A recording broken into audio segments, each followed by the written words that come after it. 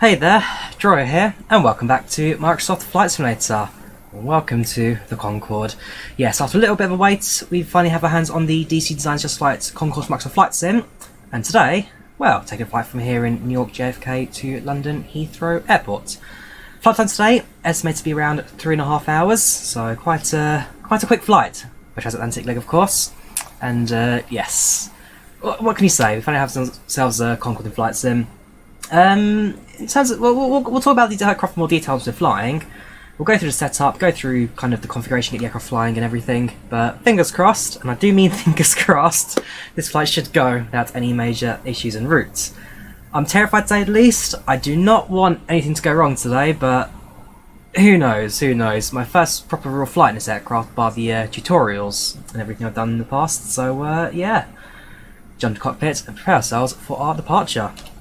She goes to some pretty good ATC today, so I've got London, so we have got New York Central online right now, so we're contacting them for clearance.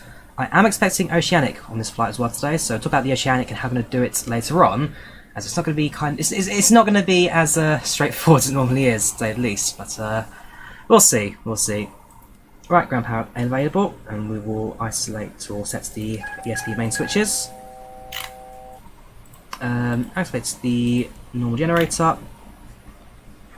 Switch the 4 engine bleeds to their open position and sets the 4 cross-feed valves to on. In terms of the flight engineers panel, that is pretty much everything now done. So you'll notice with the aeroplane that all the switches, when I turn into the ground power on, flicks automatically.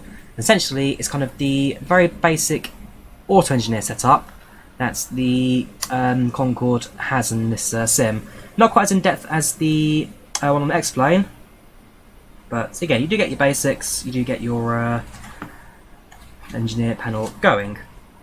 Next thing we're going to do is jump down to the flight management computer and set that up for our routes. Head over to performance, turn on data, bring on departure, which is Kilo Juliet Foxtrot Kilo, K, J, F, K, // for Echo, Golf, Lima, Lima.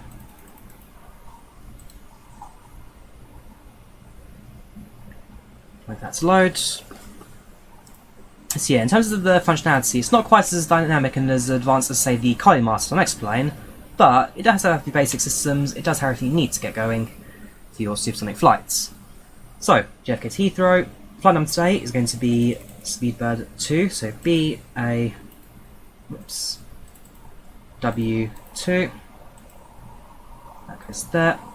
Cost next is just 250, and the cruising altitude today at flight level 590, 59,000 feet. Very high today, very high indeed.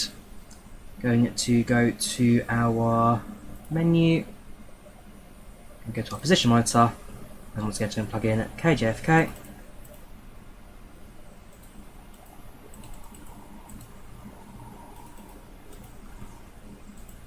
Stand right now, we are at stand 4, this is 4-3 Charlie, something like that. We can find that on the ground charts.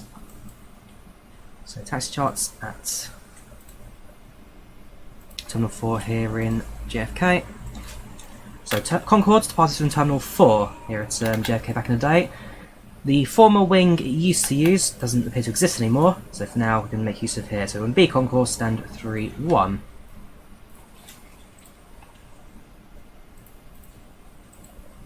We're going to copy the GPS position, paste that into the IRS position. That will then locate the aircraft on the IRS, which to be fair, the aircraft doesn't have. And the whole FMSC here again doesn't. It's not Concorde. So Concorde made use of an INS system, a reference system. Maybe one day, hopefully one day, we'll see it implemented to the aircraft. But for now, we have got a flight management computer, which to be fair, I'll give them credit, they have kind of aged to make it kind of fit the era. But it's not perfect. But again, it will do. It will do. So departing, we're going to head to our first waypoint, which is ship. So Sierra Hotel India Papa. Imagine before I go any further, probably best to start loading passengers as well on PACX. So menu, start flights, from Simbury for JFK to Heathrow, BA2, 59,000 crude, flight time reduced that quite substantially to 3 hours and 30 minutes, departure in approximately 22 minutes, flying a Concorde with a passenger count of 59, I believe today. Yes, it is. Thank you very much there to Vladimir for the £1. I don't know what's worse, use of MCD yield, I can see that. I'll get to your message in a second there when I load the aircraft up. But thanks for the donation, dude, much appreciated. So I'll get back to your message once, probably when I'm airborne, to get a chance to actually read it and talk about it. Because one thing that we want to talk about for certain is the FMS replacements. But there's a few things to talk about in this aircraft. There's a few things to talk about, so we should also go into that when we're airborne. Right, so from ship we fly to Lind. So it's Lima, India, November, Delta, November, Delta, to ends and then D. Lind fly directs to Jobok.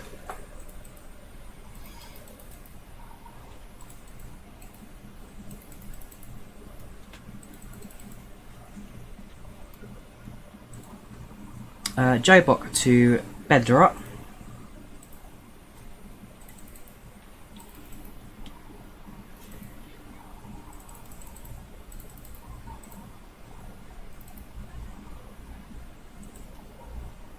Bedra to Leslie.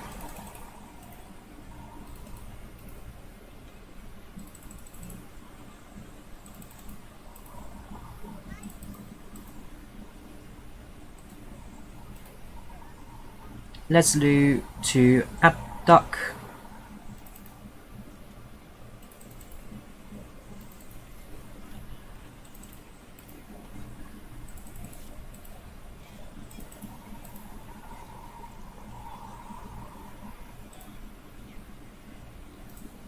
Hang on, so it's JFK, Leslie. So Leslie to Abduck on database. Ah, we've actually spelled it correctly. Kilo, right. Leslie to Abduck.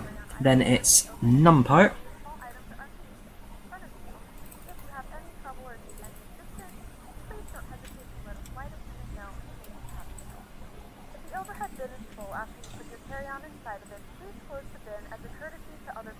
And then Bedek. Should go up on our waypoints. Bravo, Echo, Delta, Echo, Kilo. Numpo and Bedek. Cool. Insert the flight plan. And that should file everything quite nicely for us. The aircraft does make use of a GPS system. It does actually have one, which sits here on the left hand side hidden away from everything. Default A20 MCD of course. But again, there's a lot to talk about it. It's not a bad aeroplane, but there are things that I wouldn't mind seeing improve at some point soon. Hopefully DC Designs will actually improve the aircraft as time goes on. They have improved their previous mil aircraft as well, so military aircraft they've done in the past. And again, it's not the worst aircraft in the world, but there are a few things that I guess could be more true to life, which I wouldn't mind seeing updates in the future. If you want a simple aircraft that flies supersonic, then to be fair, the Concorde is not a bad option to go for. And to be fair, again, the price-wise, €25 is not expensive for jetliner either. I mean, systems on this compared to say the Bradox 3D Max and the Captain's 777, at least we have got custom systems, not the rubbish we've seen so far in the past. So again, if you're looking for a simplistic supersonic aircraft, honestly, you could do a lot worse than the Concorde. You could do a lot worse. We've got a BA 320. Sorry, BA 319. That could be the 18 to be fair. Flying in the city on our left hand side. They're in the cabin, looking good. Right, so we've set up the FMS. Going back to that quickly. We're going to quickly go to our performance. In fact, I'm going to leave that first. We're going to do our clearance out of JFK. So listen to the ATIS, get the weather information, and then we shall contact the controller and get our clearance. Wind 270 at 21 knots, gusting to 29 knots. Broken layer at 12,000 feet. Broken layer at 5,000 feet. Broken layer at 17,000 feet. Broken layer at 7,500 feet. Temperature 13 degrees Celsius. Dew point -1 degree Celsius. Winds 270 at the altimeter? 21 knots, gusting to 29 knots. That's 2995. Broken layer Don't at get that. 12,000 feet. Broken layer at 5,000. Fair enough, altimeter 2995. And since there's no tower with us at the moment, there'll be no necessary reference points for that. So contacts New York now, going to contact them on 125.325. So it's 125.32.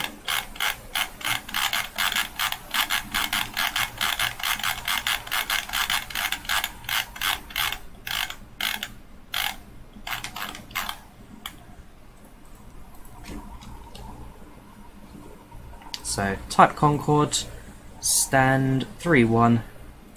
Let's do this. Good afternoon, New York Control. This is Speedbird to Concorde at stand 3-1, requesting clearance to London Heathrow.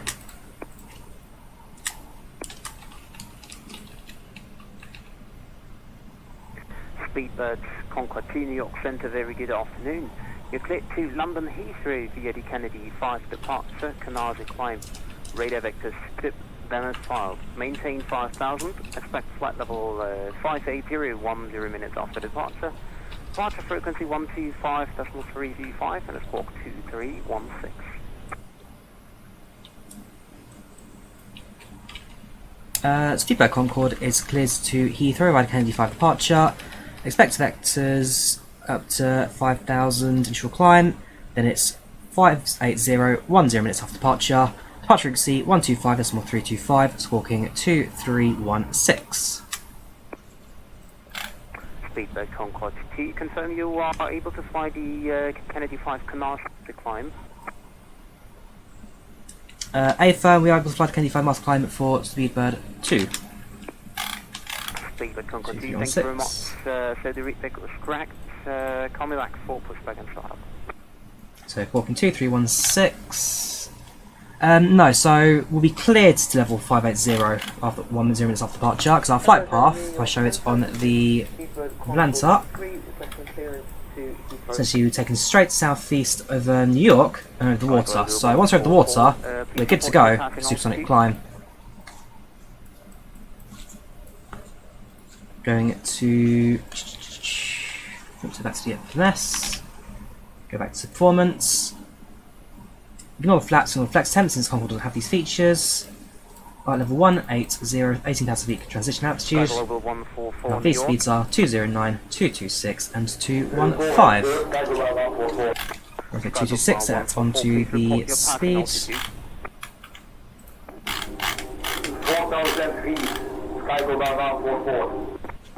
Global 144, thank you very much. Initial climb was 5,000 feet. Quite a low initial climb, but let the aircraft do that for us. Flight level 210. So the passengers are now in pre-flights. Everyone has boarded the aircraft. And departing runway 31 left on the Kennedy 5 departure. 3, you're clear to destination London Heathrow via the Kennedy 5. Canarsie climb, radar vector ship, banners filed. Climb initially 5,000 feet. Expect flight level 590, 10 minutes after the departure. Departure frequencies with me on 125.325 and US Corp 5702. So at this point, we've now set the aircraft up, and we will very shortly request our push and start. The V2 can be loaded and rotate, lucky man. Essentially what your rotate is, well, your V2 is your speed of safe climb. Your rotate is when it actually pull off from the ground. So in the case of the Concorde, because it requires such a high takeoff speed, its stall speed is lower than the takeoff speed, of course. You are able to fly the Canarsie climb. I'm very sure I can do that climb. Nice. Now let's pin that, SIDS and Kennedy 5 departure. We are able.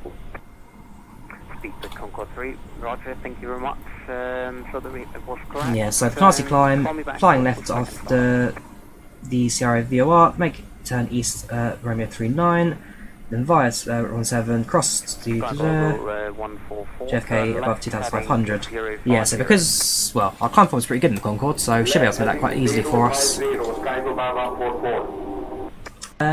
So, like I said, at this point, we're now ready for push to start. There's no AP in the Concorde, so we'll just go through the engine startup procedure. We will go on contact ground now, I guess. Speedbird 2731 is ready for push to start. Speedbird Concord to Roger. Pushback is approved onto Hotel Bravo, face to the south. Altimeter is 2959. Report next, ready to taxi. 2959. Speedbird 2 is cleared for pushing back onto Hotel Bravo facing south, and the altimeter is 2959. Speedbird Concord 2. Is it 2959? Let me just hang on, let me confirm that 2 seconds. So it's altimeter 2959 actually, so I did that wrong. 2959, thank you ATC for correcting me there. 2959 set, there you go, that should reset to 0 quite nicely for us. Going to redo our pushback since we are going to push back onto Hotel Bravo, so cancel the pre-plan and pre-plan a new one. Hotel Bravo facing south, so I'm going to go back to that. Hotel is there, Hotel Bravo, so we need to push back essentially onto the taxiway just behind where we are. So we this one push back today.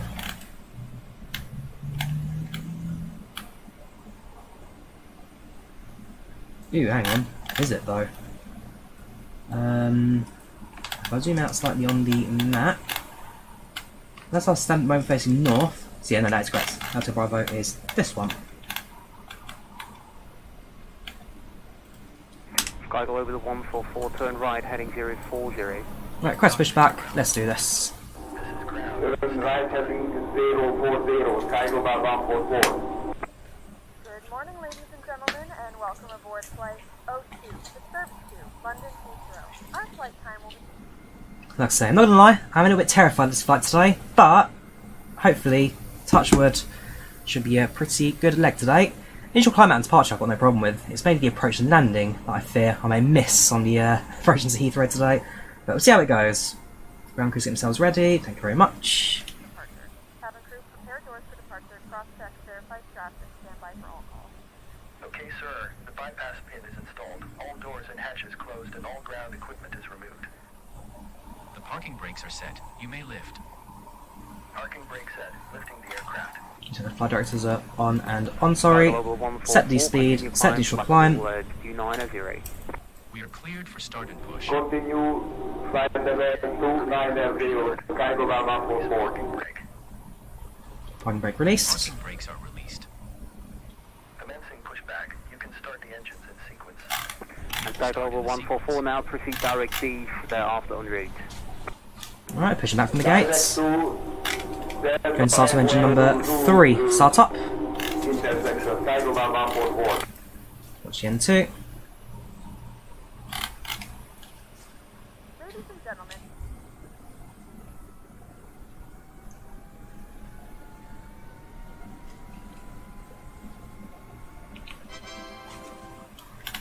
Engine 2 fuel flow starts.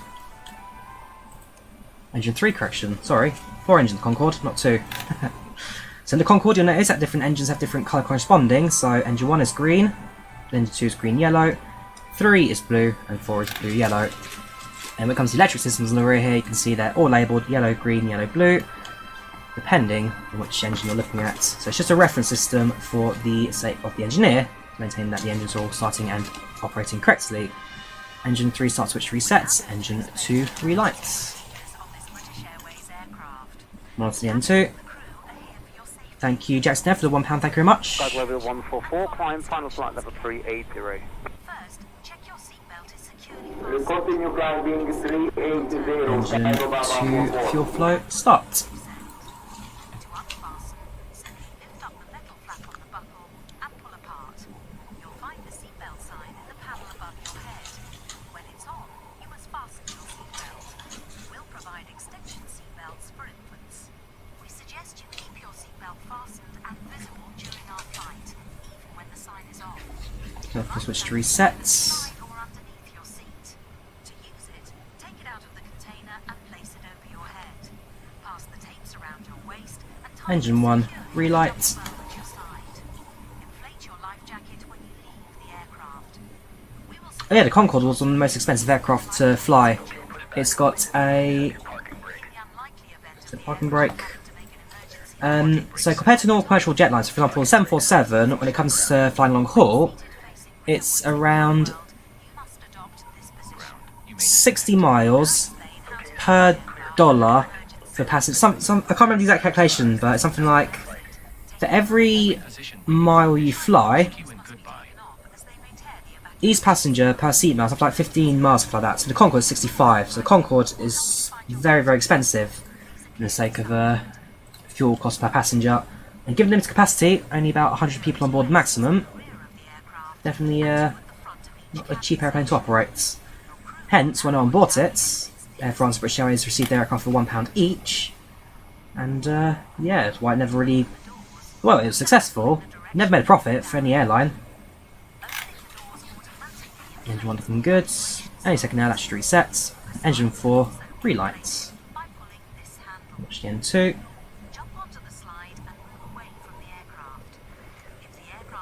Yes, MSFS definitely works, AMD. I've been using it during both the tutorials and the main flying today. Engine 4, fuel flow starts.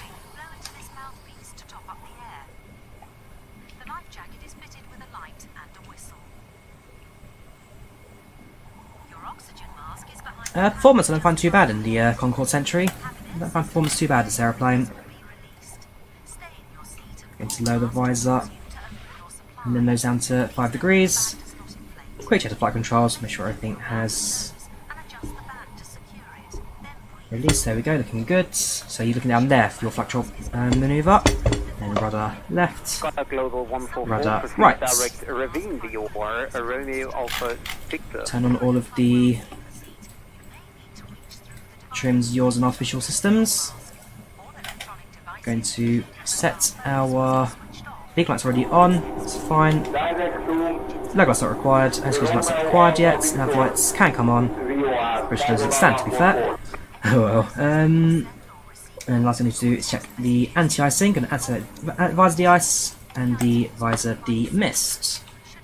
At this point, nose down 5 degrees, we are ready to taxi. Speedbird to Concorde is ready to taxi.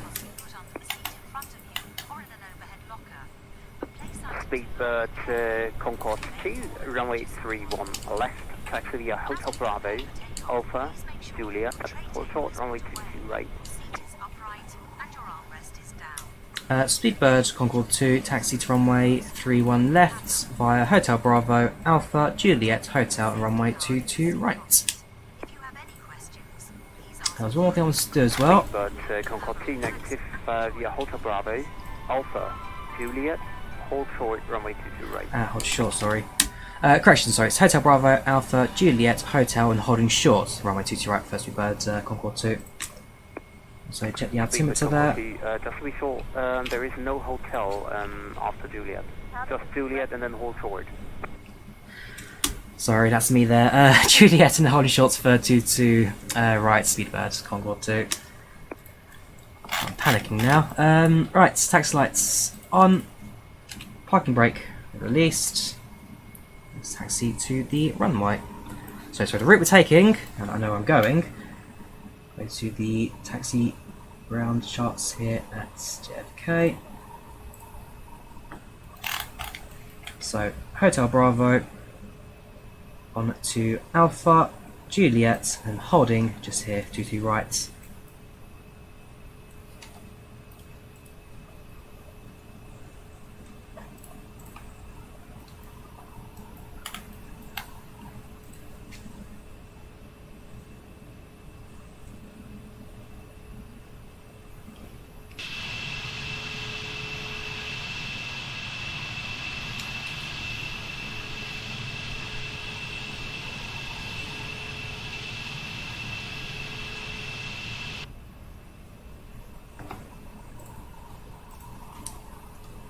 When you get Concorde Nico, you can get it from the Just Flights website.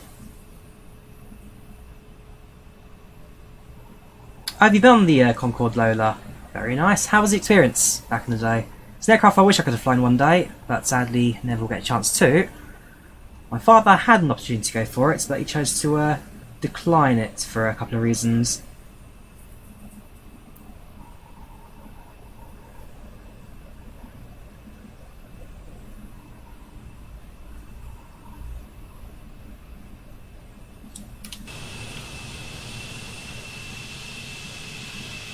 But I will say, it's definitely nice to get the old bird back into Flight Sim. The last Concorde I flew was the Altitude Concorde back in the days I was using FSX. And the Altitude wasn't the star-sided model back in the day. Back then it was the what's it called? The one that they also did the A320 in FSX and P3D. And they've been very quiet since the release of Microsoft Flight Sim, must say. That was the... I'm going to make a left onto... So yeah, not doing hotel. Bravo.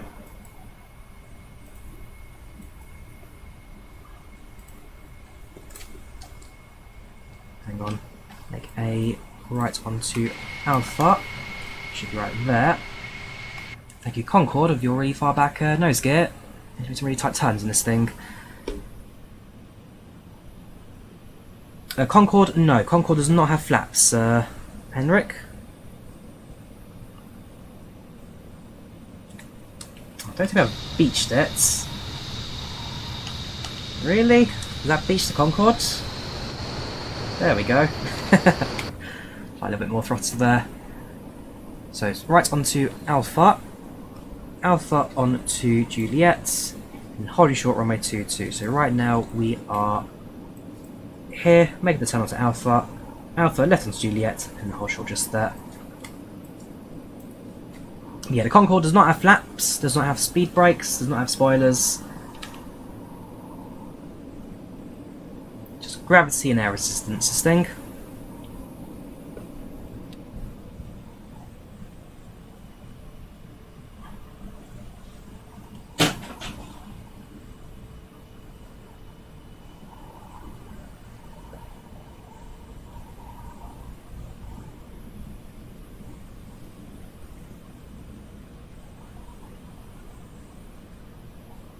Oh yes, it has got the droop snoot as well. Why is rotation around 200? So no, the reason rotation is around 200 knots is down to the fact that it's got the alpha... Is it alpha wings? The shape of the wing? Alpha wing? Something like that. Basically, it's due to the shape of the airplane. Because of the wing design, it requires high speed to get enough airflow around it for rotation. Delta wing, that's the word. It's delta, not alpha, it's delta. So because of the delta wing shape, it's... requires a lot more airflow around it to sustain safe climb and cruise. Cross runway 22 right on Juliet, continue Juliet and Zulu, hold short runway 31 left. Speedbird Concorde 2, cross runway 22 right and continue down Juliet and holding Zulu runway 31 left. Yeah, so it's the delta wing. It's because of the shape of the wing and the style of the aircraft that it requires the high speed for rotation. Not necessarily because of flaps, flight fan. Flaps, at least in this kind of aircraft, would be more sustainable for a lower speed approach. The approach speed of Concorde, well, your minimum approach about 180 knots anyway, so it does require a bit of speed for landing anyway. But mainly, the high speeds are down to the fact that the delta wing shape produces very little lift at lower speed. That's why a lot of military aircraft also fly at high speed, because at low speeds they don't get enough lift around the wings to sustain flights. Crossing 22 right, we'll be airborne very, very shortly. You can see Dalek's departure about a minute and a half ago now.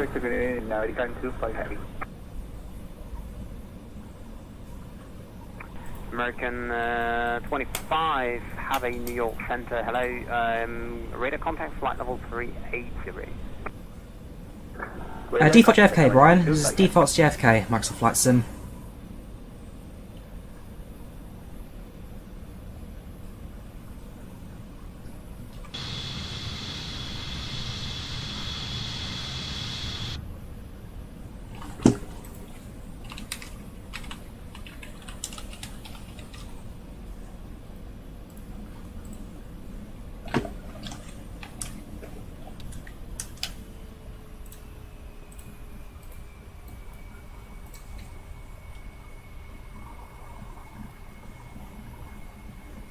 Right, let's hold Zulu.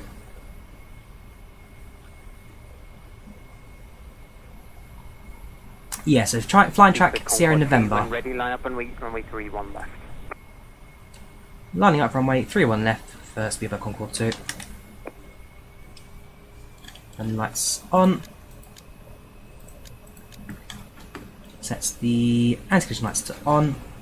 And transponder to TA RO.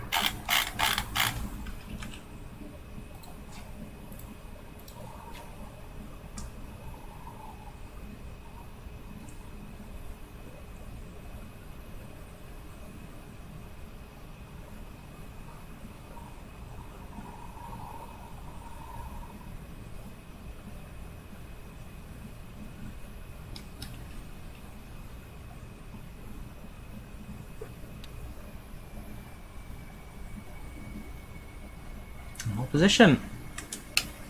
Right, let's light up the afterburners. Speedbird Concorde, TP, the wind is 270 degrees, 30 knots, runway 31 left, clear for takeoff. After departure, fly the Canarsie climb. Clear for takeoff runway 31 left, and after departure, fly the Canarsie climb for Speedbird Concorde 2. Right, now's the fun part. 3, 2, 1, now.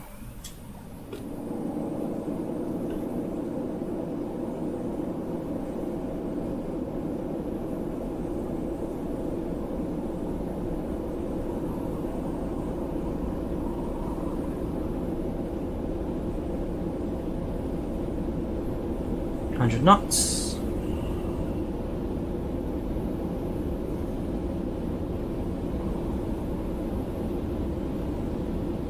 200.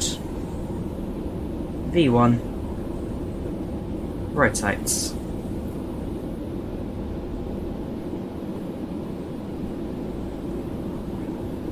Positive rates, gear up.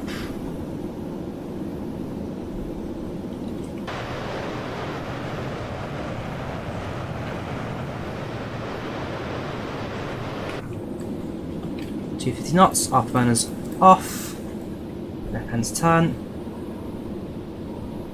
Speedbird Concorde 2, radar contact passing 2000, continue climb 15,000. Continue climb 15,000, Speedbird Concorde 2.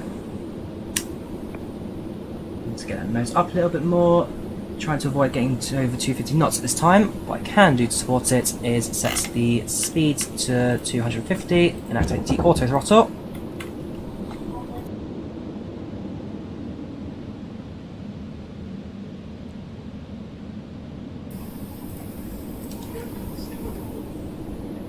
Continue left hand turn onto our departure path.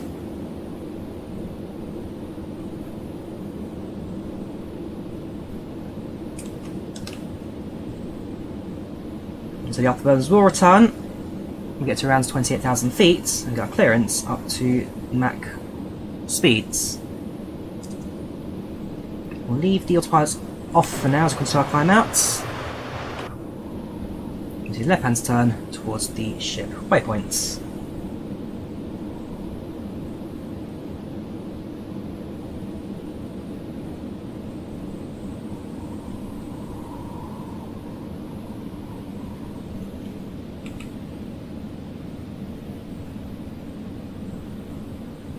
Passing through 6,500.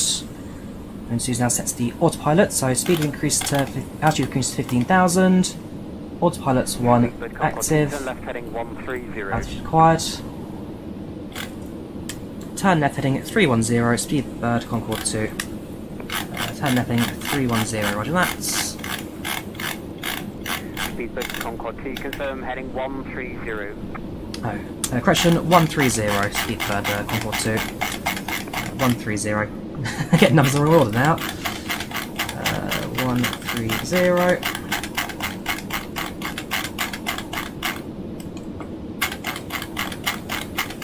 Sometimes the co-pilot mod actually be quite handy in this, wouldn't it? Alright, 130 set.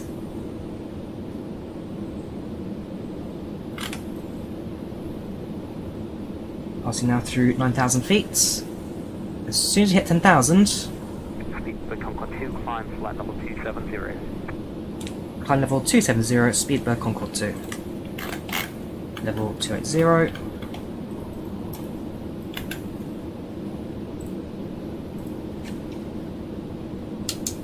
Gonna raise the nose, the visor, sit down a little bit longer.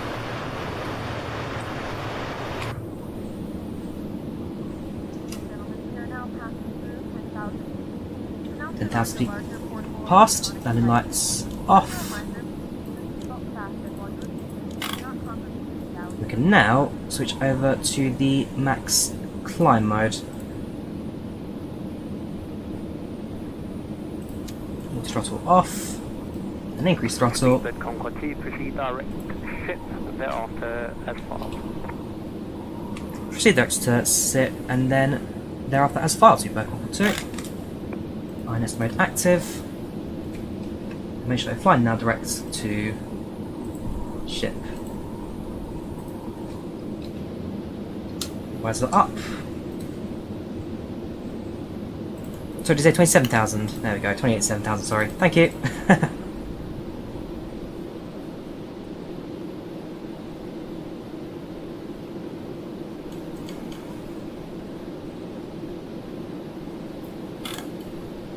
The aircraft will now focus on maintaining 400 knots. Then continue its climb. As to passengers, now flying at Mach decimal 7. And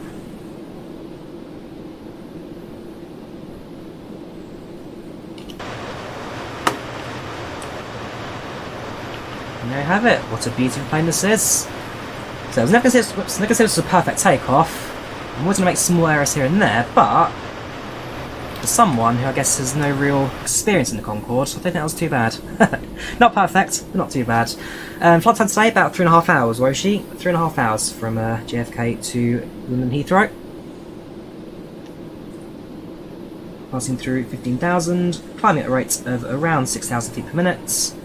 We'll clear as far as level 270. At 270, we'll then be able to contact Oceanic Control, presumably they're online. At the moment they are not, but again, actually no, tell a lie, yes they are. So Oceanic Control is online, Oceanic Radio is active, and therefore once you fly the Oceanic leg of this flight, we'll be able to get our clearance all for that as well. Because the Concorde and Oceanic does require its own special clearances. Clearance I've never done before, again, this will be a first time actually doing it, but that's the fun of it, I guess. That's the fun of the Concorde. Passing through level 180, 18,000 feet, so we can now reset the altimeter to 2992/1013.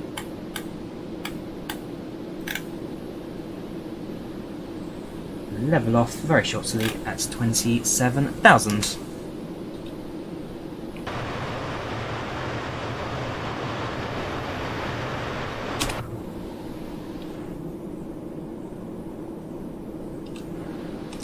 How are the passengers doing today? Speedbird Concorde 2, continue climb, flight level 390.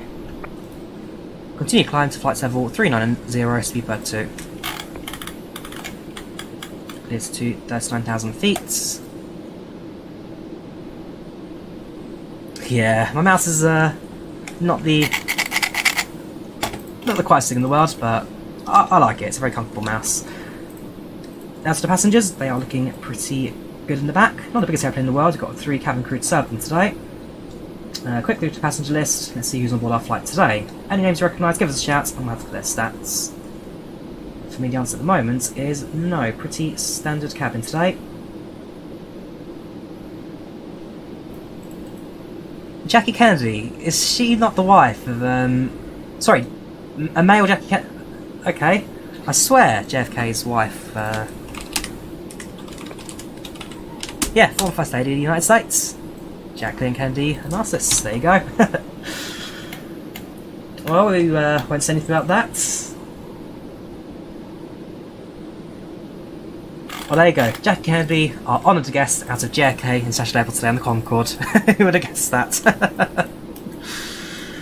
Correspondence from the Concorde, yes. Corresponding on VATSIM is tomorrow. For those who are taking part in that. Let's have a look. Quick announcement to passengers, please respond. I'll do announcements very shortly. Life is sus. No, there's the creepy cat there.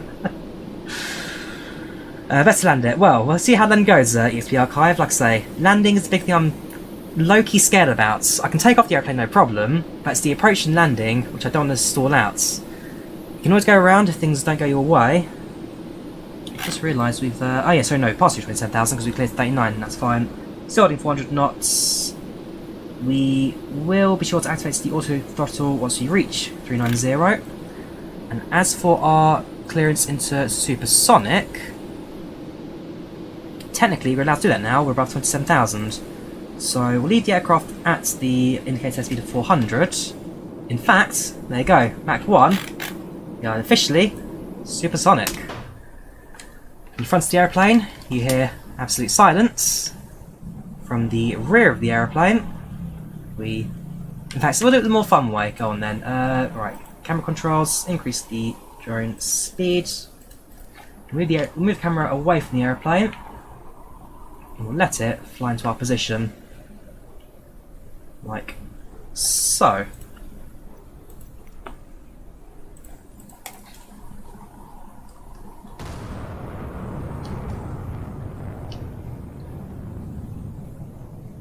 Oh yes, we've got sonic booms now. We've got sonic booms. Made some attempts, Harry. No luck with it, so I'm not going to force it. Speedbird Concord 2, continue. Climb flight level 450. You're cleared to cruise between 450 and flight level 600.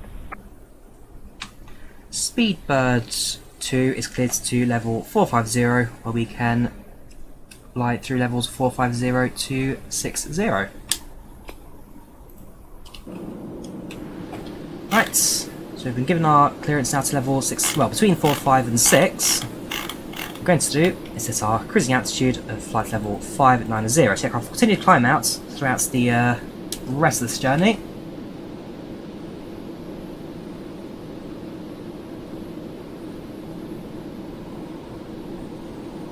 So far so good. This is IVAO, Cian, this is on the IVAO network. If you want to track us, feel free to do so via the IVAO website. But so there, thank you for the $5. And the message you've sent with it is, once it pops up on my end... I'll get in 2 seconds, dude. Swales, Deadfield Concord from London to New York just before it got grounded. Also for 747. Before it got grounded, October, and flying through AC. Very good, Swales. I missed out on 74 and Concord. Those two I'll never forget. But so, thanks for $5 there. You love the boom. Greetings from LMIG. Cheers, dude. Much appreciated. You are a superstar. Thank you very, very, very much. Now passing through level 330. This is now the altitude for commercial jetliner flights. This is where all the boring airplanes go. But no, we're Concord. We're going to go right through this. We can see, we're going to see the edge of space, capture the Earth. So if we look at our position on Volanta, very shortly we'll be flying through Lind onto Jobok, and now this, I will say, is where the flight plan gets a bit messy, I guess. So one thing that the Just Flight's Designs Concorde cannot do is North Atlantic tracks, which is a problem when you're flying North Atlantic tracks. So what I've done is with my flight, I've got two versions of flight plan. I've got this flight plan here, which is waypoints, and a second version here, which is, well, essentially all the coordinates and the times of arrival for each one. So for example, this will be 3 hours of flights, will be 3 hours, will be 4 hours, so forth, so forth, so forth. That I need to do some maths on in a minute to calculate the expected arrivals for each one.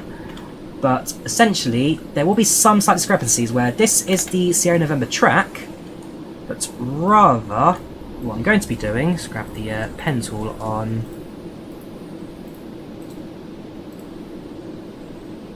this. So there will be some slight discrepancies. So instead of this point over here, I'll be flying slightly north of Jobok. These two waypoints here will smoothen out slightly, so I'll kind of do more like that.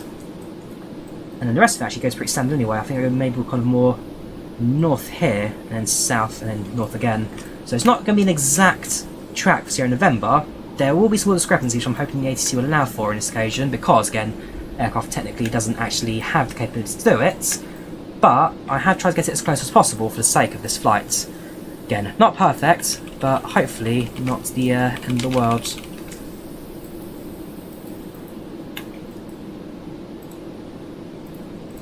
So continue our climb outs, passing through level 350, 35,000 feet. Flying Mach 1.17. Just realised I must now turn the afterburners back on again. Which is now at 28,000. Oh well, 5,000 feet lost. Sim brief, Tom Richards. I've created my own sim brief plan for the Concorde. It's based off of the A380, which is the closest aircraft in terms of fuel burn, which is £15,000 an hour compared to 25,000 an hour. So not perfect, but if you're looking for a Concorde on sim brief, just use this link here, and that will add a Concorde to your sim brief. Again, not perfect, but it's as close as it's going to get in regards to a sim brief accurate Concorde on the flight plan. Yes, so Concorde sim brief don't have a plan yet, but I have created one using the custom aircraft edition thing on that. I know how you can do NAT waypoints, Robert. So, for example, if I go from Bedra, in fact, let me look at the original flight plan. So, the last waypoint is Jobok, would then fly 4067 north. North has track 4067. So, Jobok, which is there, 4067 north. So that's how you type it out. If I insert it, it will show me not in database. And that's because the system's based off the default A320, which cannot do north-atlantic tracks. So you do unfortunately miss out on a few systems. Again, it's not the end of the world. So now at the Lindway point, making a left handing towards Jobok. And the aircraft can actually do one of two things here.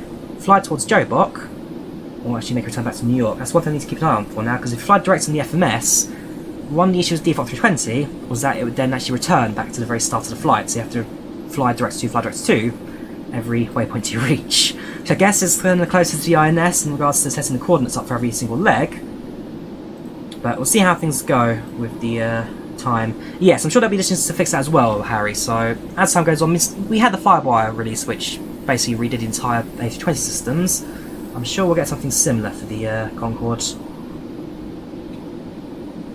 I'm not climbing right now because we are... Yeah, right. Well, we are climbing, it's just very, very limited this time. I think that's what allows the aircraft's weight at the moment. So if we reset the altitude of climb mode, it's going to keep at this rate to climb. Max climb mode is active, the inertia reference system is active.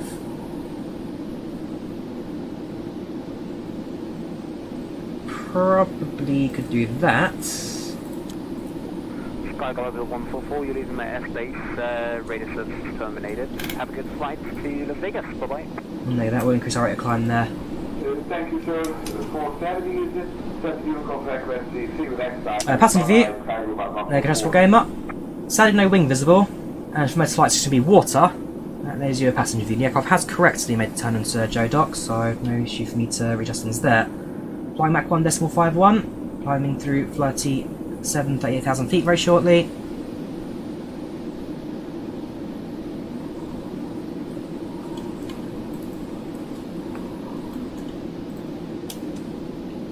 That's 2/3 of the way there now to our cruising altitude.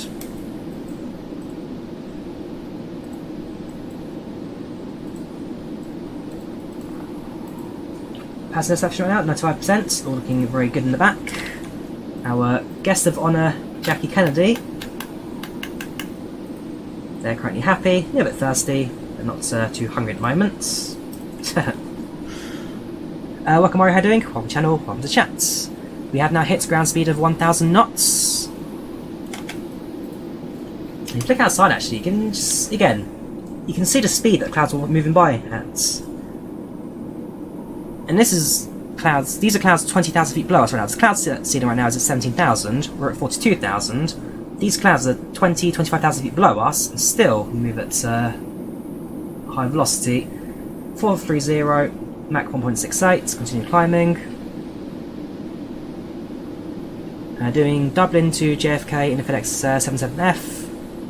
Not as fast as you though. Well, we'll see. Concord 2, I'm very sorry, but you're leaving my airspace. Radar service is terminated for now. There's no further ATC for you available at the moment. Please be advised, the next available station will be Sandwich Oceanic Radio. Please get your clearance no later than 30 minutes before the entry point. Thank you very much for flying and have a great flight to London. See you next time. Bye-bye. Speedbird Concorde 2 is cleared on Unicom 122.8, and our outgoing frequency shall be Shamwick Oceanic, where we need to get our clearance 30 minutes before arrival. Thank you very much for the service, you've been superb, and you have a great day. Thank you. Alright, 122.8, back to Unicom. Thank you very much. Very shortly we'll be contacting Oceanic. So Oceanic is essentially the ATC service that covers the North Atlantic. So between here and essentially kind of flying along the coast of Canada, there'll be very little for us to do. 30 minutes before we arrive at Oceanic, we'll then need to request our clearance into the North Atlantic. We'll be doing that via the Sierra November track, which is this one here, albeit again some minor differences based on our aircraft functionality and capability, but I have myself a little scriptive clearance which I can then follow in regards to getting the aircraft sorted. Again, I've not done a Chapter before. This is going to be my very first time flying the North Atlantic track with ATC. I've done cross one a few times in the flight sims. Again, last time I flew this route was reversed in the 747, but yeah, it's nice to get some Oceanic. Actually, nice to be ATC reporting our position every time we hit certain waypoints. So, Ronnie, can we use Concord with VATSIM? IVAO, VATSIM, Postcon, Audio on Networks, Pilot Edge. You can use it.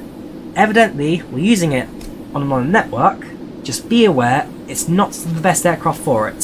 So again, if flying tracks, the aircraft can't fly tracks, that's missing. But you can find waypoints that closely follow them. Fair enough, if it's like now where it's quiet, few aircraft on little kind of happening, I'm sure we can get away with it. If it's say across the pond and you're not flying the correct track because you have waypoints deviating here and there, maybe reconsider. So, like I say, it's not the best aircraft in terms of its functionality, but as an aircraft that's fully capable of flying at Mach 2 transatlantic, it's yeah, it's not a bad option. This, not a bad option. And like I say, I'm enjoying it. It's not perfect. I see the flaws, I see the faults, but honestly, for $25, €25, you can do a whole lot worse. Namely, the Brain 3D Max. No, I like this thing. I like this thing. I am replying there, Sunny. Sorry, I'm just too busy also flying the aircraft. Favourite aircraft, life is sus. Either the 747 or 737.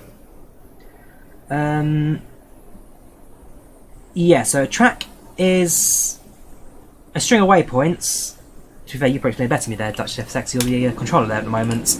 But yeah, so it's a set route across the Atlantic, which has limited ATC coverage. So essentially, that aircraft to fly with spacings and correct altitudes, while avoiding collisions with one another. So it's a preset. It's a preset kind of sky highway. It's a road. It's a motorway. It's a road that aircraft follow waypoint to waypoints, without deviating across the lots. No, British Airways did not operate the Concorde into Kai Tak.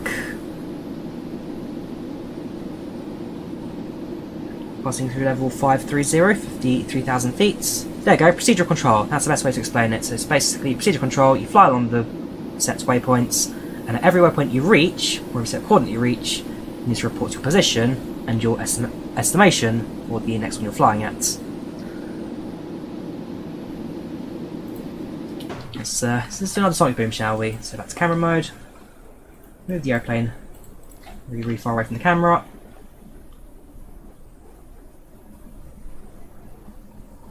And let's go for a boom, shall we? Poof! That is fast. Adding for speed.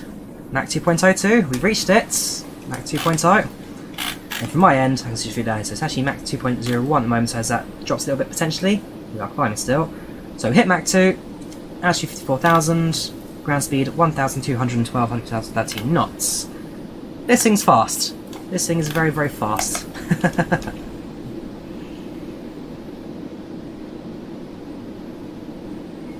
You're flying an A321, your ETA is 2 in the morning, you're just leaving the UK. My ETA, currently 8:46 PM, 8:46 Zulu. That's what, 2 hours now? 2 hours landing at this point. Really?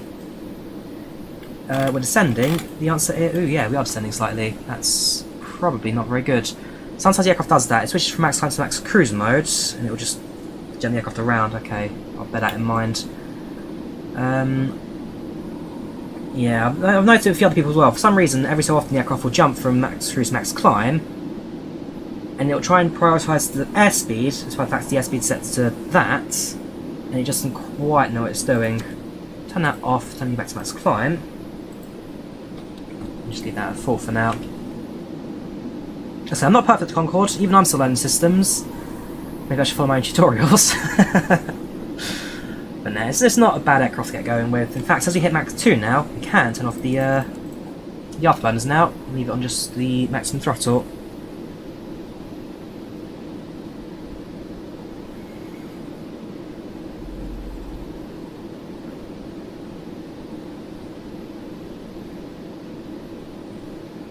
But essentially, what we're getting clearance for is not a fixed altitude of level 590, but we get a block of altitude. So we get a block between 450 and 600, so we can be anywhere within that altitude block, up and down, based on the aircraft's payloads, the weights, the speeds, the weather, the pressure, all those factors come into play.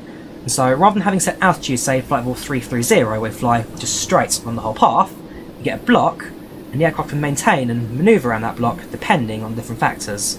And so yes, we could be descending. That will happen a few times in the flights where we're not quite flying balanced, but we get a block of altitude to fly in and out of.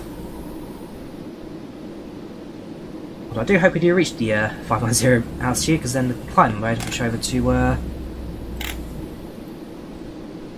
switch over to cruise. Where is the seatbelt sign in this aeroplane? Good question, Drawyah. Seatbelt signs are there.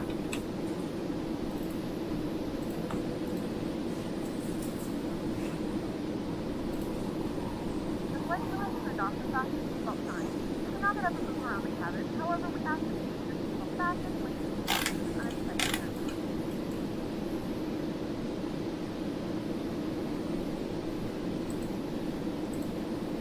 So the aircraft's quite happy at the moment at level 530. Can make adjustments throughout the flights depending where it needs to be. Yes, TKC are on Volanta. Now entering Jobok. At this point, get close towards the track now. The track is kind of between here and here. So it's in this area there. We'll need to be in contact with the oceanic control. Their frequency 127.9. In reality, oceanics use high frequency, but that's not something the aircraft or flight sim simulates yet. We'll use standard frequency for that. So it's in this block here. We need to be in full contact with oceanic during our cruise.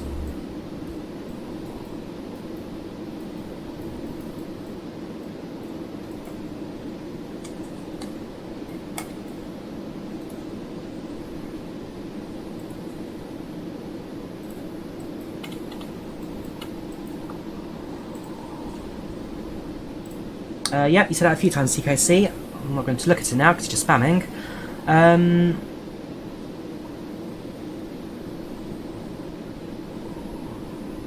Oh, did you manage to do it, Robert? How?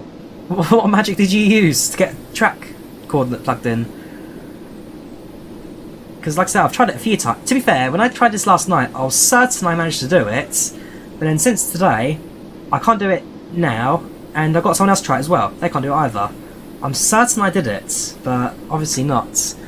Holly watching from Southwest Montana, very good. Welcome to you there, Holly. Where else are you guys watching from actually? Where in the world are you guys sitting right now? Who's the furthest away from me here in the UK? Anyone in Australia, Tasmania? Anyone in the Pacific Islands? Call sign, we're Speedbird 2 today. Speedbird 2, Speedbird Concorde 2, which is at the top over here. Thank you there to Berta for the $5. Thank you very, very much. To meet you that, sorry. May request flights from LAX to Australia in this bird. I'm fairly sure, was that not one of the routes or one of the legs in the Concorde World Tour flight they did when they first launched the aircraft? I'm fairly sure that was one of the trips. So, if we do go on to doing the Concorde, Concorde World flights, then absolutely we'll try and do the whole lot. Thank you very much, Nation. You're a superstar. We've got one from Germany, got someone from Enschede, sorry. Manchester, I've got Wales, Owen. Aww. Beautiful country, Wales. Beautiful country. Lansing, Michigan, very good reading. A lot of people using Concorde, yes, so it's a new release. And it's done a fair job. It's not perfect, it's done a fair job. I can't complain. It's a grand little aircraft, this. 2.10. So actually what I could do is I could do Mach hold. And will that also force the aircraft to climb further? Probably not. You see it has increased by about 500 feet at this point. So it is slowly shifting its altitude as we continue our climb out. But for now, we'll leave it at max cruise mode, altitude required 590, so continue to climb out as it loses weight and burns fuel. INS selected, aircraft flying the flight plan, and should continue to get us towards the UK.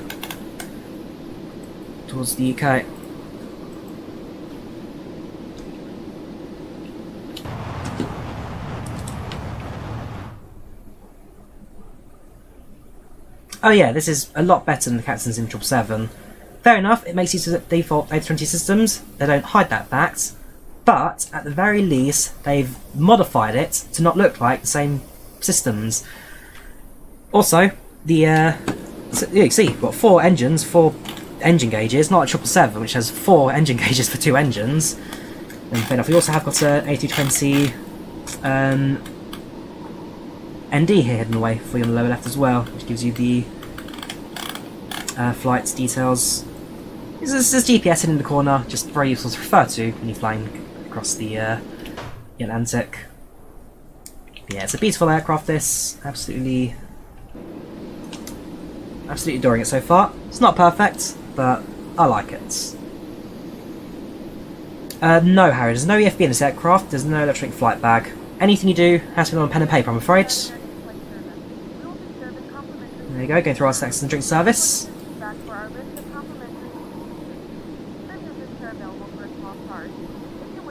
And there is life for us in half an hour.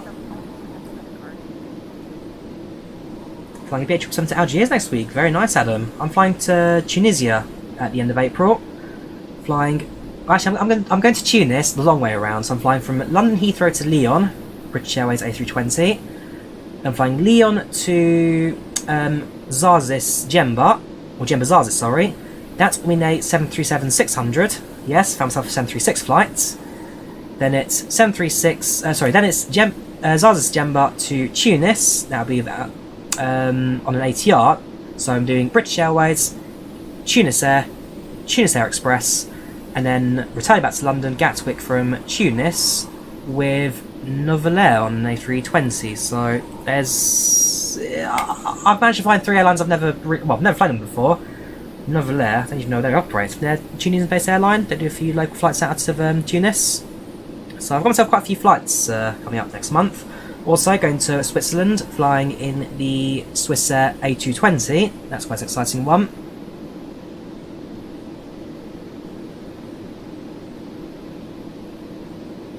Yeah, it should be good.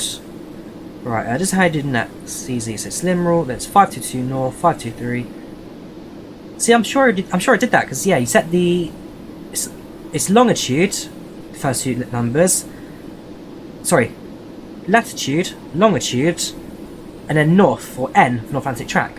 See, I've done that, but for some reason, I'll look into it later, Roberts. Let me copy your flight plan for what you've got, and when I land at Heathrow later, I will do a bit of research into how it all works.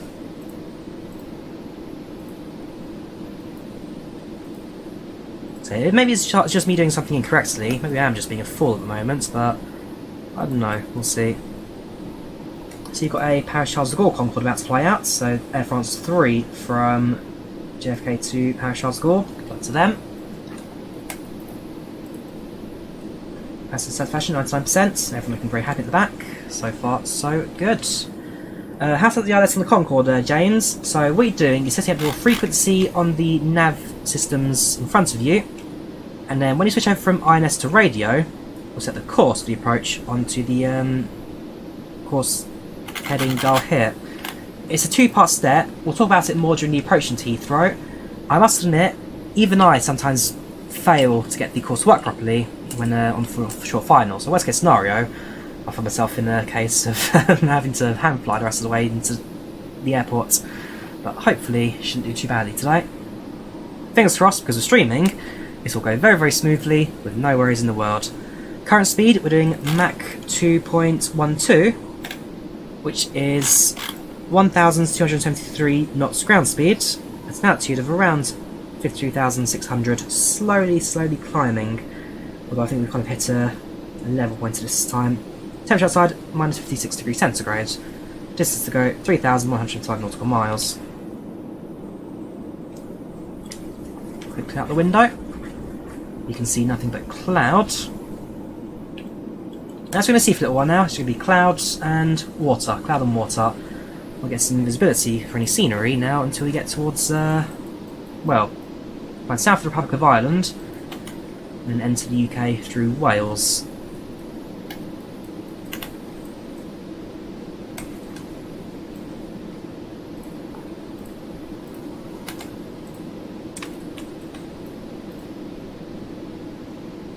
Does Concorde have nav mode? Yes and no. So in reality, the Concorde has a system called INS, Inertial Reference System.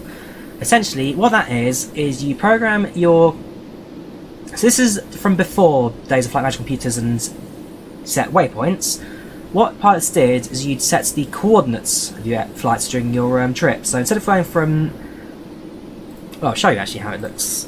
So instead of flying from, say, Ship to Linz to Joburg, Bedra, Leslub, Abduct, so forth, what you had to do back in the day was program your coordinates. So north 4007, west 6700, north 400, 67, 3967, 4165, so forth. Hence I got this second flight plan for the sake of noting down times. So what pilots had to do, they had to manually set the coordinates for your flights. And as you hit different coordinates, this will then reset to the next leg, and then the next leg, and then the next leg. And so, yes, the aircraft has a form of nav, and that's what the ILS is activated here. But, for the sake of simplicity, because just like DC Designs the developer, just like the publisher, DC the developer, because of issues with Xbox compatibility at the moment, they've resorted back to doing an A320 FMS stylized to look like that of the era. So. It's not the most lifelike solution, but it doesn't do a terrible job. It could be a lot worse. Again, I'll give them credit. The stylisation, keypad and all that does actually look rather good. And so it just gives you a little bit extra to work on. But in reality, it's a case of INS, Inertial Reference System, to set each waypoint manually during your flights. Or set your coordinates, manually during your flights. Welcome, Draven. How you doing? Yes, doing very well on the Supersonic Friday at the moment. So far so good on my end. Any problems with landing gears? Not at the moment, Swales. From what I've done so far, landing gear works pretty well for me. Hopefully they work at Heathrow.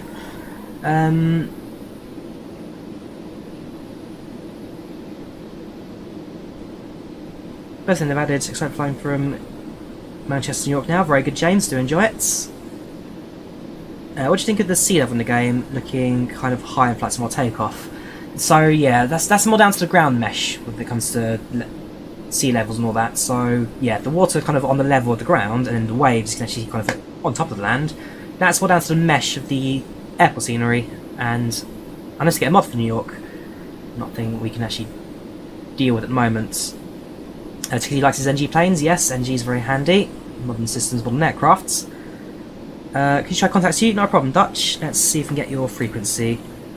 Okay, so at the moment, I can't see you on the comms, but can I just tune your frequency anyway? Let's have a look. So it's 127.9. 127.9.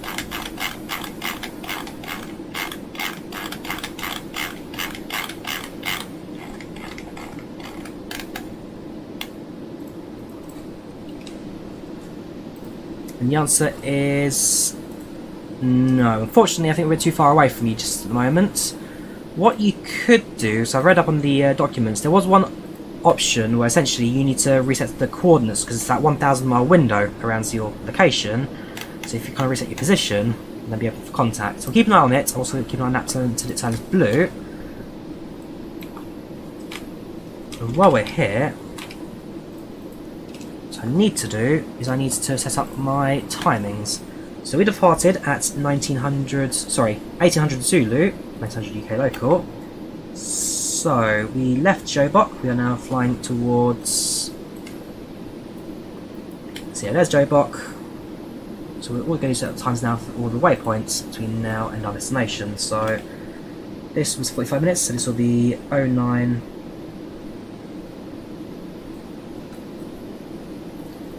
Sorry, 09. What are we talking about? This was 1845. These are all estimated times of arrival. Skip that. So 65. This is 18. 57. 1927. 20. 11. 2022. Skip that. Skip that.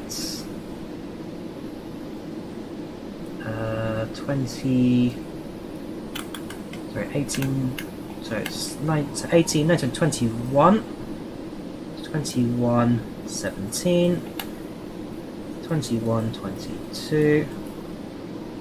2206.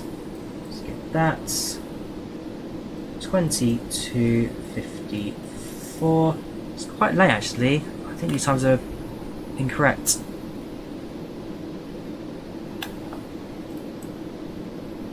Yeah, I think these are because the same brief has never find supersonic, so actually our times will be even shorter now.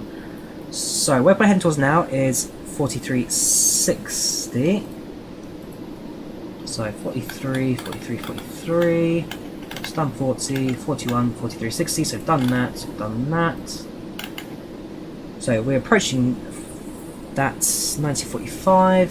So 1845, 1853, and we need the Oceanic at. Let's just call Leslie.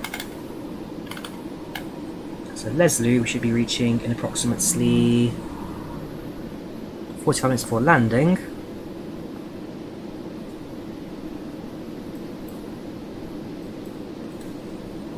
So estimated arrival 2041 Zulu, so say 2000 Zulu we're leaving.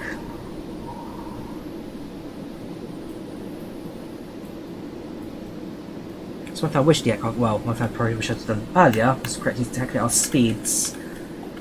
So 1853, we have 32 and 50 are quite close together, so it's 32, 52 and 50, so it's this one and this one with short gap. So 1853, we'll say this is 1917.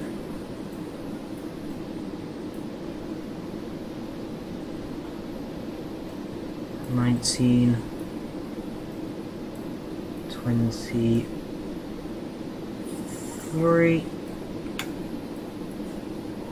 48, we'll reach that just for the mid part of the cruise, so we say arriving at 2000. Really? That shot? 19, it's again Zulu, so that's 18, 18, 18. That's correct, 19, 19.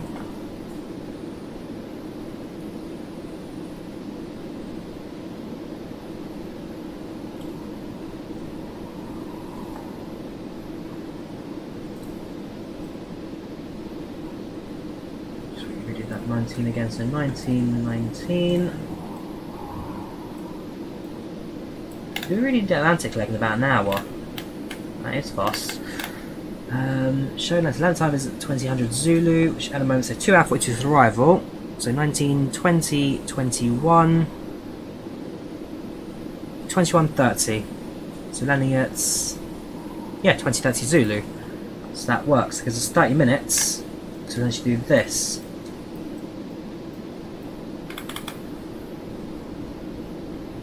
How do you transfer your fuel backwards, German Flight Sim? What's the steps for that? There you go. Teach me. 23. So leave that to 19. 31.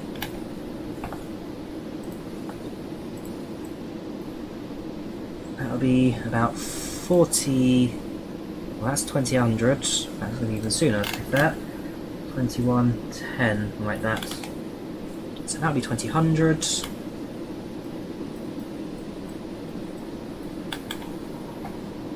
That will be 1950.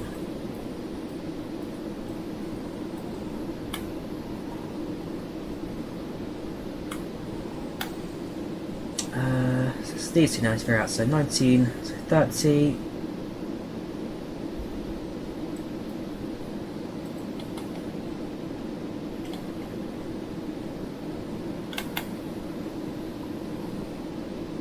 So 19, 38, and 1944.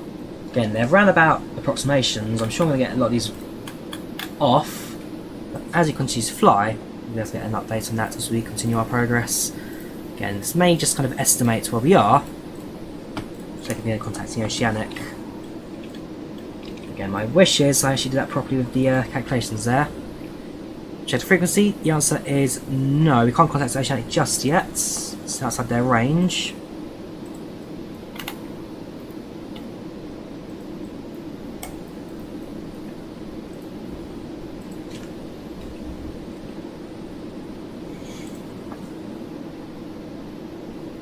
In the middle of the fuel panel, behind the co-pilot seat, there's a button to transfer fuel. Hang on, so the fuel panel is going to be temperature controls, fuel management.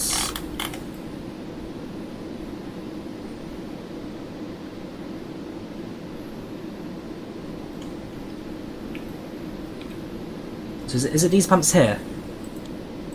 So on and on.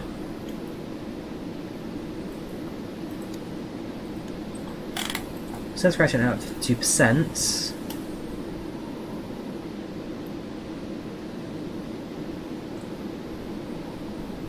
There's largely in centre of gravity with the dot in scale. That'll be that.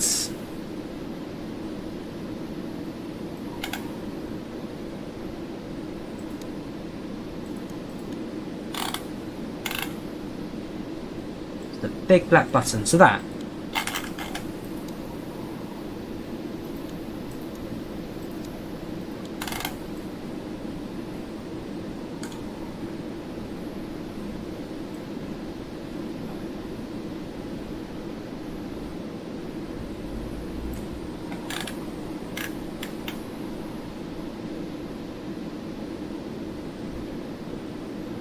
To the right of that wheel.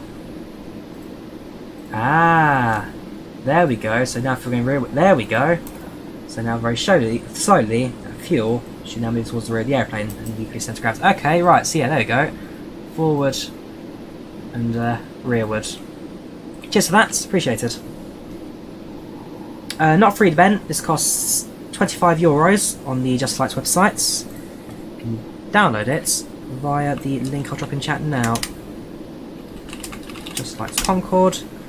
So if we wish to look at the Concorde in detail, you can look at it on the products page here. It's not yet released onto Xbox. It may come eventually in the future, basically just waiting to get published and cleared through the marketplace. But that there's a link to get it up on the Just Flights website. I'm not too bad today live, not too bad myself. How are you doing on the channel? Welcome to chat. Hope you're doing well, dude. So far enjoying our cruise in silence again, breaking the sound barrier. If I well, if I were to just move the camera to the rear of the airplane, sound very quickly, will return.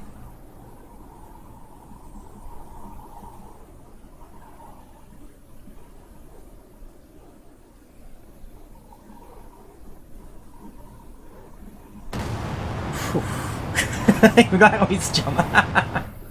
Silence. Bang. Silence. God, even I jumps there. Concorde. What a plane. What a plane. Fun fact, my grandfather was an engineer on Concorde. Back in the early days of his development, he was working on the landing gear systems for the airplane. Never a fan of it. Always thought the aircraft looks a bit too fragile to fly, but it flew. Good 30 years out of it.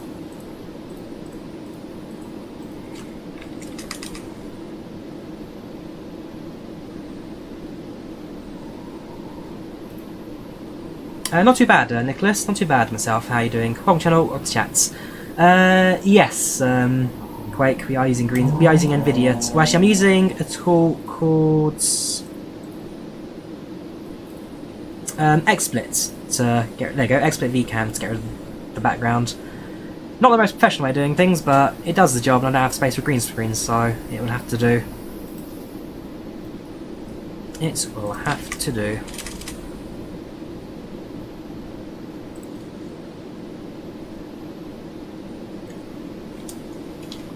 So yeah, this is essentially the easy part of flights. It's when we get to when we get towards the approach into London, that's where I'm going to start panicking now. But hopefully, like I say, with any luck, we should be able to land without any problems. We'd better land, because again, we've got a special guest of honour on board our flight today, Jackie Kennedy himself, on board the flights. Not hungry, very thirsty. Cabin crew, get some drinks back there.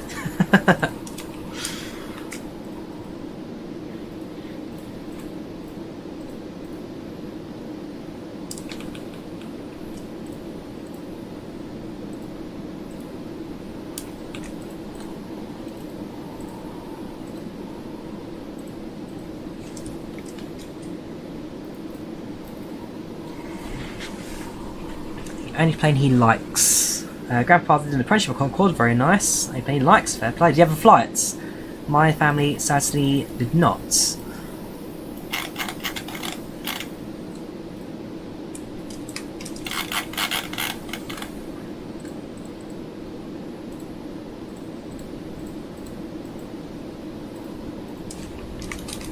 Get some screenshots onto Volanta. I got moments of peace. And let's give the frequency again a go.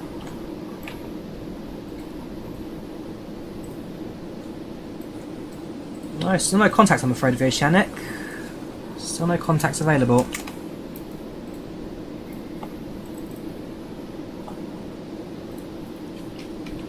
So we are now about 30 minutes away from entering their airspace. In fact, probably less than that now.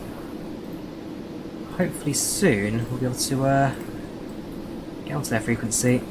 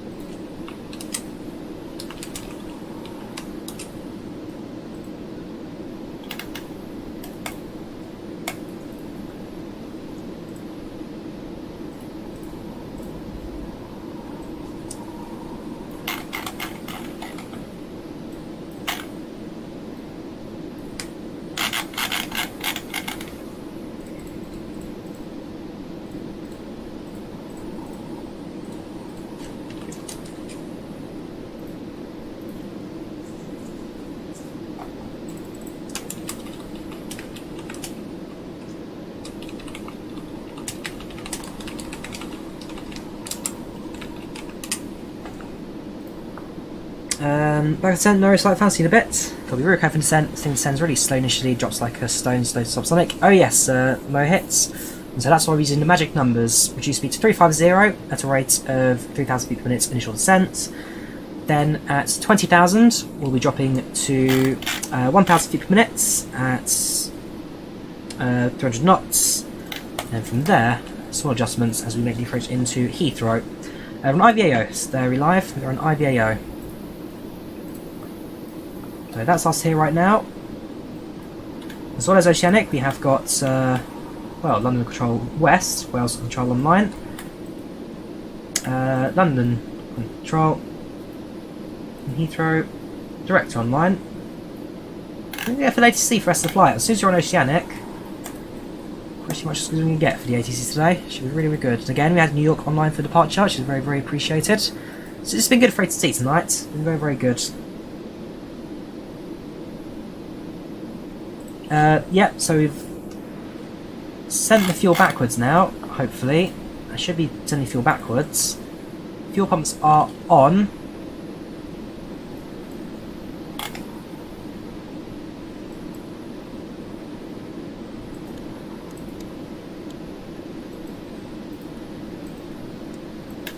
Hopefully that should start spraying the fuel backwards.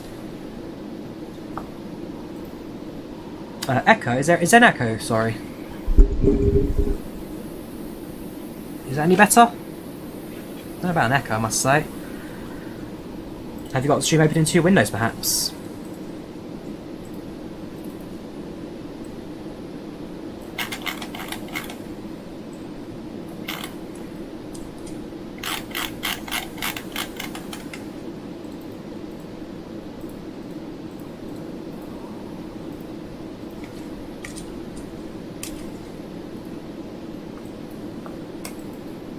Very shortly approaching the Oceanic leg now.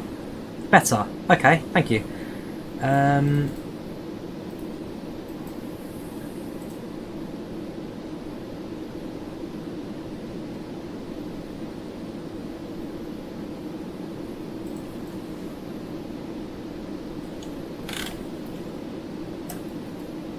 you are right, we have burnt a little bit more fuel than we need to at the moment. Let me see if I can get the aircraft to hold itself a little bit.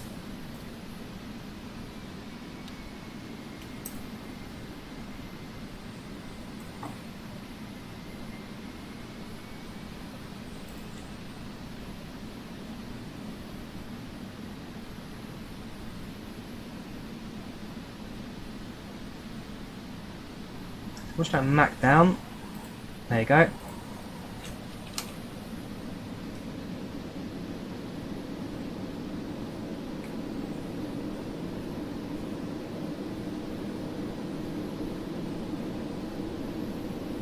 Flight the Concord EasyJet, it's about 3 hours and 30 minutes. 3 hours and 30 minutes.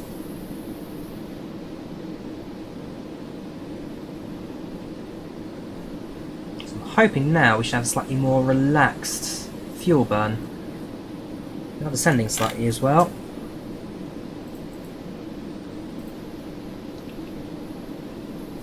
Yeah, we do get that envelope of 45 to 60. Small adjustments to get the best performance out of this aeroplane. Oh yeah, that's what I plan to do, Henrik. If I do completely mess up the fuel burn in this aeroplane, let's say it's my first proper flight in the Concorde, so if I do mess up the the fuel burn, then I will just cheat and add a little bit more in the flights. But for now, we'll see. We'll see.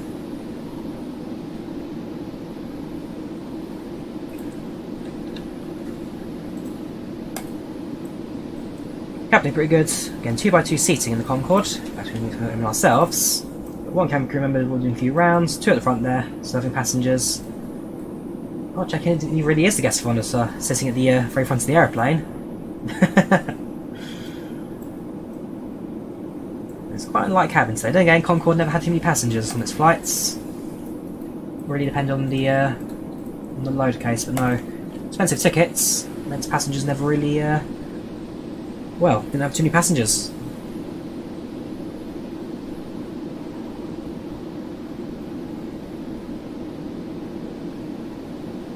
No CKC, glad Funches was helpful. Always appreciate the kind words. Just meant air refueling when you first did Colin Martin because he sent way too early, burned all the fuel. Ouch. Welcome, Raphael, how you doing? Welcome to the channel, welcome to the chats. How are you today, dude?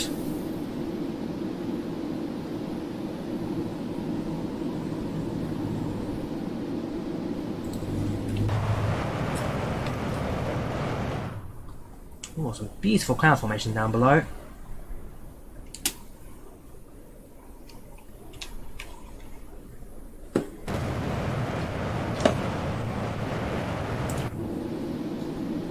We start descending to Wales, not for another 2 hours at this point, about 2 hours or so till we hit our top descent. So we've got plenty of time to go, don't you worry. In terms of our progress, we're still kind of flying along the coast of Canada at the moment. Newfoundland to our north. And very shortly entering the proper oceanic leg. Just waiting for us to hit the range of the controller Shanwick to request our clearance.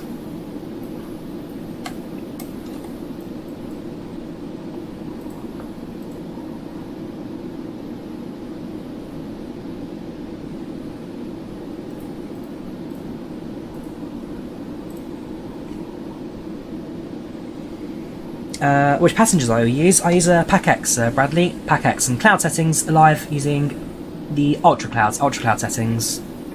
I tried using high, but it's just not good as ultra.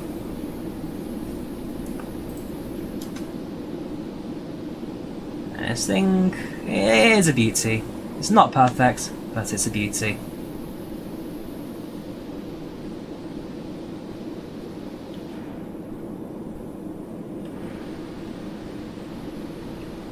Tell you what, you're now levelling off at altitude flight level 590, 59,000 feet. So that one, I switched to altitude hold, still using Mach hold, which should be around Mach 2.02. Throttles will adjust based on the required outputs. It's doing a good job actually so far, doing a good job. Liveries are Slappy Patty, you can get them off of flightsm.2 or flightsm.com liveries. And we've got Oceanic, here we go, right. So we're going to tune frequency. So contact Shanwick Gander on 127.9. Now, because I've never done Oceanic clearance before, so this is going to be my very first time attempting it. Fingers crossed, we are going to do it.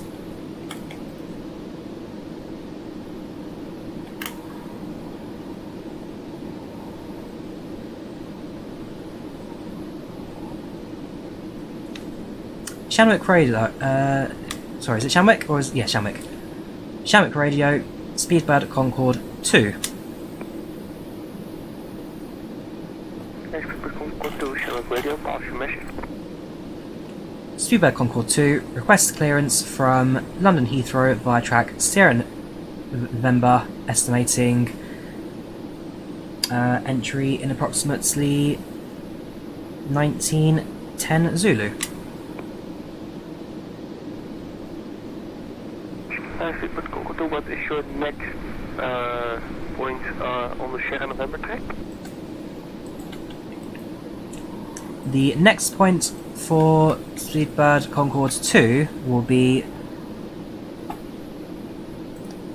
if I go that on the track now, so it'll be Sierra November, so it's 4840.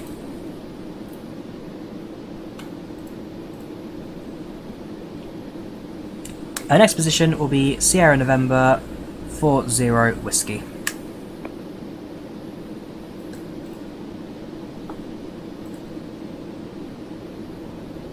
Speedbird Concorde 2, Roger, you are cleared to destination Echo Golf Lima Lima. Track Sierra November, block flight level 450 to level 600. Speedbird Concorde 2 is cleared to destination Echo Golf Lima Lima with clear block altitude flights level 450 to flights level 600. Speedbird Concorde 2, repeat is correct. Right, like I said, I'm sure that was a horribly butchered intro there, but it did the job.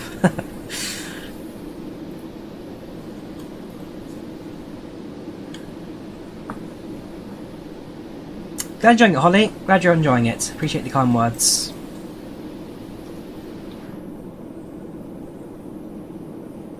went well. I hope it did. So how many aircraft frequency at the moment reporting their positions? This is my first time doing the oceanics, so you have to report our position now here, here, here, and kind of here-ish. So we need to report our position 4 times on this leg. In terms of our estimation, we are, well, yeah, slightly north of this bit, but just going to ignore that because, again, no tracks. So we are currently, as per my calculations, so actually I expected to be here at 1917. It's now, so we're about 10 minutes early at the moment, 10 minutes ahead of where we are at. So that becomes a 0, that becomes a 1.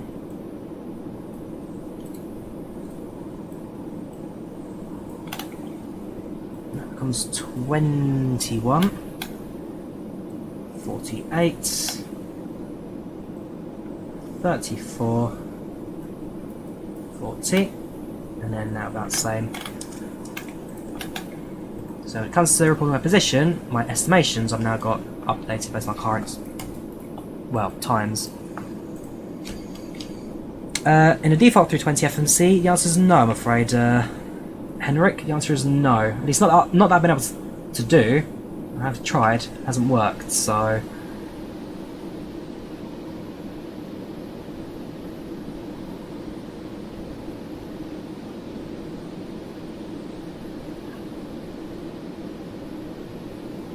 in reality though, don't forget the Concorde uses an reference system, INS, and so, well technically the whole flight should be coordinates, not waypoints, but that's the way it goes at the moment.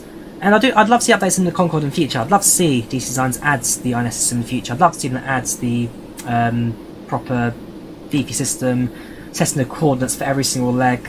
I'd love to see it, and hopefully one day, once it becomes viable on Xbox, we may even get that one day. Time will tell, time will tell. Yes and no, Mohit. So you can only do 9 waypoints in the INS, but when you've run out of coordinates, you can reset the form one to where you need to go. So when you hit number 9, system resets back to 0. And so what you do is basically change the 0 coordinates to where you want to go next. And change it and change it and change it to what. So all you're doing is you're constantly updating the waypoints, which is throughout the flights. Yeah, it takes time, but that's just the way it used to. That's the way it used to go. That's the way it used to go. Have I ever seen a Concorde fly in real life? Yes and no.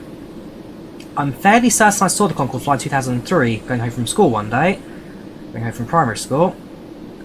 I'm fairly certain I have seen it. Can I really remember it though? Not really. Certainly, I never spotted it at Heathrow on the side of the runway like that. Apart from, of course, when I sit to the end of 27 left. I've never seen it flying. At least I'm fairly sure I've seen it flying, but I can't confirm because I was just too young to remember it. I was 4 when Concorde retired, so I may have spotted it, but it's just so long ago now, I can't really remember.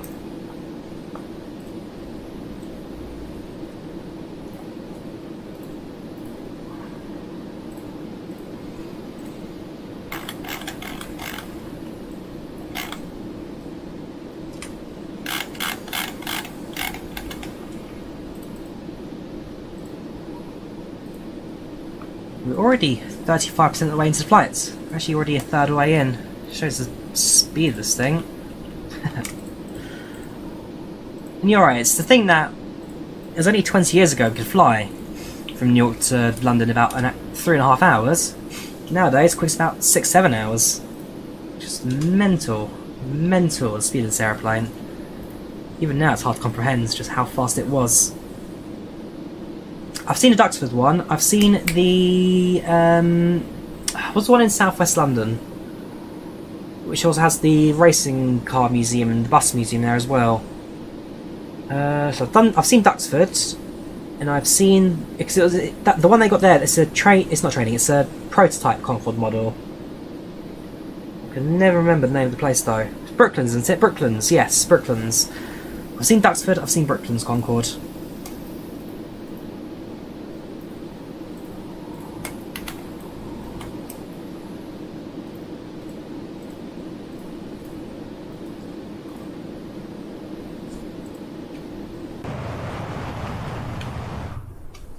Flew the Concorde from Leeds Bradford Tenerife. That was a quick flight, I'm sure.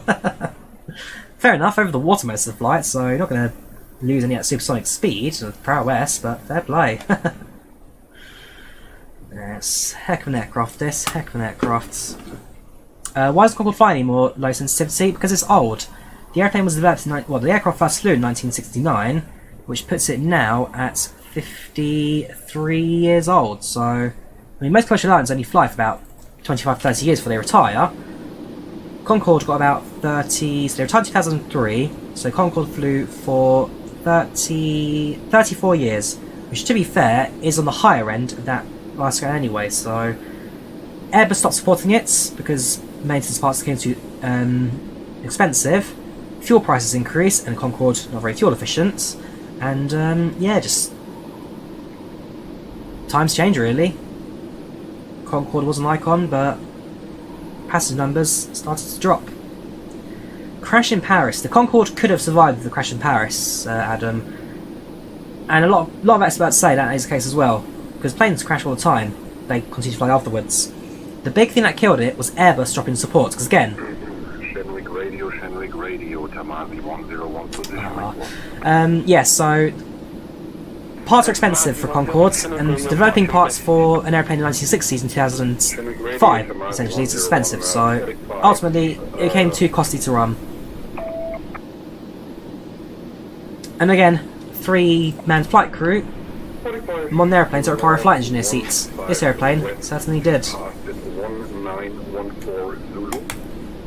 Estimate severe 1948 Sierra Alpha uniform. Next, flight level 370 Mach 0.82 Tamasi 101. Go ahead. Right, I'm going to pop to the loo 2 seconds. I'll be back in 30 seconds. Back in 30 seconds. 1914 Zulu.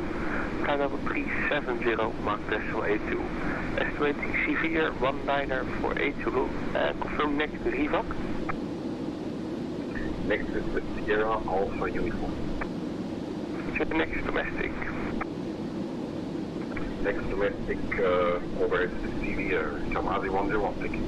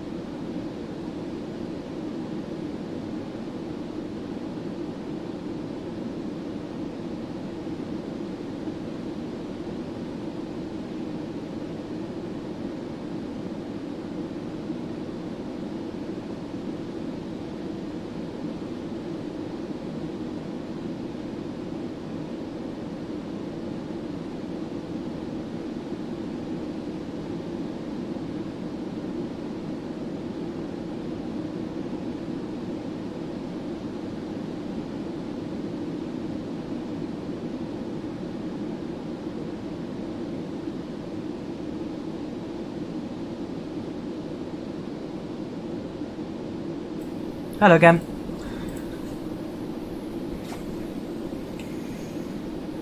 The Concorde crashed, TKC. So before departing the Concorde in Paris, a United Airlines DC-10 was on its way towards, I think it was Newark. The DC-10 had some engine repairs done on its previous leg, and on the centre engine, I believe it was, an unofficial kind of third-party knock-off job of a metal strip was added to the airplane, which fell off on the takeoff run.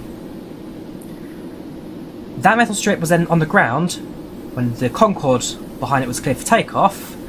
The Concorde at high speed ran over the metal strip, which sheared the landing gear, and at high speed struck the fuel tanks underneath the airplane, which caused the fuel tank to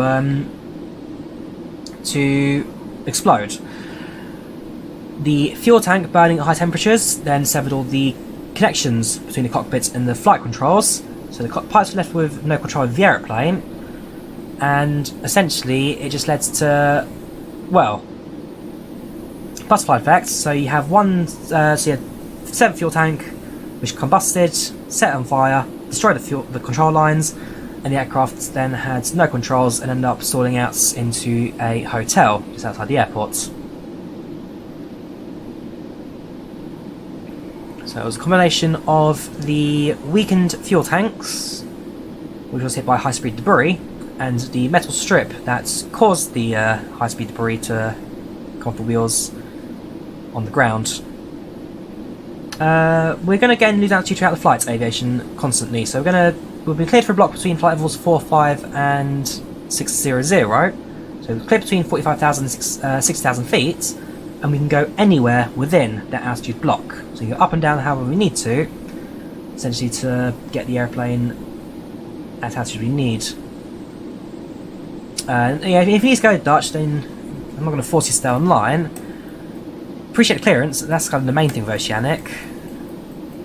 So if you need to disappear, give us a shout and we'll let you log off. You can see right now during our flight, so we took off, cleared climb, level up to 37,000, and then leaving clearance to enter the block. So we can go anywhere within, between 45,000 and 60,000, anywhere we want to keep the aircraft at its most optimal speed and efficiency during its flights.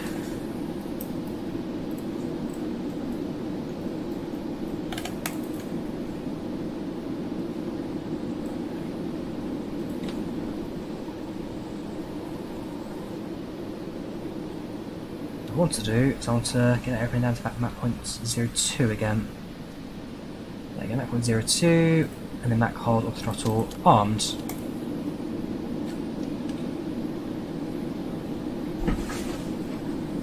And hopefully that should keep the engines running at a bit more of an optimum rate than Mach 202. How to get rid of the pilots, AvGeek? You set the pilot weights to 0 in the payload. Set the pilot weight to 0. Does Concord offer INS navigation Microsoft Flight Sim? No, unfortunately, WAN it does not. The only system that gives navigation is a modified 320 flight management computer.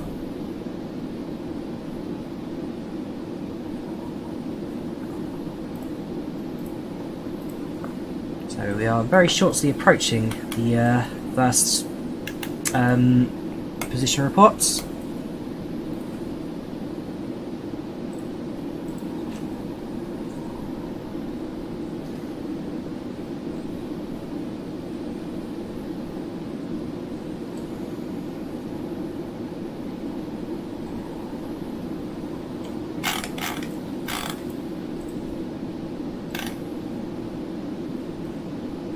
Actually, I'm quite interested. It's also going to leave the aircraft at the full throttle throughout the entire leg. That really optimum Mach hold.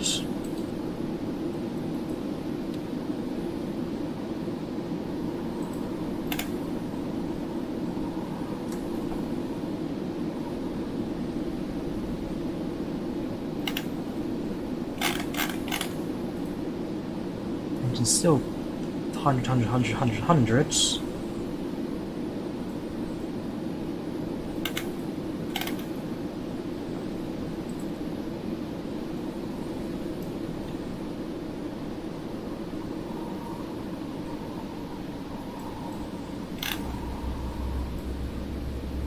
Even now, I'm still allowing the Concorde to kind of its optimum flights.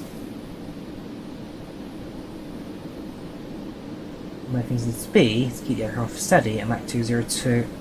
Turn off the auto throttle. Can I try and manually manipulate the throttles to where I need to go?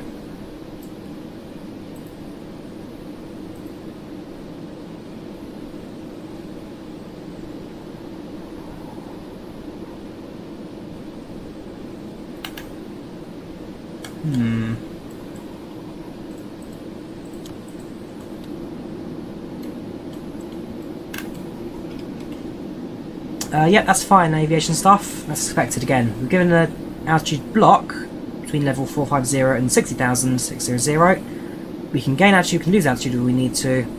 That's completely fine, completely normal for the Concorde.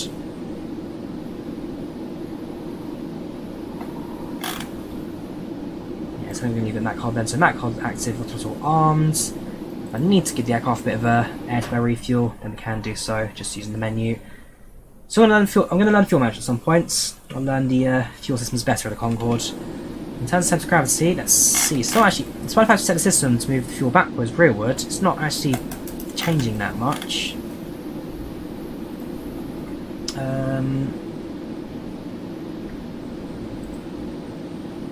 Auto, pumps. Guess it's fine. It's auto.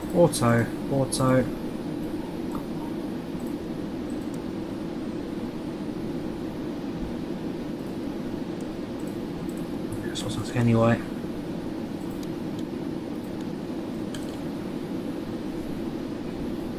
Yeah, I'm not great with the fuel management yet, so we're going to have to learn in time. Cockpit door can be locked and unlocked, that's at the top here. So normal or locked. When unlocked, a light will appear on the engineer's panel. The door will be opened if anyone wants to enter and access. Go for a quick walk down the cabin. Let's have a look at the airplane's onboard systems.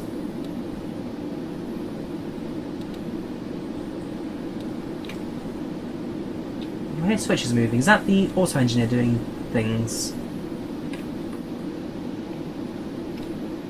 Because there is a basic auto engineer system on board. It's not major, but it does do things slowly and steady. Aircraft really good. I mean, it's not terrible, Q Lucas. It's not study level. It's not going to be the most realistic Concorde in the world, but it's not a bad representation either of it. It's not study level, but it's not terrible. I do quite like it. So, welcome to the Concord Galley. Bottles of what's this going to be?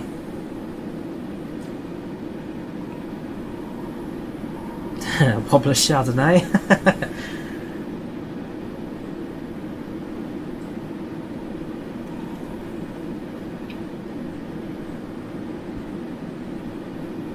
Couple of bins.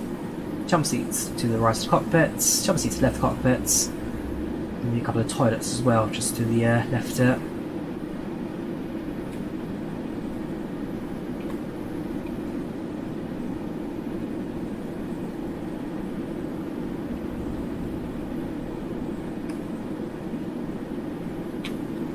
Yes, what that post-it note is, you are right, Ant. So essentially, with the Concords, because of the high temperatures outside the airplane with the speed it's doing, the aircraft needs to expand when at high altitude, high speed. And so there's a photo somewhere, let me try and find it, where one of the Concorde pilots, there you go, on the very last flight of the Concorde, one of the captains squeezes their hat into the gap behind the panel. Because again, as the aircraft flew at high speed, high altitude, the outside altitude got really hot, and essentially it wouldn't necessarily melt the airframe, but it would weaken it to the point where it would stretch ever so slightly. And so, in the panel gap, the captain stuck his hat in there. It's not permanent, it's probably reversible, which I think it's just something again where it belongs. Yeah, sealing it into the airframe of the aircrafts.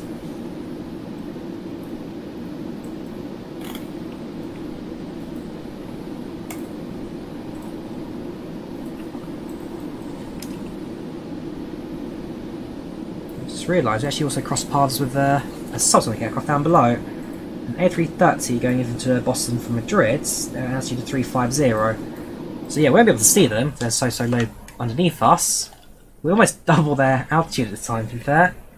You can even look closely, just if I zoom out, you can definitely see it more, the curvature of the earth around you, because again, flying so high, we're on the border of space.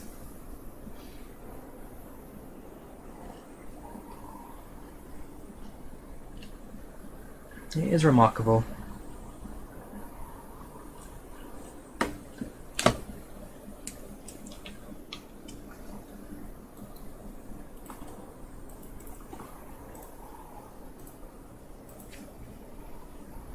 I've not seen the lavatory Easter egg, no. I've not, Niels. Let's have a quick look, shall we? And how you doing, dude? Welcome to the channel, welcome to the chats. Just increase the speed of this. Really speed to 10, because that's 83.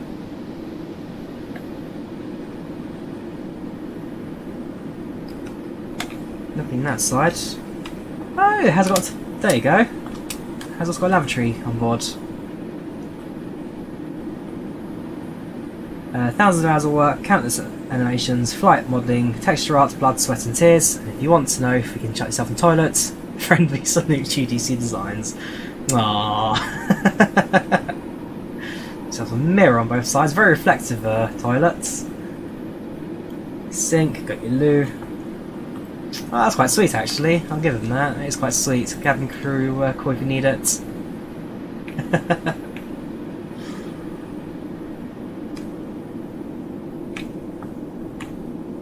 Got Burke, Altitude by Dean who, sorry?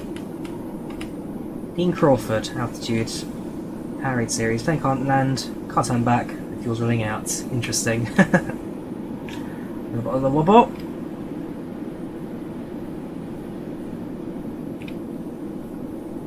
It's not bad, eh? Not bad.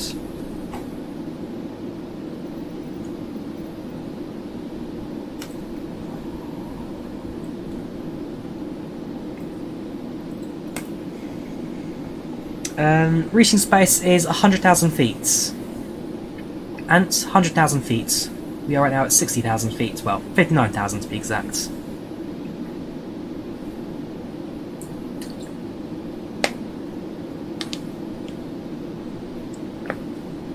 How to descent one? About an hour and a half of descent now. 90 minutes.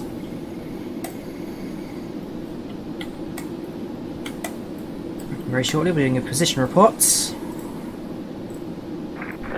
Concord 2, 7 is closing with Unicom up to 820 MHz. Bye. Maybe not. Switching to Unicom 122 is late for Speedbird Concord 2. Thank you for the service, take care and bye.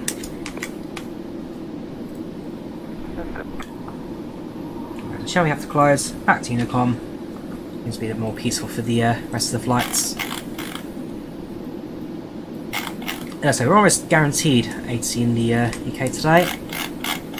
I don't think anyone's going to not take the opportunity to fly a Concorde inbound from JFK.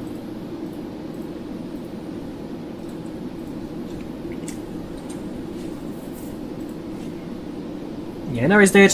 Thanks for service. You have a good evening.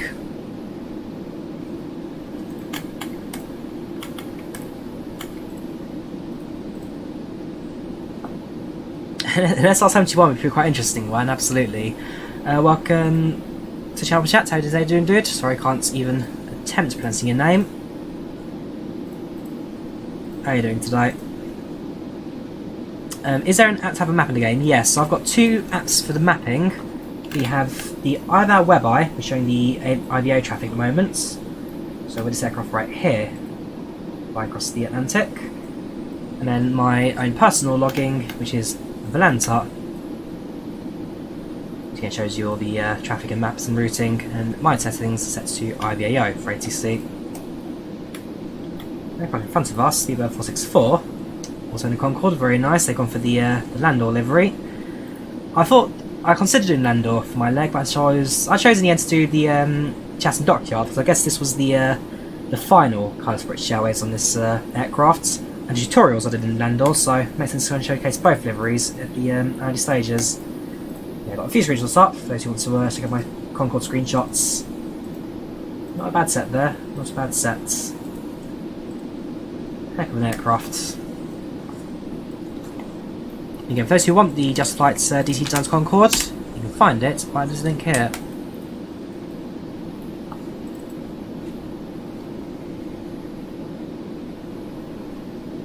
Max speed 2.04 at the moment, Geordie. Mach 2.04.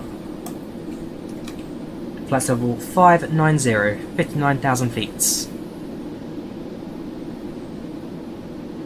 True, Landor does feel more regal. Although, to be fair, last time I did fly the legs, so last time I always said from day one, Drawyah, New York, London, I always said from day one, And day one is going to be this stream here. Wait for the advert to go. So back in... Look how short my mods list is back then compared to nowadays. That's my mods list back when I first... Well, back when Templeton first released and actually took mods. Not big now these days. So when was this? This was... Let me show you the upload dates. Year ago. Oh, I can't find the upload dates. Oh, very peculiar. There you go, 6 September 2020. I always said that my return flights from New York back to London would be in a Concorde. And, well, here we are now. And this 747 I flew in the Landor colours.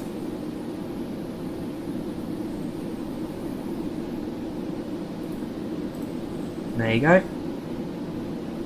So it only makes sense that I fly the return leg in a Concorde in modern colours, so I do a switch of deliveries as well. It's got 63,000 views back in the day. And this is still one of my top 10 favourite flights. I mean, the flight went so well. The landing itself was pretty smooth for a 747 back then as well. Honestly, that went really, really well, I think. I think we actually bounced it, didn't we? We had 2 landing rates pop up. Frame rate's a bit niffy, but hey ho.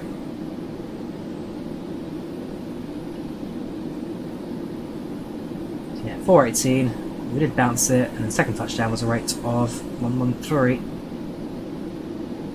Yeah, that's going way back. I have tried DCS Neils, I have. I've got a few of the packages as well for it as well. Just don't have time to sit down on flights. What program did you calculate V1? In this aircraft, Captain, I just use the default FMS data for the takeoff, so just select, and then the V2s will appear.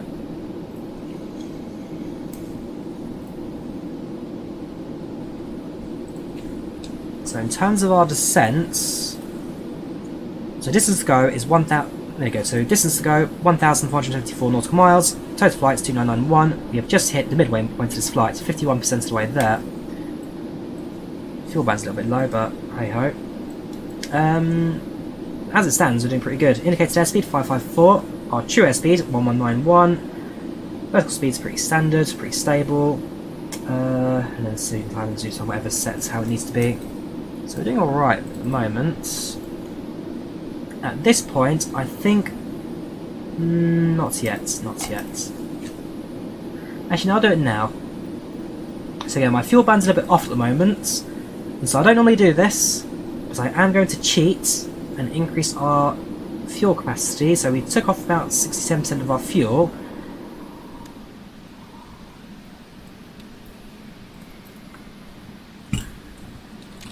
Don't you dare do this to me. Oh my gosh. I did this too late. I've done this too late.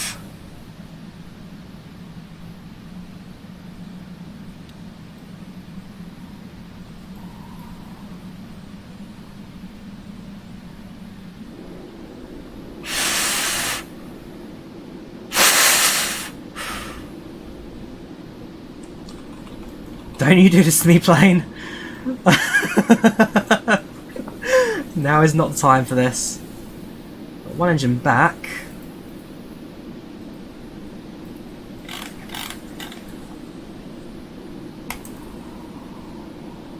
Okay, I think we're gonna get the engines back. Oh. Definitely gonna increase the fuel count, I think.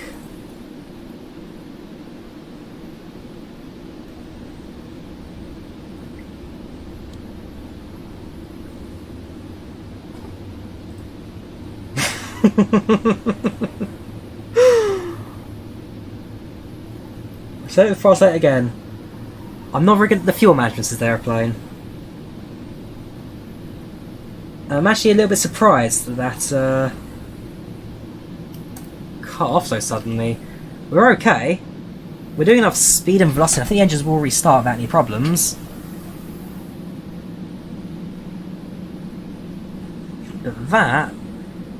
There we go. Engines 3, engine... There we go, right, we're back. That was scarier than the sim crash. Because at least with the sim crash, Volanta is doing autosaves for us. You can load a flight. Last one was 2 minutes ago.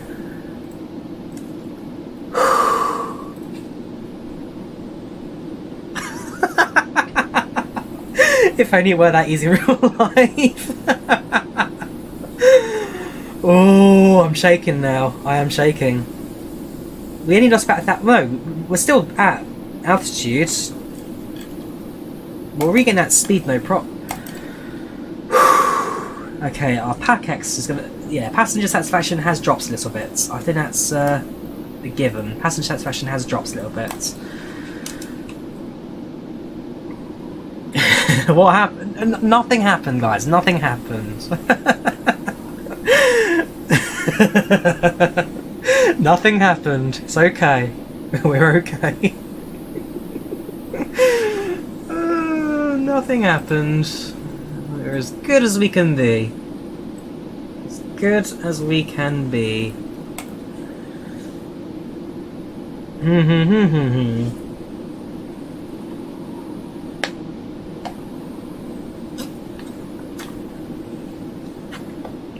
Yeah, definitely not a pilot-induced engine failure.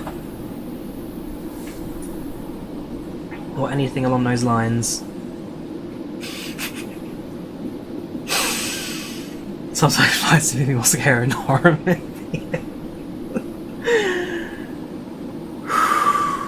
We're okay. All that's happened is we're making progress. We're 53% of the way there. We're making progress. If only I had changed the fuel like a minute beforehand, that would not have taken place. Yeah, whoops daisy. Close cockpit door, I guess.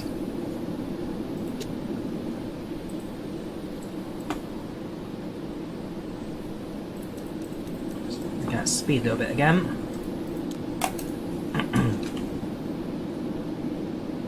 So I did my fuel burn calculator on all my girlfriend's pregnant text.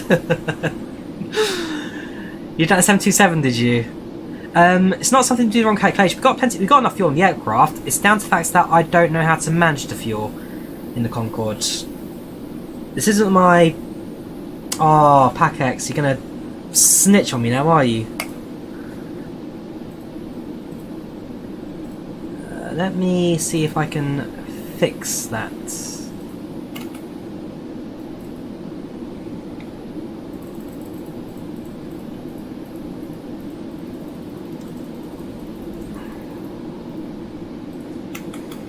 Do I have any unedited flight sim screenshots? The answer is I hope I do.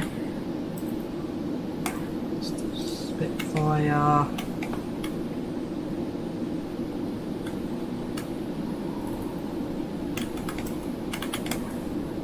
Right, got that one for later.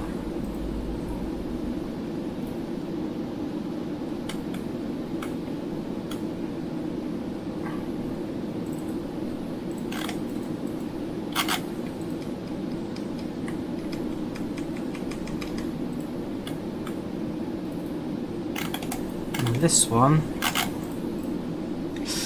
Whoops. Quickly for now. Colour though, preferably.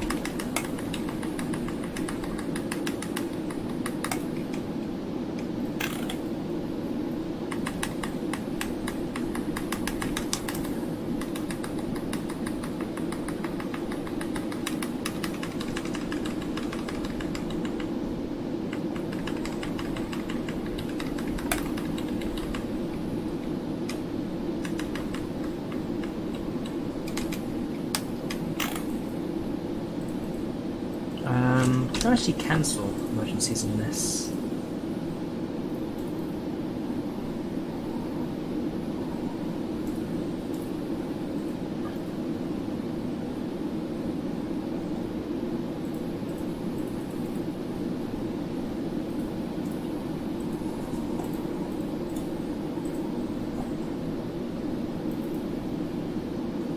The problem is I think this colour is a bit off.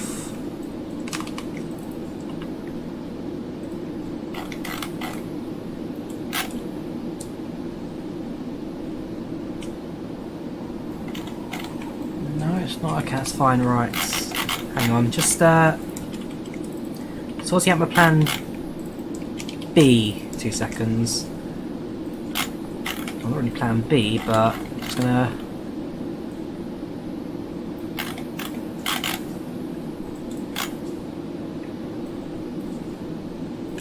do that.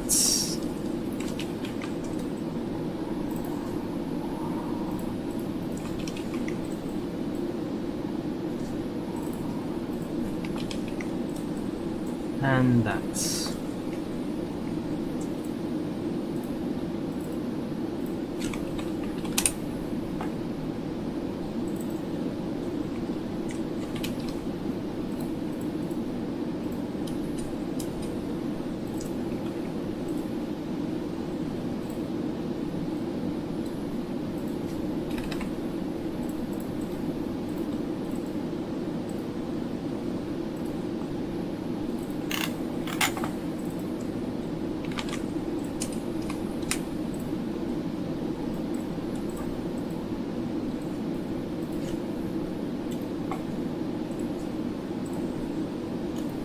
so I can't get rid of the emergency, so what I can do at the very least is pretend like it never happened. Image file,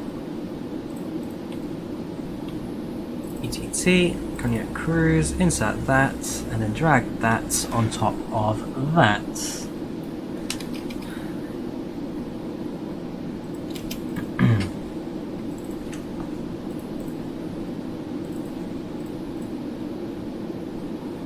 Colours off, isn't it?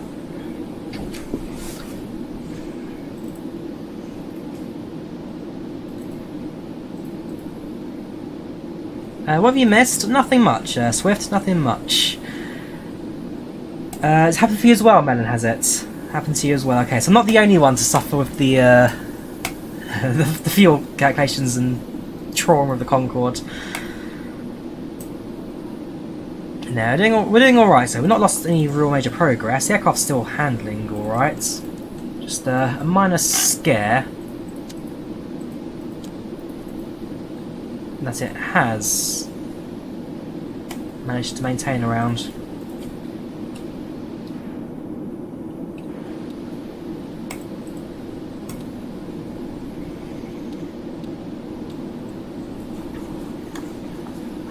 A few more switches flicking behind me. I'm going to doing the co-pilot, the flight engineer, sorry.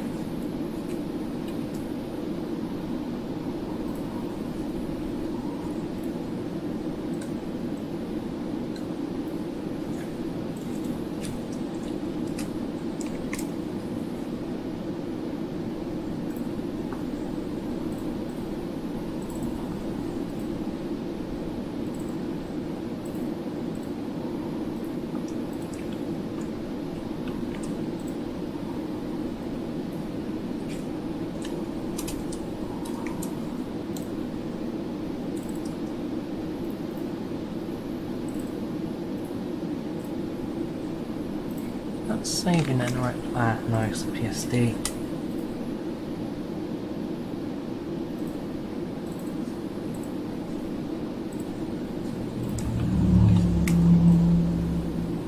Unit 2 lights.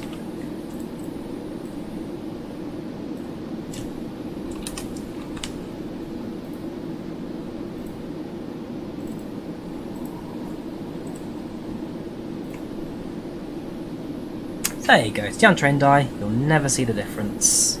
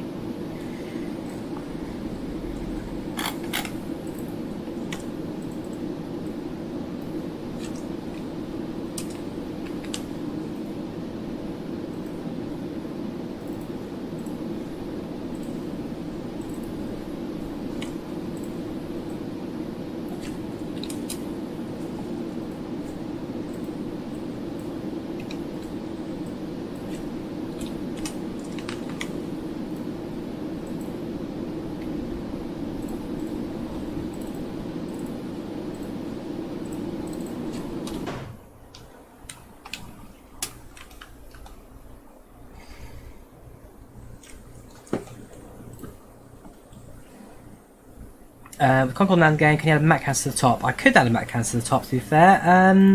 Do I fly Concorde that often to actually add it, Captain? I suppose I must say. Aircraft sizing, yep, flying level, well, as per our standard altimeter, it's level 580 at the moment. We can increase that to 590 if we need to. Yes, the Concorde did fly at an altitude of 60,000 feet.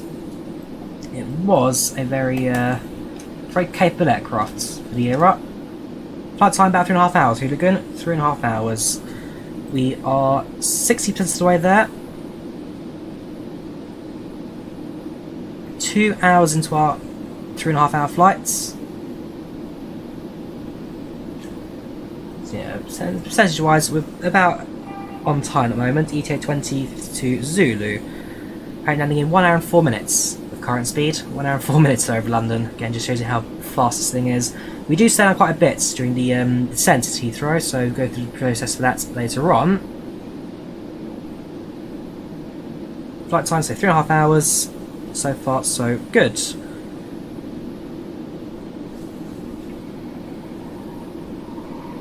Yeah, maybe one day Hendrik will do an emergency glide change to Concorde, but not today, I don't think. Not today.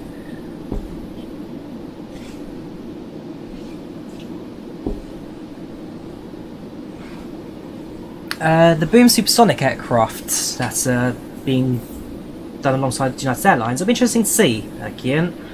That I don't deny. It will certainly be interesting to see. Not going to be cheap to fly on, that's for sure. It's going to be an all-business layout, I presume.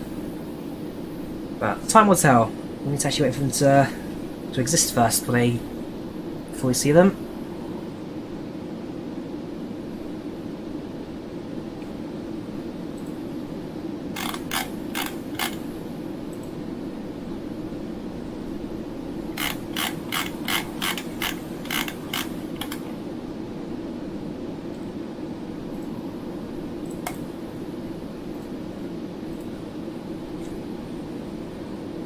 Or rather, 380 Concorde. Oh, Concorde, absolutely, Steve. There's no doubt about that's not even a question. I mean, 380 I can just pick up and fly anytime I want, really. They still exist. Concorde, though, if I get a chance to fly that, then, well, I would love that. And to be fair, I've always been more of a 747 person than Airbus 380 person. I've always been more of a 747. With the old jumbo jets.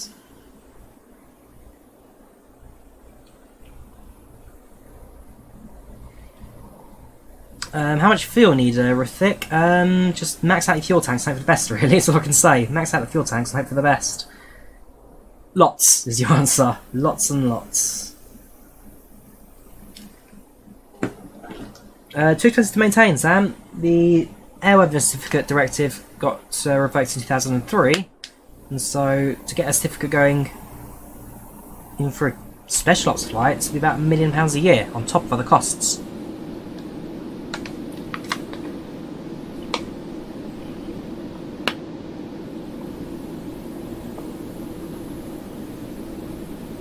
Performance so far has been alright, Melon. My only fear is that I have still got iniScene Heathrow installed. I've given it another go, hoping that it may be a bit more FPS friendly after they updated it about a week ago. Also, there's less systems on the Concorde to drag out FPS. I'm hoping that systems-wise FPS should be a little bit stronger today, but we'll see how things go on the approach.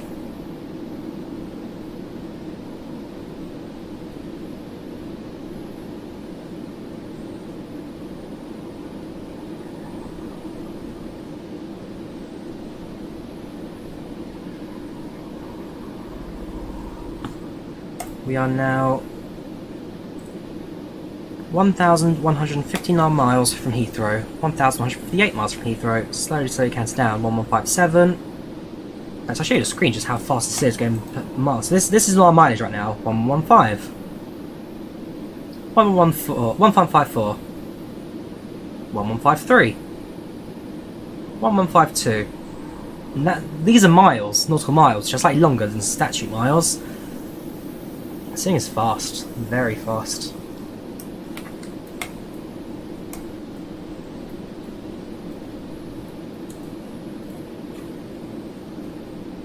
Well, the shortest time from London to New York was probably on a space satellite, Kieran, but For passenger commercial aviation, yes, Concorde had the shortest flights from New York to London.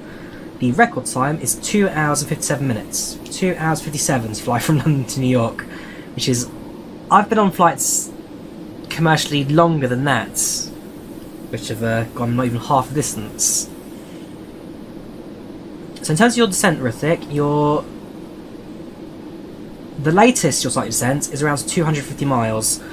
So by about 400, we'll set up the approach and star and everything on the FMS, the INS. At 250 miles, we'll start our top of descent, so down to level 2... Hang on, let's get the maths again. So 250, we'll start sitting at 2,500 feet per minute, gets to 20,000 feet. 20,000 feet, reduce speed to 300 and descend at 1,000 feet per minute.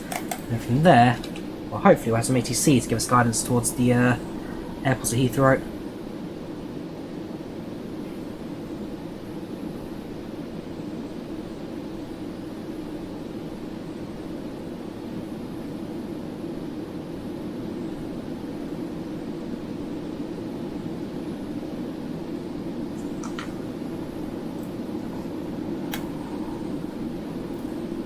If I really wanted to, I could probably even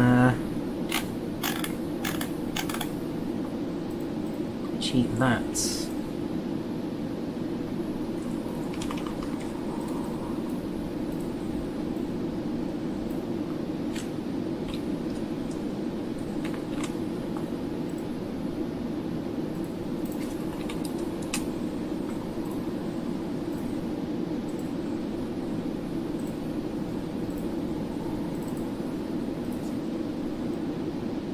There you go, satisfaction 94%. There was definitely nothing wrong with his flights. Definitely. It's terrible, I know. It will be found out when I drop the flight report later on.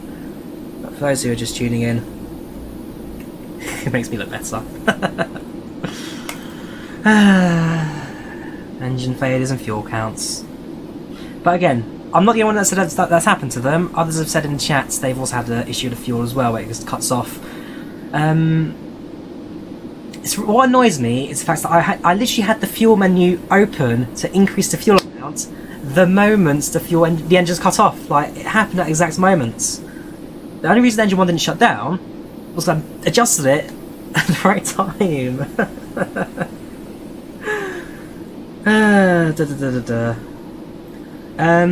Right back here, listening and had lots of screaming. Well, nothing happened, flight fan. Nothing happened. Nothing certainly happened. It's been a perfect flight so far. Concorde's outperformed itself immensely.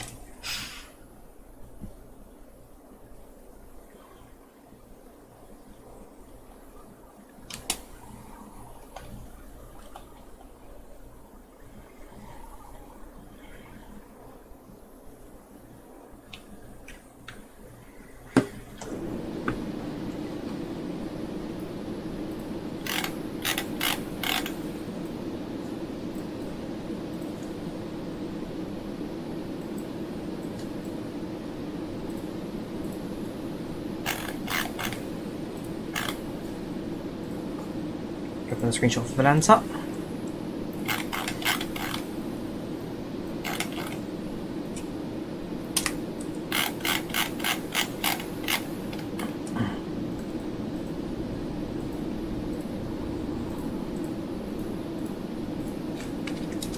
Screenshots for the old website for Volanta.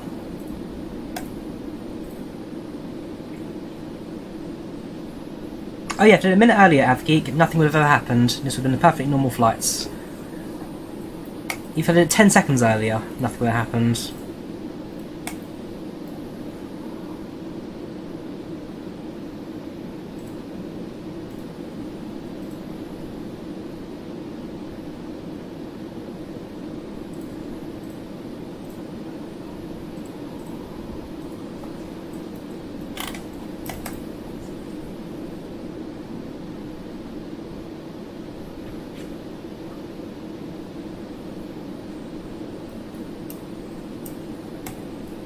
At this stage, we are now approximately 30 minutes, maybe less than that, from our top of descents. We've been flying now for 55 minutes time remaining, and that's just as the crow flies. We do need to slow down the approach into the airport. We departed JFK at 18:05. So it's been 2 hours and how many minutes?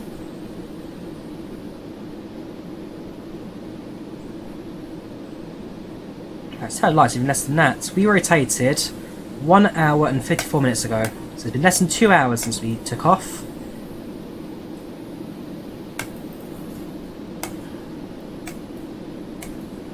That's the departure itself, actually. You can see on the path there. So we rotated, made the left-hand bank via Charlie Romeo, India, and out towards the sea.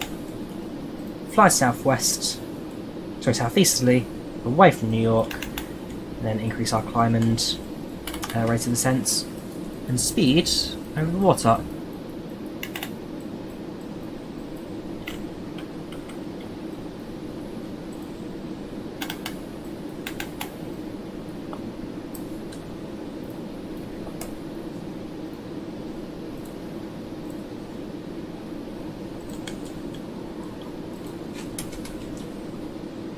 Yes, seeing Concord as in brief will certainly make life a lot easier for the future.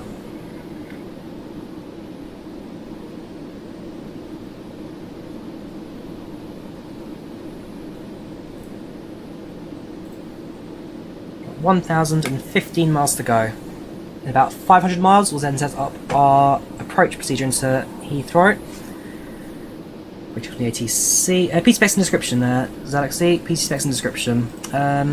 Quick check of the ATC in the UK. Oh, is it all Unicom now? That's a shame. I hope it gets an ATC on the approach. In terms of inbound, Heathrow is 6 inbound. We are expected. Well, the first aircraft is going to come in the morning. The Frankfurt arrival shortly after our arrival.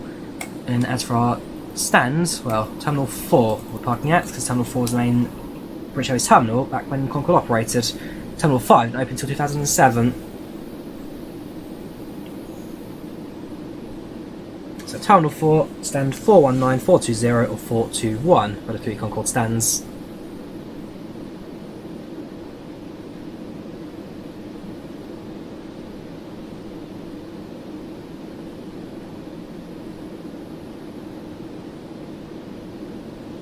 We can do Nico shot. If I increase the drone speed and move it away from the aeroplane.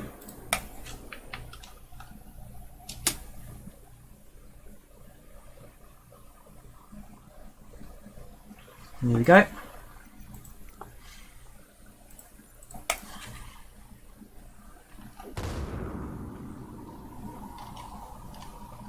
That there is a speedier Concorde. If I do it again, just from a bit further afield, I think. Welcome, Legendary Samurai, how are you doing? On channel chats, how are you today? Is this far enough away? Probably not. Let's bring the camera back.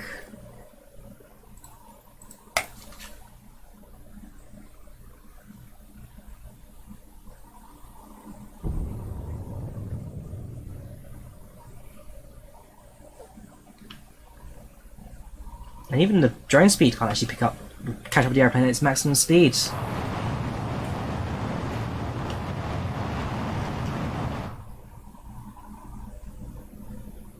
At 2.0, so fast, breaks the sound barrier. You just get silence.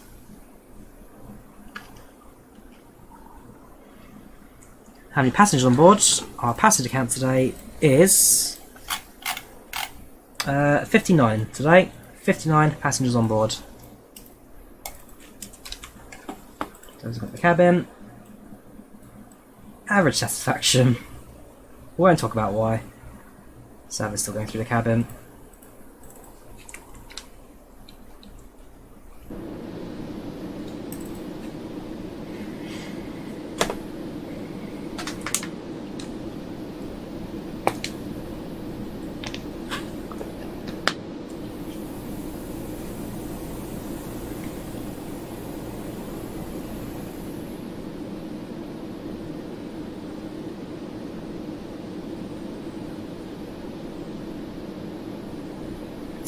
So far so good there, driver. So far so good. The aircraft's been handling pretty well for us at the moment. We are 2/3 of the way to London Heathrow Airport, landing in approximately, well, less than 1 hour now. The 3.5 hour estimated flight time will certainly be a lot shorter than what it actually will be. We're very much ahead of schedule, about 30 minutes at this time.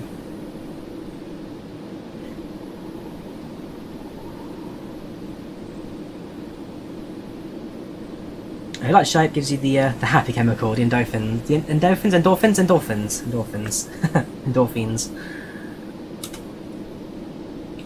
What am I doing tomorrow? I think I'm on the Volanta tomorrow. Just double check the crew sheets. Is it a good day? Is it an average day? Tomorrow is a...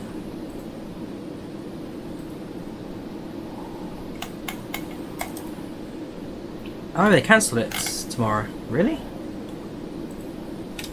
Double check the emails.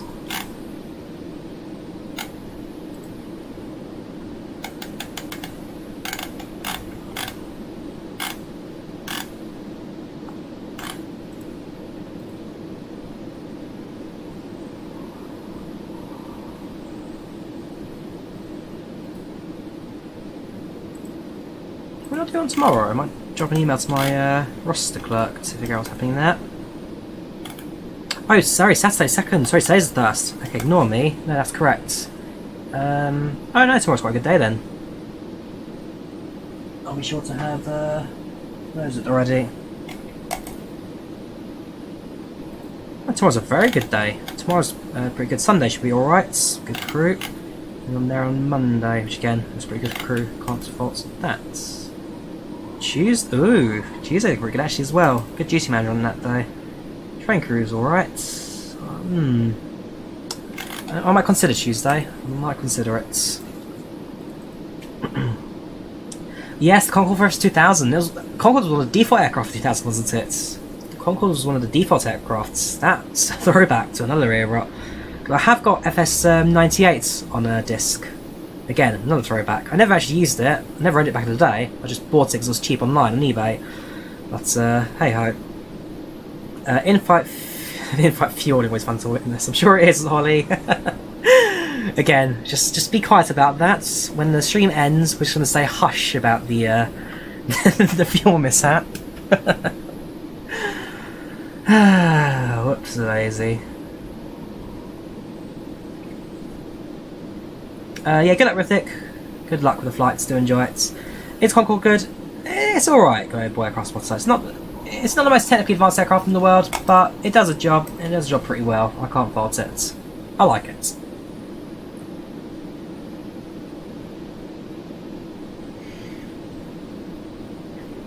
So for SimBrief, I literally just created a SimBrief thing for it. Let me see if I've got the link up. bit.ly/ SimBrief DC Concorde. I'm pretty sure this is the link. Yes, it is. Right, so yeah, if you have SimBrief, use this for your Concorde.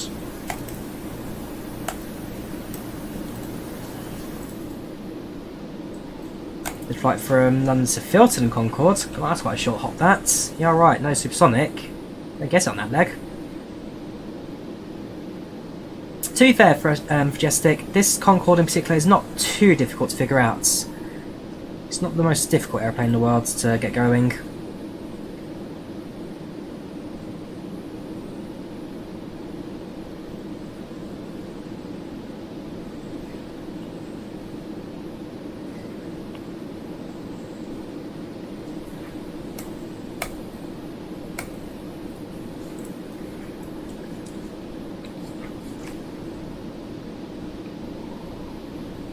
Just look at this, even the speed of the clouds, how quickly they move on behind us. These clouds are about 25,000 feet. So we are 27,000 feet above the clouds. You just see the speed as they move along by.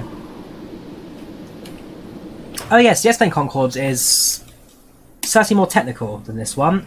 The the collimator is talking about. So yeah, the collimator is slightly more technical than DC Designs, in that it also has a functioning INS. This one, just the A320 MCG that's been converted and ported to look like something that Concorde would have.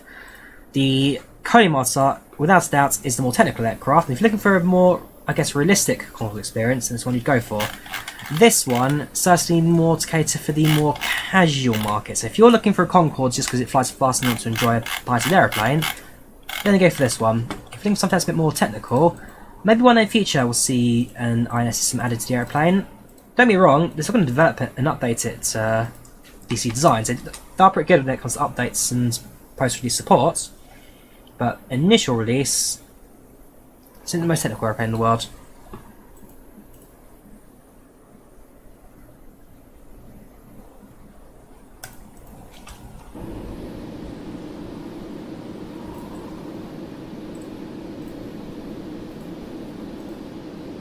So well, for me, it won't be my go-to aircraft for every single flight in the future from now on, because, well, one, it's a Concorde, don't do it for every single flight, and two, I guess it's not bad, but there is some oversimplification in it, which, for me, again, I'd like to see more to it. It's not a terrible aeroplane, but I'd like to see a bit more to it. But we'll see. Plenty of time for it to impress. Route suggestion. Air France, Paris to Princess Juliana. Concorde only ever once flew to Juliana as a testing flight that Air France did, and there are videos and photos of it in action. Yes, Concorde flew to Juliana only once, but it did do it. And to be fair, you call it an insult to aviation, Andrew. This is a lot better than the Radar 3D Max and the Captain 777 in that they actually put some effort into getting the airplane looking like it belongs in its era. Those two are really poorly put together. This one, by far, the superior aeroplane. Out of the payaway lot, of course. The Braddock and the Captain Sim are insults. This one, it's your middle of the market aeroplane in terms of quality. No date for Xbox yet, Dex. No dates for Xbox. It will release on Marketplace soon. It's just a case of waiting for it to go through a Sobo. It should be fair right now with the Easter holidays. Well, school holidays now. The Easter break isn't for another couple of weeks. If you're on school in the UK, half schools have left now. So yes, it's a bit of a mix.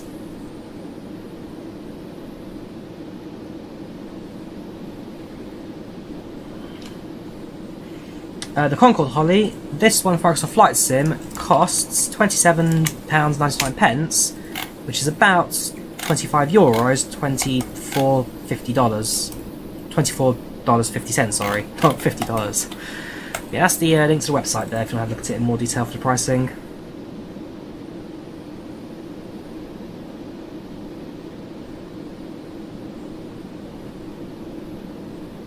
Some schools ended today for Majestic, others ending next week. So once schools in the UK, they stagger their breaks to allow for, well, it's easier on the school system, I guess. So some schools end today and get 2 weeks off plus a long weekend for Easter. Some schools will break next week, have Easter in the middle, and then go back the following week. So they stagger the holidays for the numbers. The summer break's always the same, but half terms and term ends always staggered. So yeah, features next week. A live finish today. Flight plan for 3 weeks. Gosh, private school that.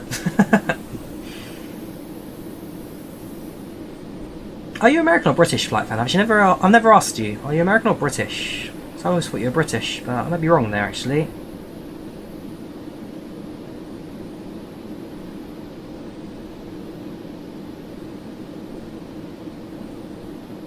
Not a fan of Captain Sim George, I'm afraid. It's not my top 100 aircrafts. Oh, British and private school, fair enough. What a guess. So I know there are some schools out in Tunbridge, private schools that closed last week. And then the railway lines down there have been really busy as of late. Welcome, Excelli, how you doing? Welcome to the channel, welcome to chat. How you doing today, dude? IBM4. Okay, you're the other way then. Yeah, so they did today want to add DNO to a reference system, but it's not so much a sim limitation, Melon. It's an Xbox limitation. Until the system becomes available on Xbox, it won't see release just yet. Hopefully, we'll get an update to that sooner than later. But you are right, it is a limitation of the platform. As a result, DNO to reference system INS has not yet released onto the release for the Concorde.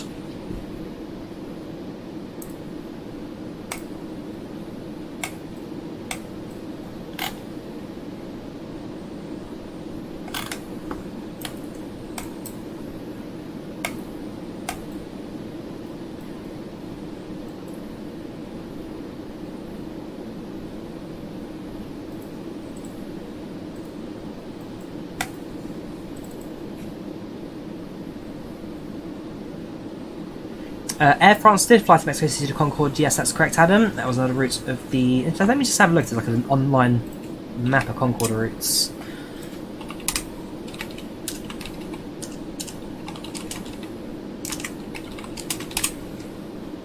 There must be maps somewhere. Here we go. So, Air France flew their Concorde from Paris to Santa Maria, apparently. Santa Maria to Caracas, Paris to Dakar to Rio de Janeiro, Paris to Washington, Paris to New York, and then some flights flew onwards to Mexico City. British Airways, anything from London? There you go, London. You have flights to Bridgetown, New York, Washington, which then stops over in Dallas, Miami, and somewhere to the east. There you go. Bahrain down to Singapore. So red routes are British Airways, and Air France are blue routes. So the aircraft did make stopovers actually. They did quite a few different runs elsewhere.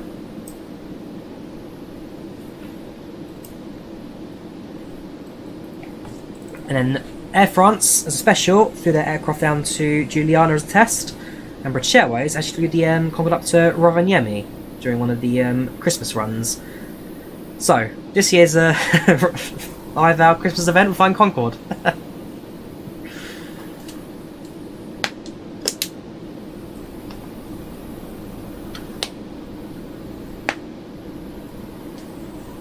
To be fair, Chris, you see the model with the you see the cockpit and pilot models in place. If I have a look at, where is it?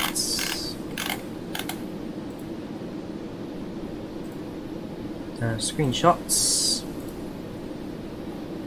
There you go. So if you set the weight up and have the co-pilot visible, that's their space in terms of seating in this airplane. Very so there's no headroom, no legroom, tiny little airplane. But I've turned that off because the co-pilot models, you don't really need them in the Concorde. Well, you have the co-pilot, but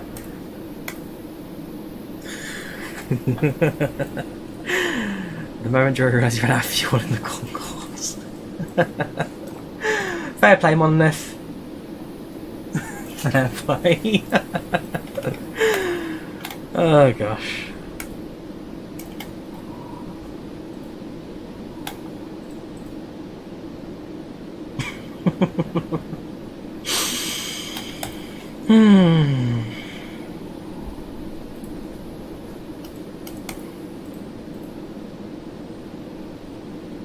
Reserve your seat at 7A, or yours, Holly, or yours.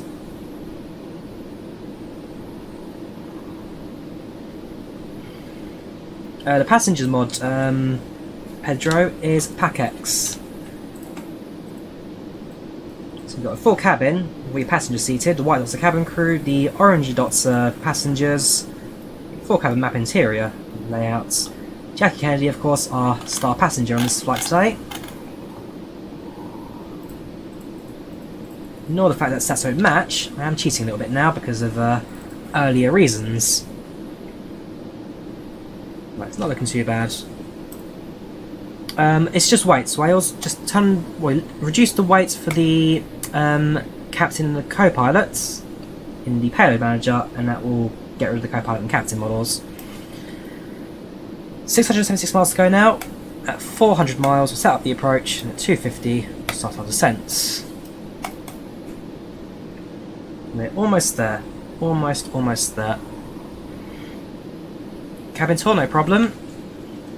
We unlock the door, take a stand, let's walk towards the back of the aeroplane.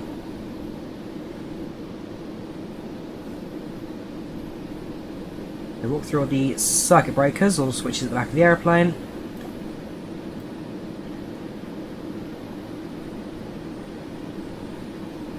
We need the cockpits, enter the galley.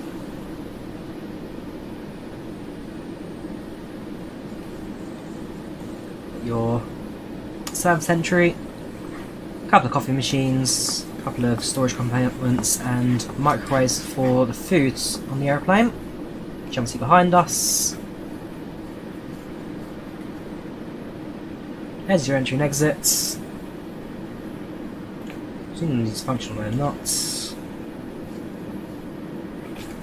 Left hand side, I've got a few trolleys for the food services, a couple of bottles of wobbler.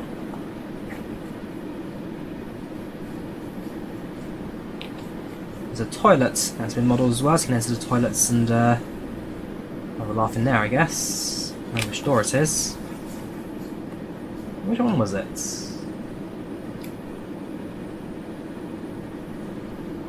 This one, there we go. Very reflective. So your toilets, got your sink.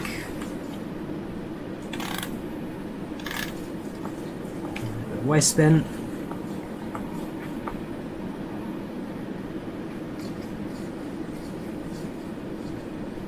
Head back the aeroplane. 2 rows of seats, 2x2 seating. The curtain behind there, that you can't access, that's the limit of the cabin, so you only get the front section modelled.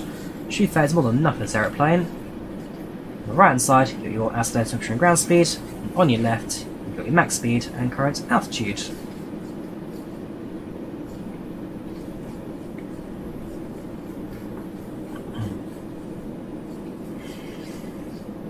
Yes, you can fly Concorde subsonic, Hendrik. The stall speed is about 170 knots in the Concorde, so as long as you fly more than 180, you can fly subsonic in Concorde. I mean, you've got to fly over land somehow. When Concorde was operational, they could not fly supersonic over land in populated areas. You had to reduce the subsonic speeds because of the sonic booms that the aircraft produced. They used to fly supersonic above land in the early days, but then smashed windows and cars and complaints saw them limit the speed to over water.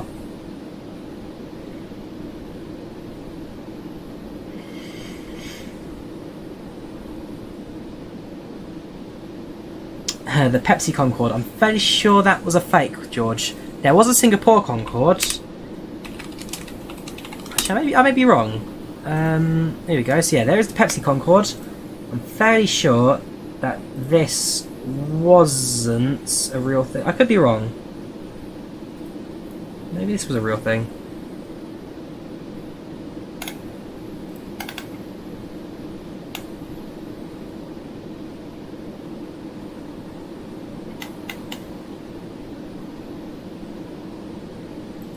Okay, no, this is a real thing. Pepsi had a Concorde.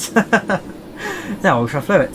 There you go, it's an Air France Concorde painted in Pepsi colours.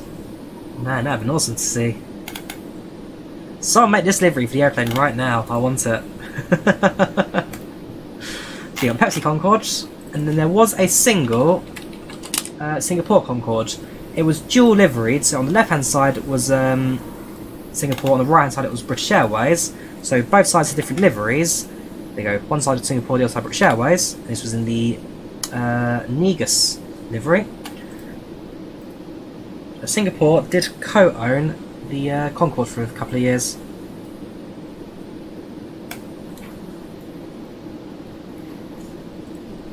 There's one already. Okay, that's what I'm doing tonight. That's what I'm definitely doing tonight.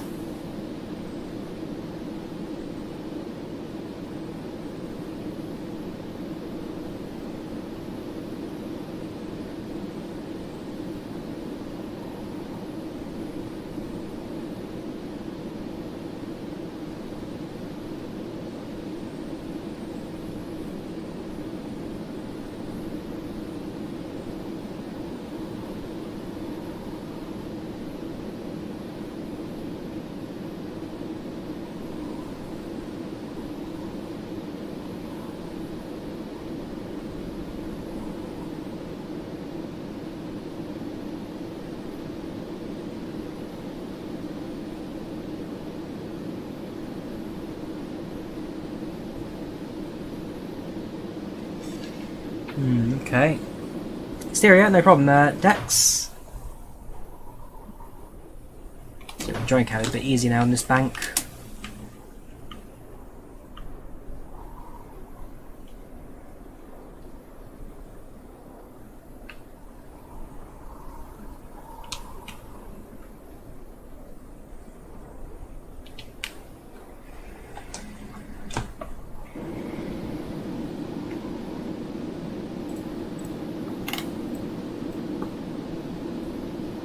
Right, so at this point we're now leaving the track, so the oceanic tracks. We're now over oceanic, but rather flying in normal towards Leslie. Distance to go is currently 561 miles, so 150 miles. We need to be fully configured for top of descent. And 250 miles will be landing, or sorry, 250 miles will be descending. Very nearly there in record time.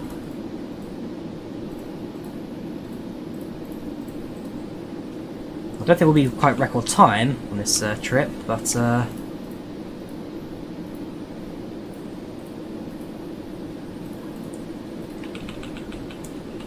we made a good time today.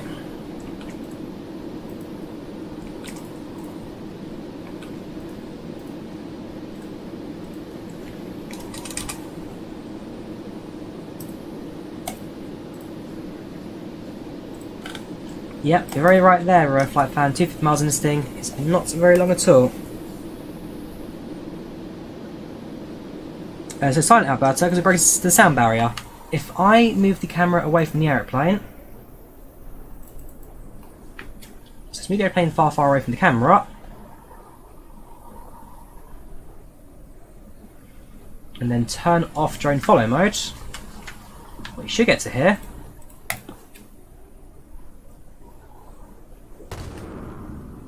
sonic boom. So from behind the aeroplane we can hear sound because the sound waves go behind the aircrafts, and from the front it goes silent because, well, Mach 2.0 speed doesn't travel as fast.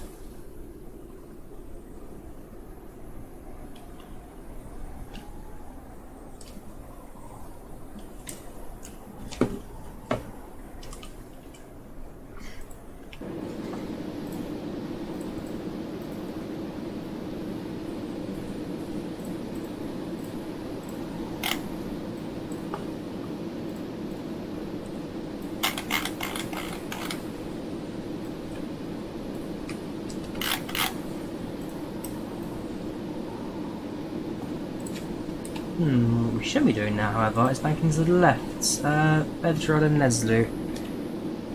Bedra, where's that? Bear with me. A waypoint I didn't even realise I had. I think we'll go to... Oh no, I think we were alright actually. Yeah, I'll just make some adjustments to get it onto the right heading, that's fine.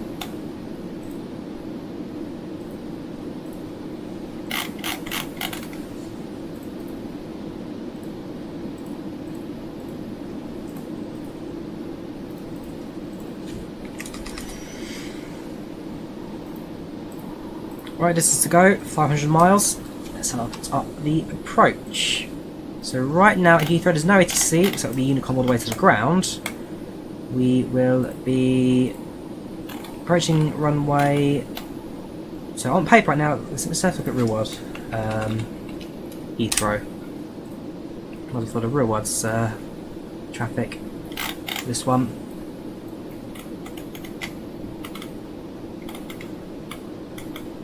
So aircraft right now are landing runway 09 left.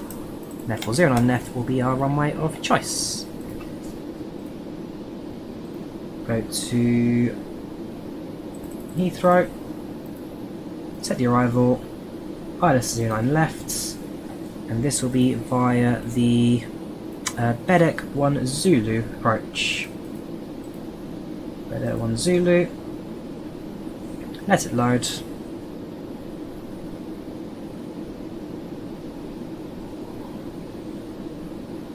Any vias?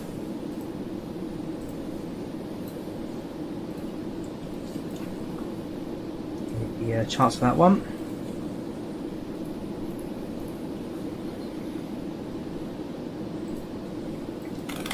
So we are going to fly into Bedeck. Bedeck via Compton. So is Charlie Papa Tango on there? The answer is no. We've got Chatham, Biggin, and Bovingdon. Lambourne.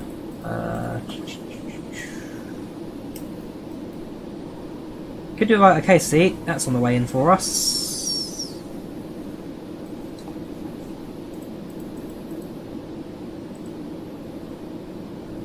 Insert that. Flight plan should be good to go.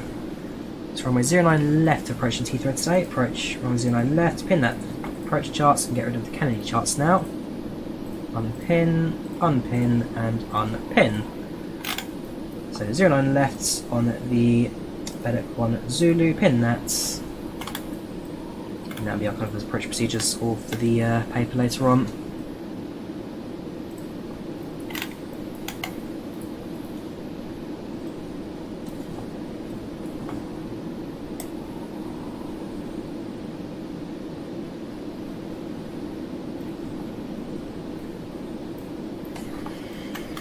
So quick on webite, looking relatively quiet at the moment in the UK.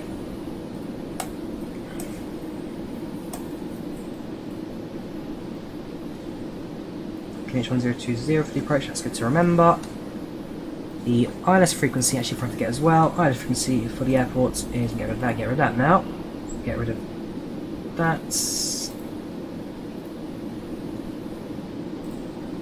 it's 110.3, course 089. 110.3. Set that. And set that. The course we'll then do with when we get closer towards London. We are now 441 miles from Heathrow.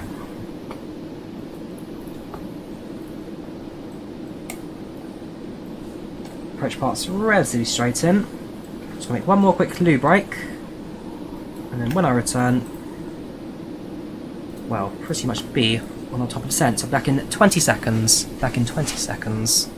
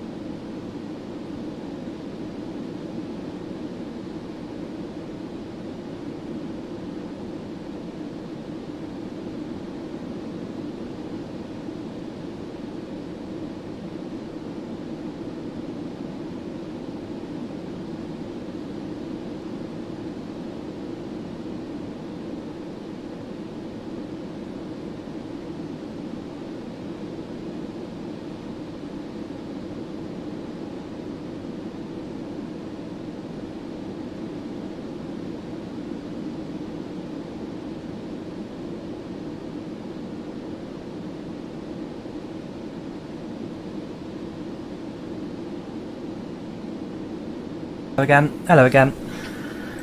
Right.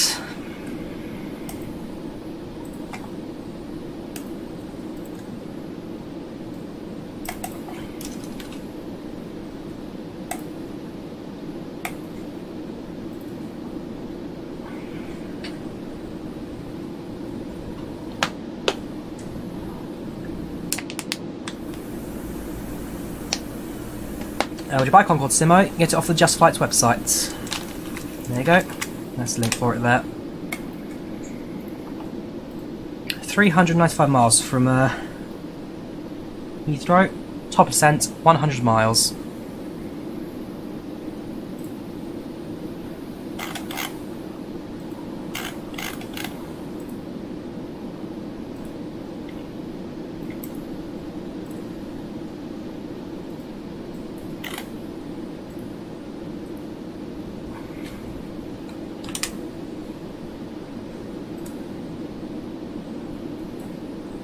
A screenshot for something.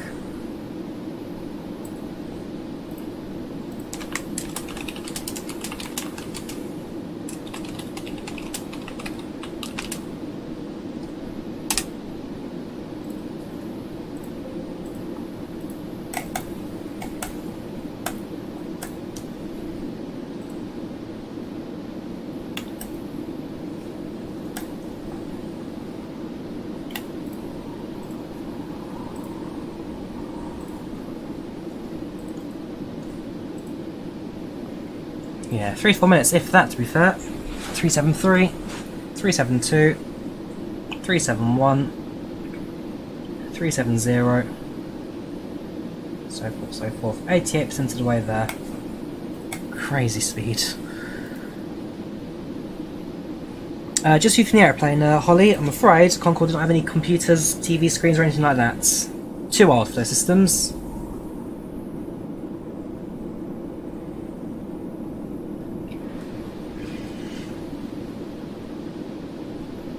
Correct, Jason. Mach 2.0 only works when you're above around 50,000 feet due to the... Well, it's down to the fact that the aircraft's... So airspeed works in a few different ways. It's based on the airflow around the aircraft, which this altitude is basically non-existent. The headwinds and tailwinds, in this case flying towards from west to east to get a good tailwind across the Atlantic. And also the aircraft's weight and payloads and that kind of stuff. But Mach 2.0, you either have to be travelling really fast on ground level, or a push on the high altitude. No INS with track, I'm afraid. Concorde on this aircraft does not have INS, just 8020 MCDU painted to look like a 1960s system. Goes all the cockpits, so pretty standard flight console. You've got prime flight display, you've got your engine gauges, co-pilot side there, autopilot panel above there on the glare shield. You have got a GPS radar down below in terms of reference. Down below you've got your MCDUs, which again should be INS system, but hey ho.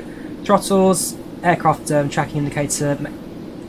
You got your temperatures. So right now, as you can see, the skin of the aircraft is 127 degrees centigrade right now. Altitude 155. You've got your navigations and frequencies and transponder. ADF VOR. Your flight engineer system. Your flight engineer's panel. And heading back, got your circuit breakers and flight systems. They want to add INS one day to the aircraft, British. It's not off the cards yet. They have said that in future they do look to implement digital reference systems to the aeroplane.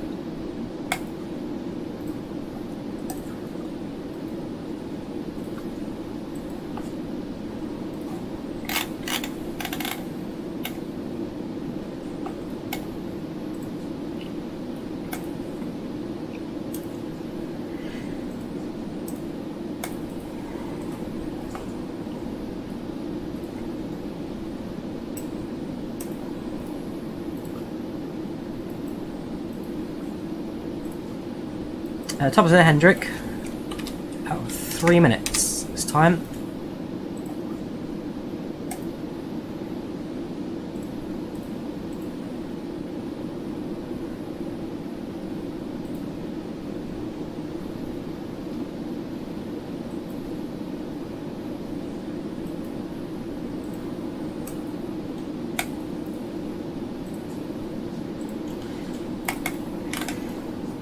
So we need to send the aircraft to an altitude, we'll start with 10,000 and kind of take it from there. So 10,000 feet sets. Speed of 350 knots.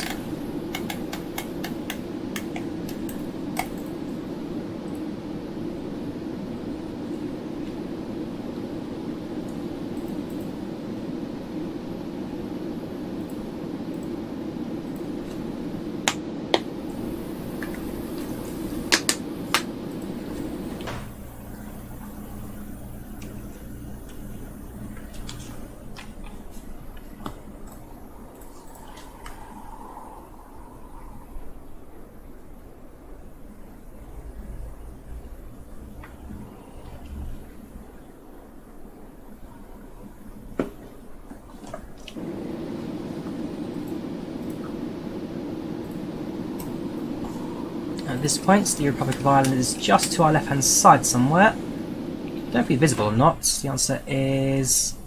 oh yes, it actually is. There you go. There's the coast of the Republic of Ireland. And we are now 280 miles from London. 280 miles. Top descent, 20 miles.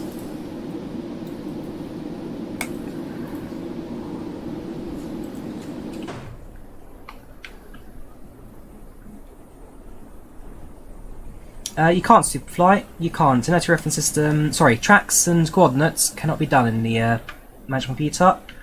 Yeah, maybe waypoints, I'm afraid, at the moment.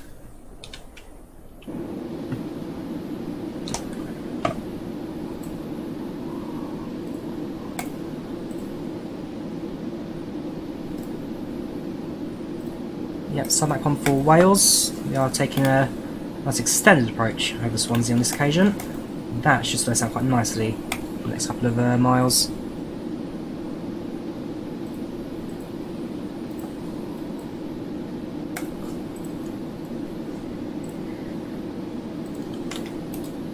Right, we're going to now switch over to IS acquired. So we'll bring the throttles back. Altitude acquired, vertical speed, descent rates of 2,500 to 3,000 feet per minute.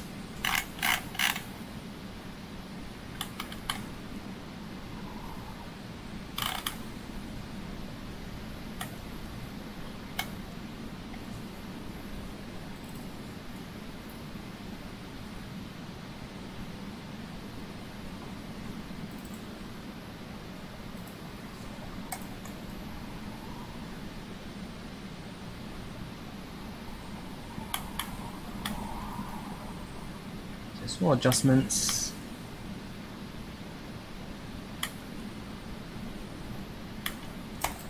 That'll do.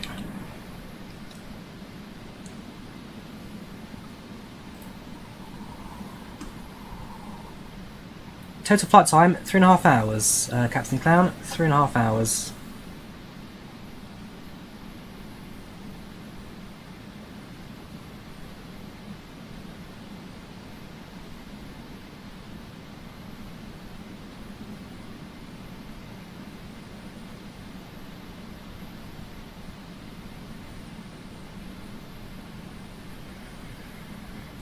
Sam tense would be an understatement right now. There's a lot riding on this approach now. There's a lot riding on it, but plenty of time, I guess.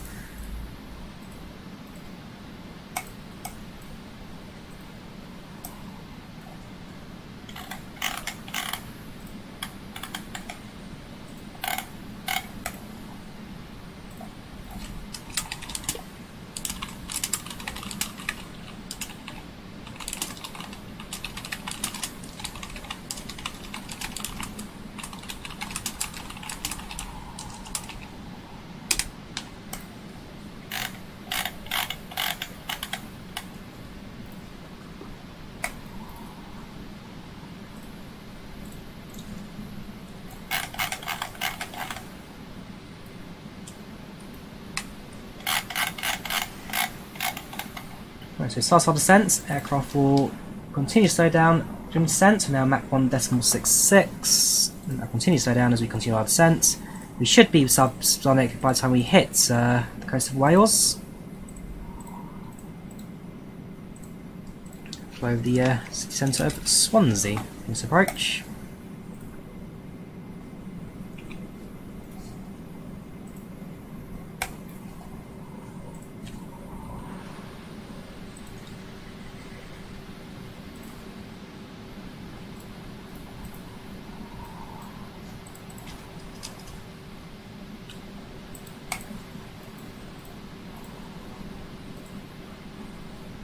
Welcome to Flying, how you doing? Welcome to chats, how you doing today, dude?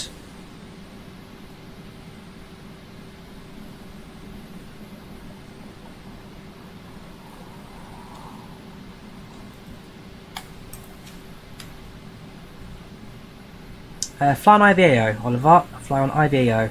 Concorde, available on Just Like website, CertSpotter, released 2 days ago on Wednesday. Smooth flying, thanks for your tutorial, thank you for kind words.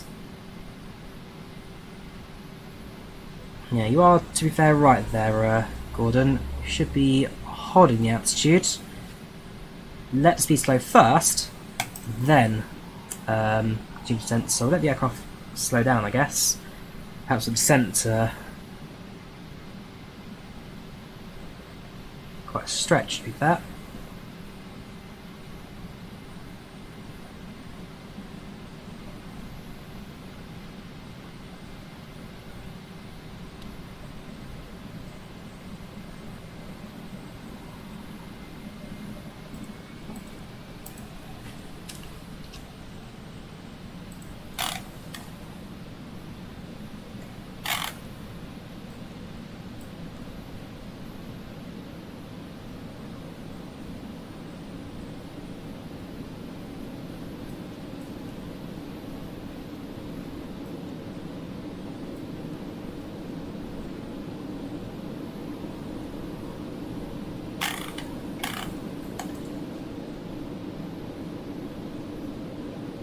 Go.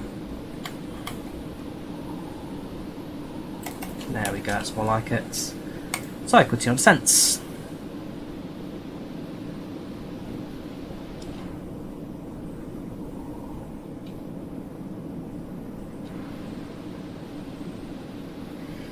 We'll give it a go for our blocks. Like I say, it's not the easiest thing to land and approach the Concorde. It does take time and practice. For me, my time practice came from those tutorial videos. How to get used to about 2 days of flying and practice, I guess, Mark. That's again when I did those tutorial videos. About 2 days of flying. There's the third day of flying the Concorde. First proper long haul flight with it, to be fair. First proper trip.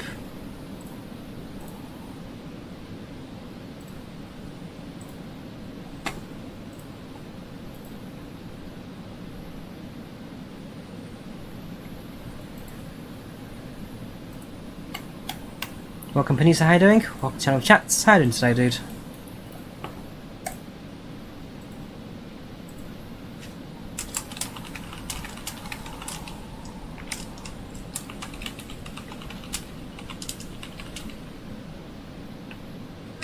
Customs at our destination, flight attendants will begin handing out forms to observe. Please review and complete the forms and use your witness for presentation upon arrival.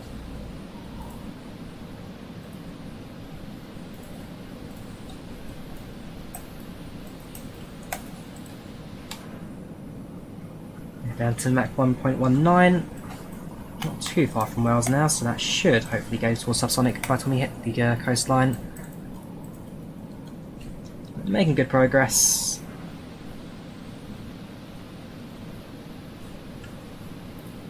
$161 miles to go. Passing through level 430. I'm going to increase our descent slightly actually. Just to get the airplane down a bit further. We need to be at 100 miles, 20,000 feet. So we need to lose about 20,000 feet in 60 miles. To be fair, easy done in the Concorde. This thing can lose speed quite quickly, despite the fact it's designed for speed. Can drop. Don't like the Welsh give them some booms. Nah, I know some really good Welsh people, to be fair. Some of the nicest people I know are from Wales.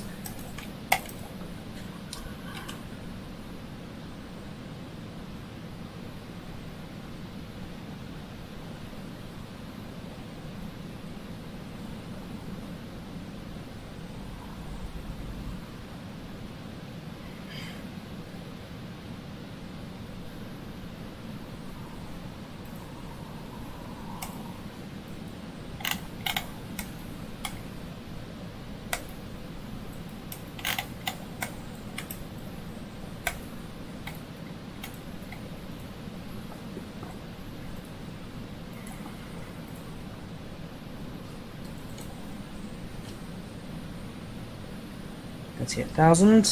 Still descending, still holding speed.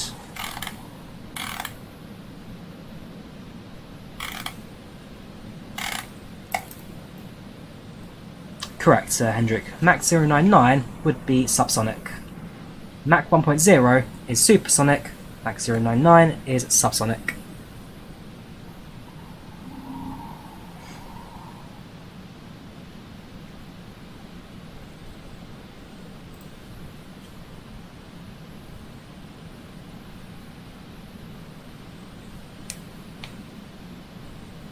Good luck with it. Good luck with the flights. So this is now the, we're passing through level 350 now, 35,000 feet. This tense bit, this is where things can really go sour if we do things wrong. There you go, you can hear engine sounds now, so we are subsonic. No more sonic booms, no more loud bangs every so often. Just in time as we hit land.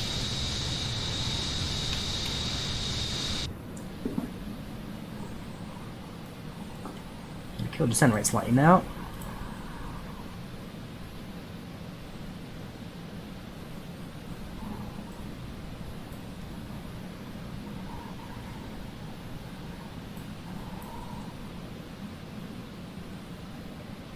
Yeah, just like everyone's favourite blue hedgehog, whose film actually came out today. It's on Hedgehog 2. It's on my list of things to watch.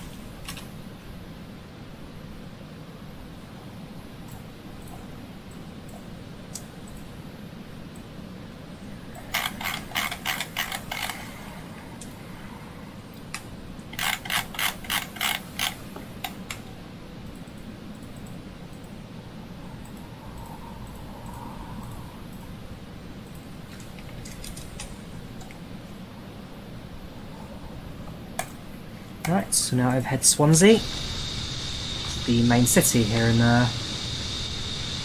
Wales.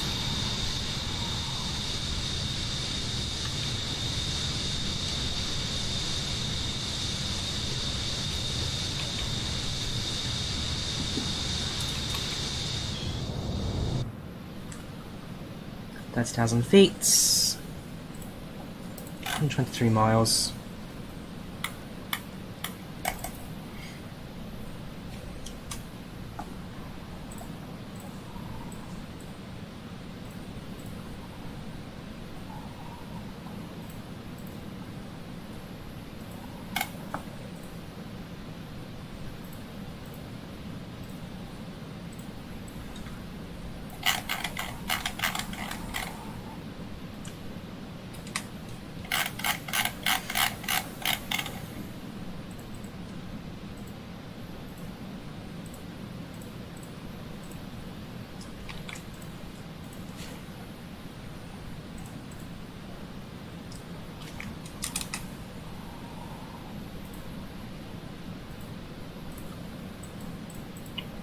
Right, Heathrow Tower is online.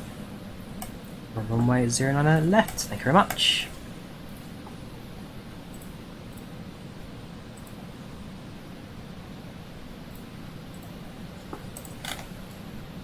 $27,000, 113 miles. Just a bit on the high side. Again, small adjustments, bring the aircraft down a bit further. And to reduce speed down to 300 knots.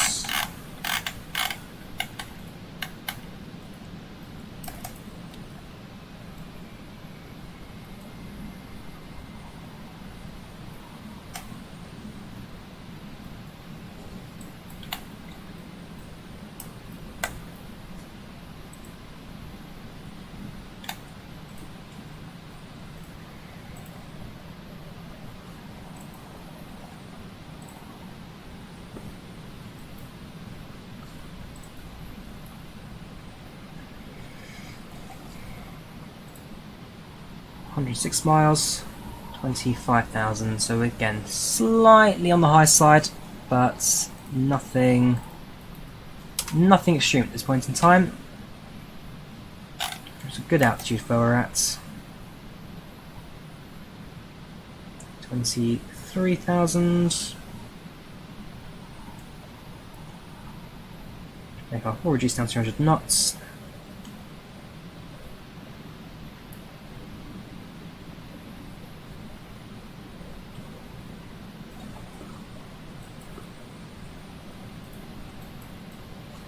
Right now, flying. Whoops. Right now, over Cardiff.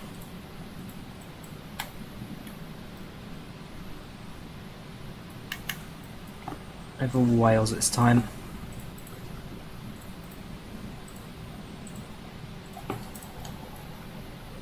$21,000. 98 miles to go. So yeah, we're going to meet in the middle of the slow down to 300s.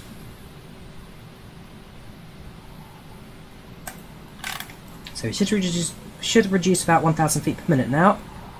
We'll leave it at this is about 18,000. And then we'll go for, I guess, a more shallower sense. Empire, welcome with your party of 3. Welcome to the stream, guys. How you doing today? Catching us right at a good time there. Passing through 20,000. Slowly making an approach into London Heathrow. Change our performance set up for the approach as well. So QNH is 10. Make sure I refreshed it. So QNH 1020. Temperature is 4 degrees centigrade, 2.1. Winds are reporting 350 at 4 knots. 6,000. Approach speed, we'll ignore all of those because of the, well, lack of aircraft functionality. Right, we can approach before 480 minimums.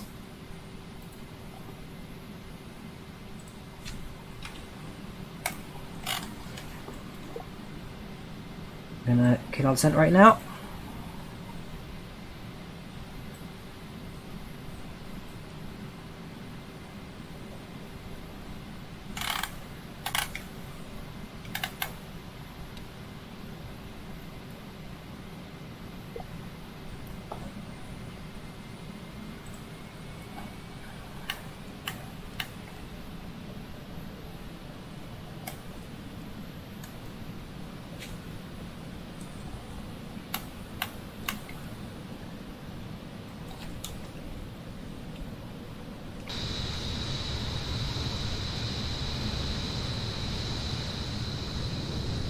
Welcome to Bristol.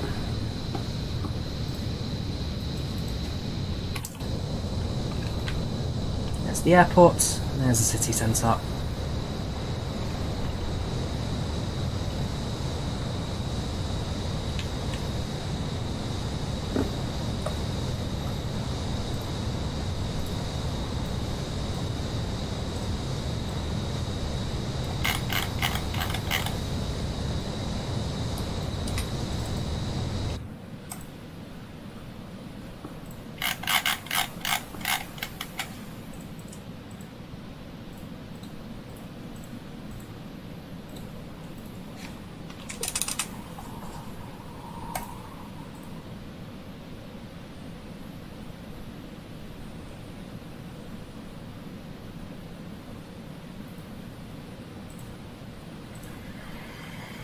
Right, so again, just maintaining our speed, keeping on our approach and everything. So far looking good from my end.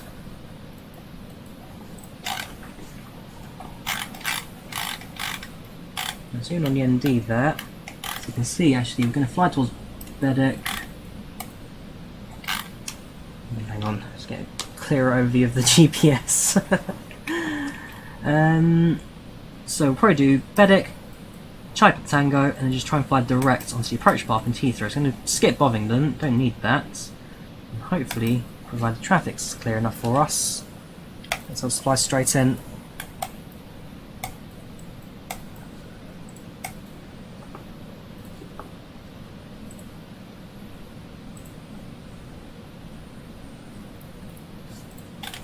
.73 miles, 14,500 feet. So a little bit on the low side perhaps now, but nothing too bad. Better to be below the glide slope at this point and then reduce our descent rate, then be above it, and essentially have to nosedive to the ground to catch up with our approach path.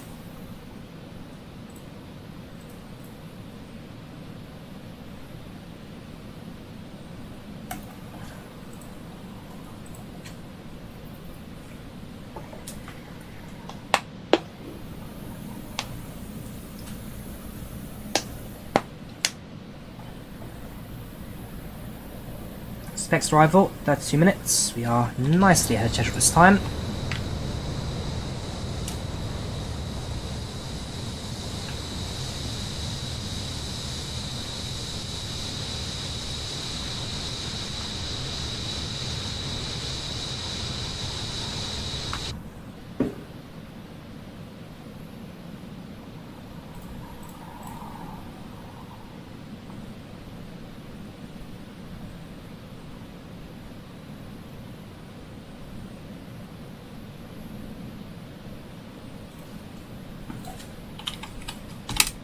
some math, so 3, 2, 5.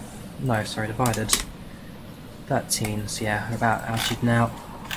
Right, increase descent rates a little bit more.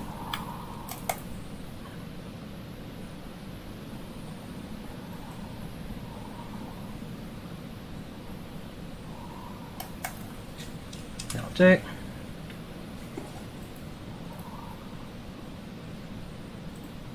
So far alright, the Concorde port. So far alright. Nothing too major to worry about at the moment. When did your divisor? About 10,000 feet on the divisor, Alberto. 10,000 feet. I'm going to set that down to 5,000 now. That's usually quite a reset.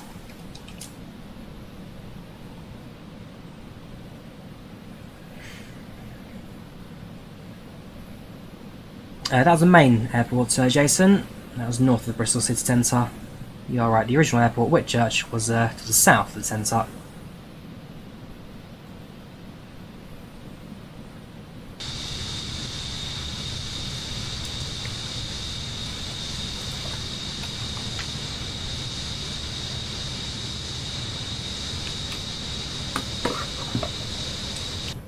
I will look at the BAE 14600 releases of Obama, absolutely, and why not live time, because it'll be pitch black outside and that'll be boring. And another flight at night, everyone complains it's too dark outside, they can't see anything, so daytime it is.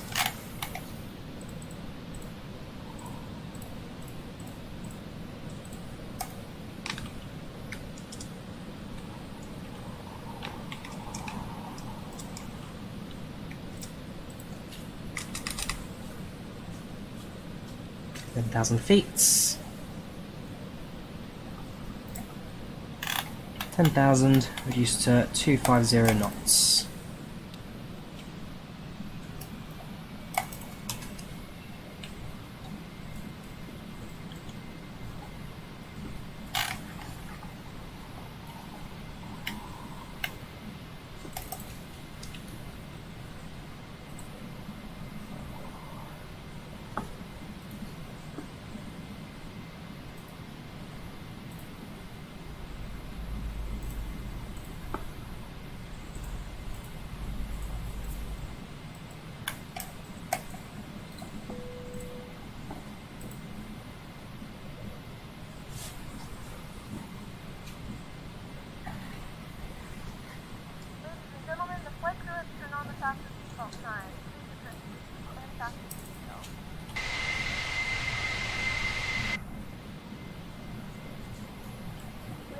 Final descent into London Heathrow.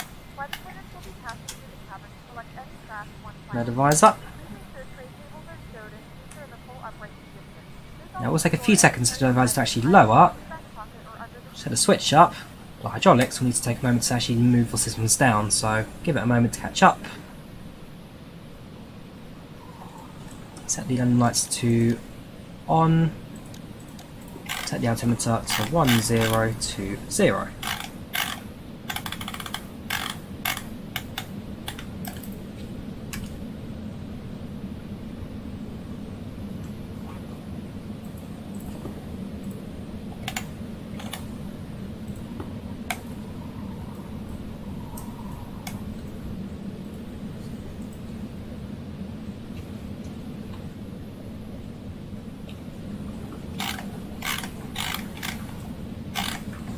Right, so we're going to do is we're going to fly towards the next waypoint, which is, oops, that one I wanted. So flying towards Charlie Papa Tango, Compton. From Compton, fly direct to Charlie India 09. And that is onto the approach path of the runway.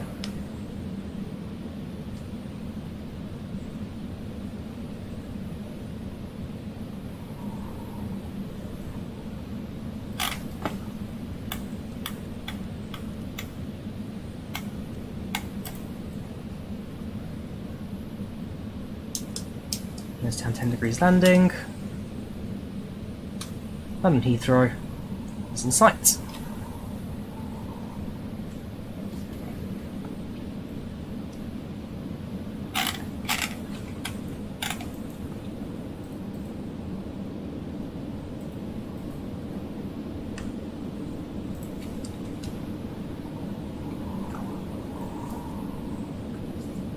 the glide slope, we need to intercept at an altitude of 2,500. So we set 2,500 on the altitude.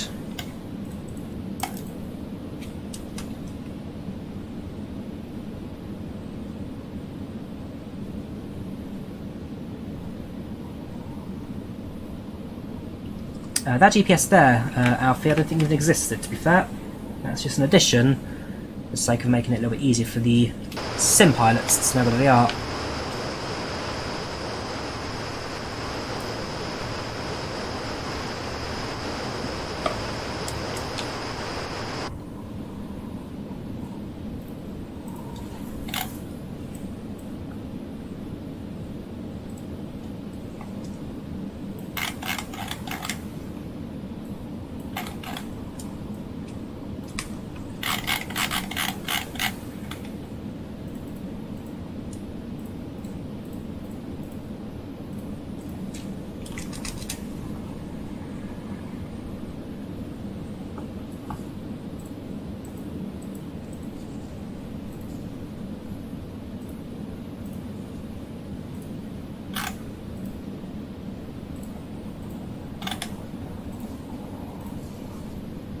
Right.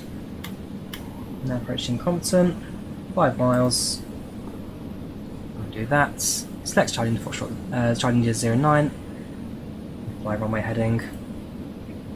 Replay using FlightControlReplay. CamG, FlightControlReplay will be using for landing.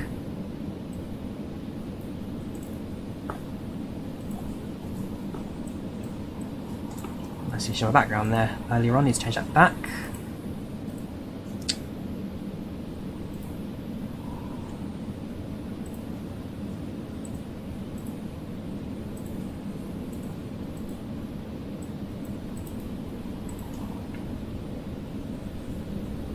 Let's FlightControlReplay. Start recording.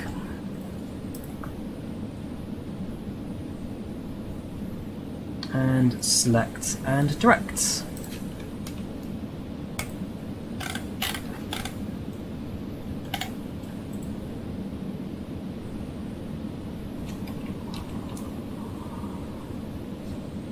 Concord has reverse thrust, yes.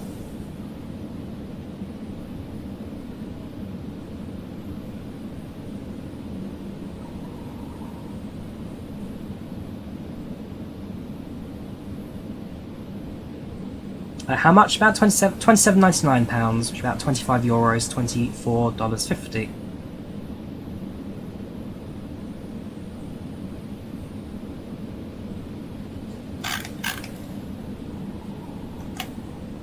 So you can see now we're slightly to the right of the runway.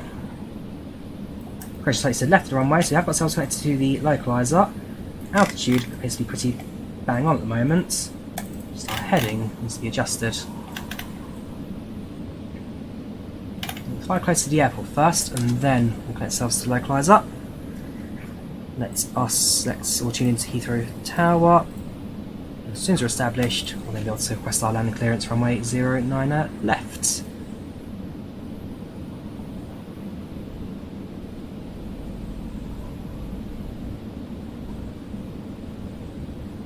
At the moment, Alfie, the winds are reporting as well for sake of simplicity. Winds are reporting 360 at 4 knots, so it's a headwind. Sorry, no, it is a crosswind. It's a pure crosswind at 4 knots, so it's a very, very light crosswind. Nothing that will cause any problems for this aeroplane, I don't think.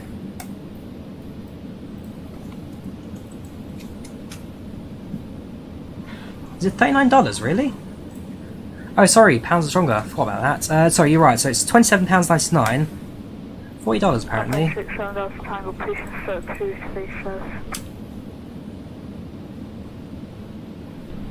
Yes, click on Autoland. The aircraft will. Well, it's not a button, it's a light actually. It's the land button you press for the aircraft landing. But we'll do a manual touchdown because where's the fun in the Autoland, eh? I'm going to increase. So she's slightly below the glide slope right now, which is fine. Decrease center rate slightly. Good for the centre line at least.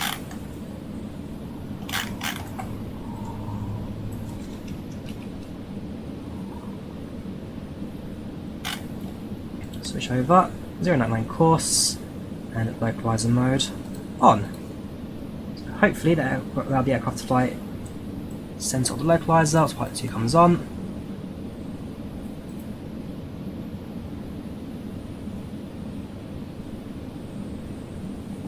Keep an eye out on the vertical.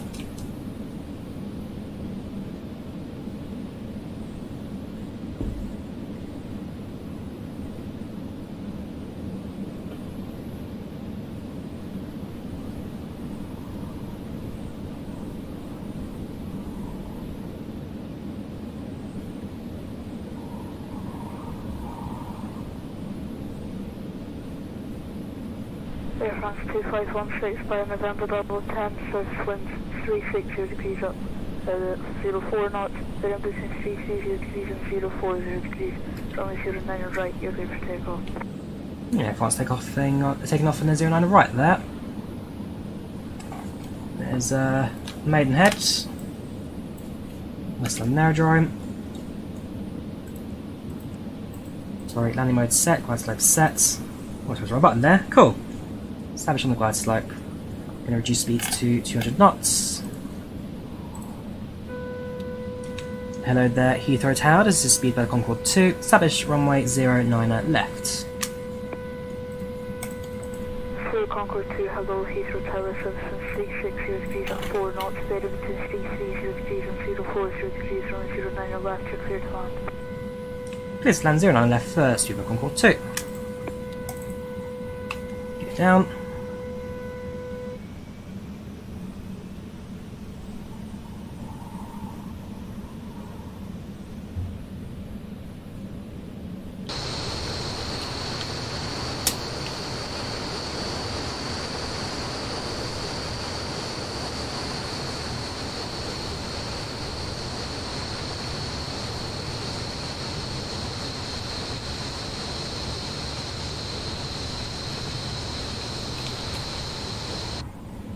So we're establishing the glide slope, approaching runway 09 left, bang on centre line, bang on the vertical, horizontal even. Yeah, vertical. Sorry, I'm not going crazy yet. It's an interesting aircraft, Concorde, but I've enjoyed this flight so far. It's been a really, really good trip. Definitely worth it. Definitely worth it. Gonna adjust our seat slightly to get more view of the runway. Windsor Castle just down below. Got a view of that.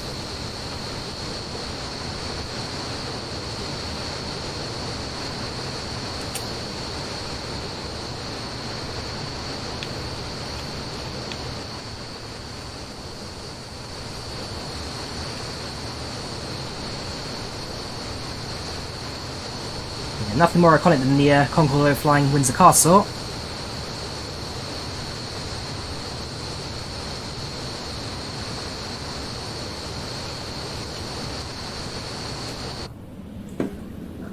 Right, count to 180 minimum approach.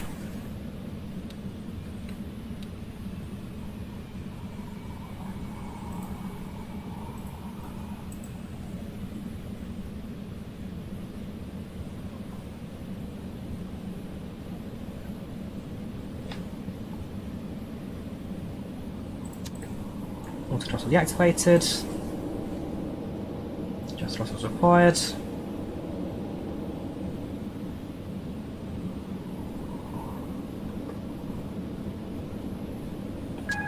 Autopilot's off, I'm in control.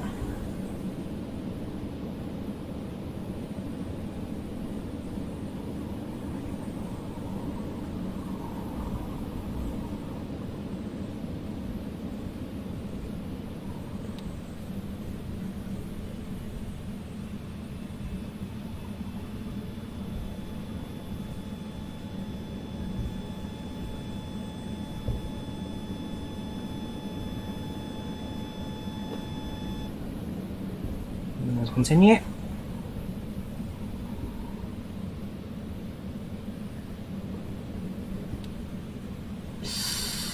Try not to float it too much. Reverse is set.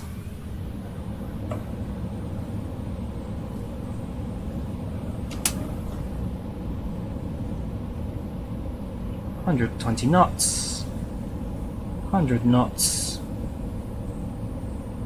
60 knots versus cut.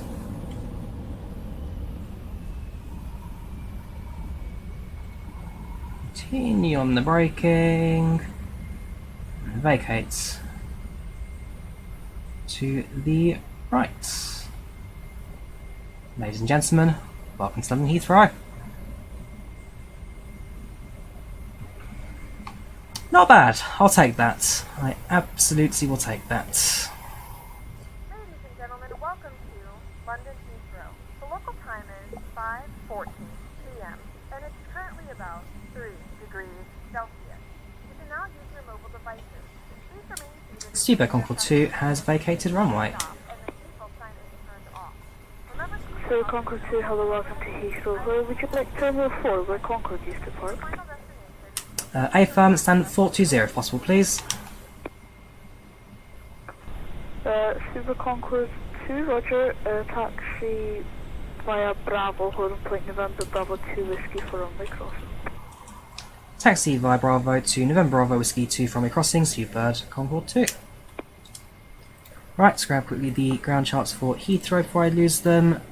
And we need to taxi down Bravo. Just confirm that's not Bravo, is it? No, hang on. Yes, Lima, that's fine. Right, increase throttle, let's carry on. Thank you, bye bye, good night. Yep, Terminal 4 used to be the Thank you for flying, good night. used to be the runway for Concords. So until Terminal 5 opened in 2007, Heathrow Terminal 4 was the main British Airways terminal at Heathrow. Then 5 opened and 4 became kind of the Middle East terminal. So a lot of the Middle Eastern airlines will then now use the terminal, their facilities. And back in the day, Terminal 4 was Heathrow, British Airways. Taxi chance for Stansted, taxi chance for Heathrow. You can tell I've had a long day. And, ooh, yeah, okay, fair enough. Should have gone down Lima, onto Bravo. Okay, we're going to correct that Lima 2-1 then. I knew I should have made a right hand turn there, but no, got it mistaken. I was looking at Alpha and Lima 2-3. Okay, we'll make some more adjustments.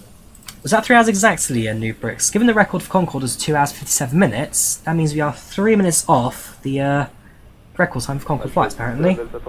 Well, there you go. When you want to do long haul flights but have no time. Don't forget, we have got a replay as well, so don't go anywhere just yet. If you want to see the landing from the passenger perspective, the replay. Concord, you've just missed your turn. If you can follow Alpha and then take your next right and then next left, and you'll be back on Bravo. If continue on Alpha, next right should be Lima 2-1 onto Bravo for Super Concord 2. Yeah, I need a control to get there in the end. Alpine 67 Delta Tango, taxi Honda Point November Bravo, wait runway 09, your right via Charlie and Alpha. QNH 1021. Correction, sorry, Charlie and Bravo with QNH 1021. Yeah, we're Concord, we can go anywhere we want. Ground charts on Navigraph, Potato Boy. Ground charts on Navigraph. 09 right, 9 Bravo via Charlie Bravo, QNH 1021, Alpine 67 Delta Tango.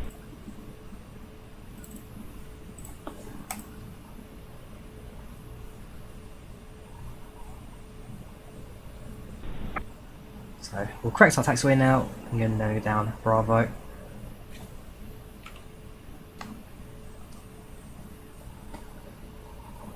Well, I'm really chuffed by that. What was it, a 271 landing rate? Can't complain about that. Floated it a little bit, so again just having to work on the engine management there, but apart from that, overall a really, really good flight. So I think for the first flight in the Concords, apart from the slight hiccup we had at the midpoint, couldn't have gotten any better that. Could not have gone any better. Nose Paul, glad you found the tutorial handy. And, well, this is now proof that tutorials will actually work. Now, if you follow me, you'll be finding Concords in no time. Now, I really, really enjoyed this trip. That went far better than I could have anticipated in that we actually landed. So, continue down to November Bravo, was it November Bravo something Whiskey? November Bravo 2 Whiskey.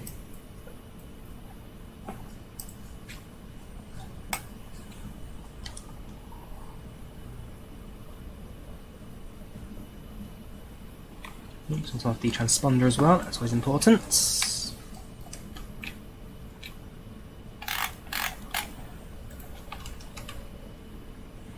That's the Spirit, Holly. Safe and sound. Safe and sound. Great song by Capital Cities. One of my favourites, actually.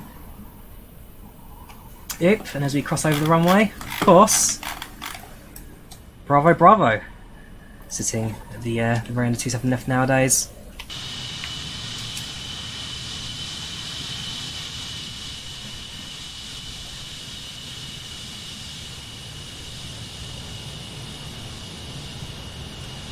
They found this in itself with the British Airways hangar. It's a really good screenshot. And the pole went in the way, thank you very much.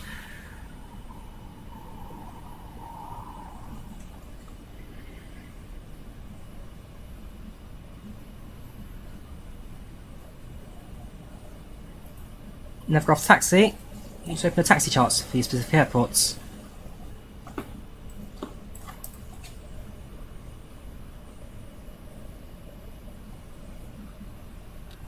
Reduce throttle.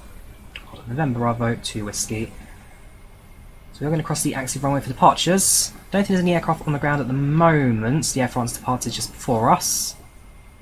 So we should get some pretty quick clearance across. Toolbar Pushback 2, holding November Bravo 2 Whiskey. Toolbar Concorde 2, cross runway 09 right approved and taxi Sierra stand 420. Crossing runway 09 right, and then it's via Sierra to stand 420, speed bird Concord 2. Right, let's cross, shall we? So, increase throttle, cut across onto Sierra, and Sierra to 420.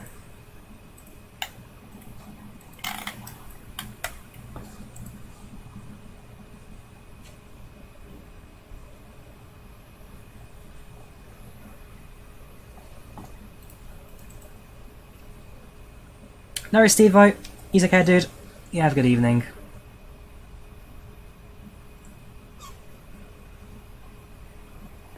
Alpine 67 Delta Tango, line up and wait runway 09 right. Oh, there is a departure. Moving towards line up. Runway 09 right, Alpine 67 Delta. Yeah, there they are. On shorts for us. Never ask a man his salary, a woman their age, and Drawyah what he did mid-air while flying a Concorde from JFK to Heathrow. You're not wrong there, Frajestic. You are not wrong there. Like I say, I've never been so close to having a heart attack on stream than that, but you're right, we don't talk about that. We definitely do not talk about that. Yeah, that pack I'm afraid is gone, Xots. The only place to get their downloads now are the GitHubs. I'm afraid the main repository, well, GitHub repositories exist, Discord is dead.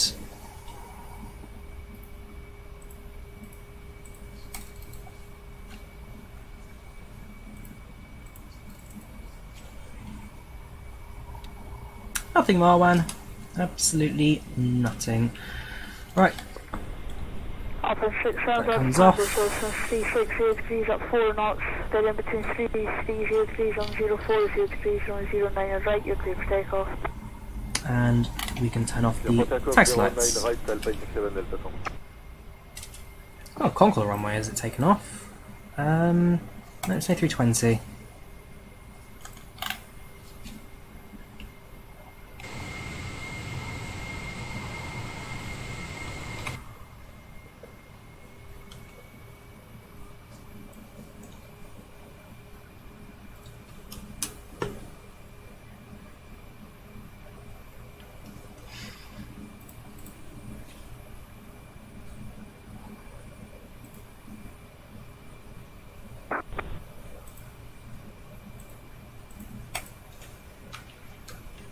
Yes, this is the iniScene Heathrow. This is the iniScene Heathrow, well, I say iniScene Heathrow. To be fair, running at a better frame rate now. I think it's a far better frame rate. This comes up. Hold position. Parking brake sets.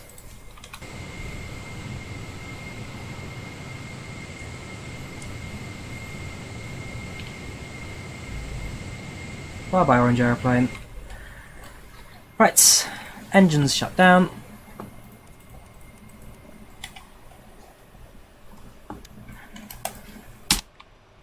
Ladies and gentlemen, welcome to New York Jet. Welcome to London Heathrow.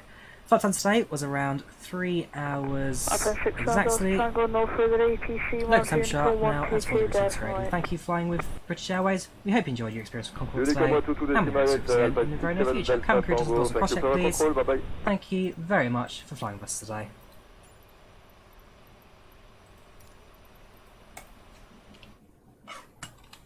Alright, so that'll be message to the cabin. The jet bridge will now move into position. Okay, parking, not superb to say the least, but hey, I've done worse. And there you go, welcome to Heathrow. Good flight overall. I think minus the hiccup in the middle there, this could have gone. This went as good as it could have got. I don't think this flight could have gone any better. Really enjoyed this today. Got a few screenshots I need to upload into Volanta, so I'll quickly do that now. I'll do it at the end of the stream, so just quickly save that. End the flights on the Volanta. There's all of our drawings, show you the oceanic part of the routes and all that. Yeah, that was really good. Landing rate 272, that was more than acceptable for the Concorde. Landing rate 105 Gs, landing speed 189 knots. There you go, flight time 3 hours 33, flight time 3 hours and 9 minutes. No complaints there. I'm just going to stop recording the replay now. And what I'm going to do is I'm going to, well, set things to control up. Thank you very much for the service today. Heathrow Tower, you're superb. Speedbird Concorde 2 will now be on Unicom. Bye bye. Thank you for flying. I'll see you later. Have a good night. We're not on Unicom, I lied. Right, so from that, we're going to skip passengers for reasons. Look at the replay and have a landing from the passenger perspective. Make sure that Volanta no longer tracking. The flight, as far as concerned, is done. I think. Yeah, they're disembarking, that's fine. There we go, half passenger exits, perfect. Aircraft emptied. Again, we won't go through the stats for reasons. Right, replay time. Let's see the landing from the passenger perspective. This is the bit we will come here to see. So, where is about? Well, there you go. There's the lake. So, start from about here-ish. So, this is viewing the left-hand side of the aeroplane. And so you see the angle of attack on this one. The aircraft does pitch up at around 20 degrees on the final. Part of the reason why you have the nose that drops, the droop snoop, because the aircraft angle is so high, you need to lower the front of it for the extra visibility out the front. So nice and steady.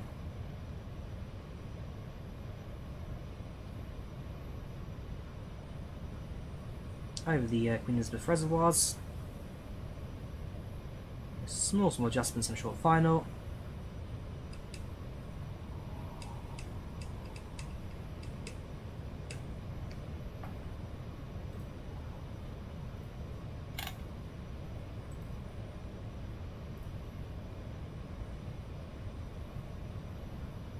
Again, the sense of speed as well. This is 180 knots approaching.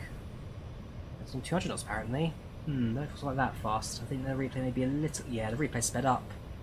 Let's slow this down a little bit. I think the sim. Not every aircraft is compatible with replay in the sim I've noted. I think this may be one of them. Yeah, okay, fair enough. The replay won't quite be as good, I don't think, on this occasion. Oh well, not the end of the world. Just a very speedy replay of the landing. I don't think it was quite 200 knots this approach. I don't think it was quite 200 knots. It was 189 was the touchdown speed. Definitely not this fast. Okay. So, passenger views, maybe not the best of the replays. Let's try and do some external views instead of the Concorde. Let's how looks it from the... I mean, the angle there, that's fantastic for landing. Here we go. Right.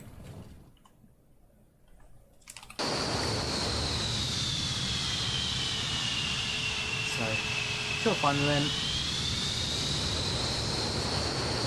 Keeping it off steady on this final. Coming in hot, coming in very hot, Paul. Look at this.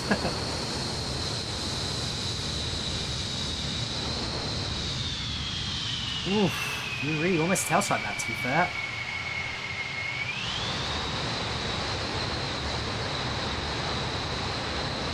It's not a bad landing, actually. Apart from the slight float. Let's do this again, just one more time for a second. So you can see where we're floating it.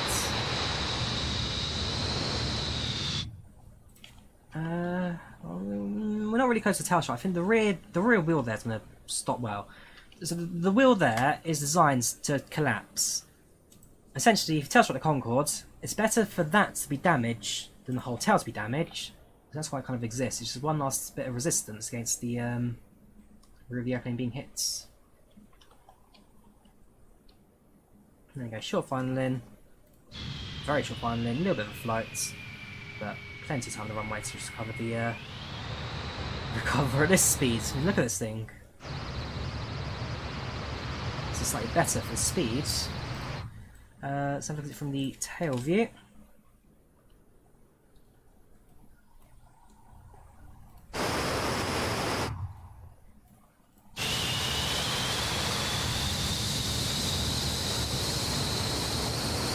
There you go, that's more like it for replay, I guess.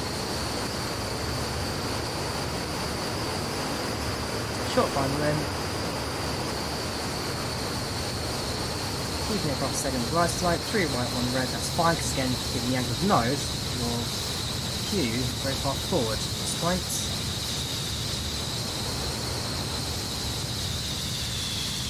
Minus the flights.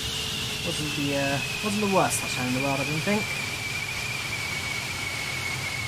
Looks like a bomber. I mean, that's Delta Wing for you, Commander Fox. That's the Delta Wing. Let's do runway side view, I think. So if we go get to the camera, turn off switch over to drone cam, turn off follow mode, increase the speed and stick us somewhere behind the runway. So do 2 drone views. One from behind, kind of on the main road, I guess. Whereabouts would be just spotting a bit of this runway? Probably about here, maybe. You see, this is the problem. Runway 27 left is good for spotting at Heathrow. Runway 09 left, not really.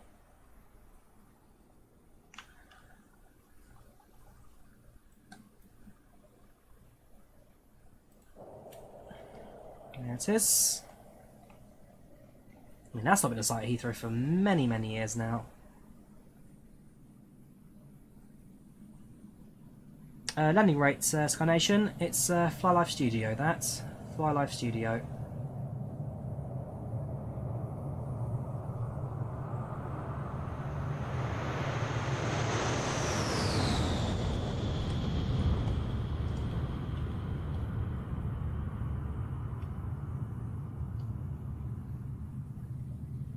Oof, that rate of descent until the very last minute was... Look at that, hang on. Let's go back a second. That rate of descent, this thing was dropping. The Concorde's known for its really poor low-speed performance, and it shows. Look at this thing. The ground effects in this saved us massively. A little bit of flight. And again, small adjustment just to get it down. I'll do one more view, this one from the side of the runway, looking back towards the aeroplane.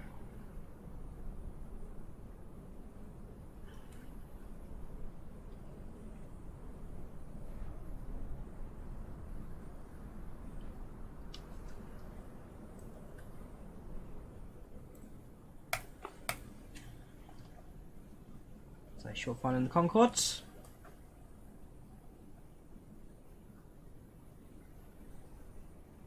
Let's go a bit closer. At this point we're at 1,000 feet. Here we go, it's more like it, 400.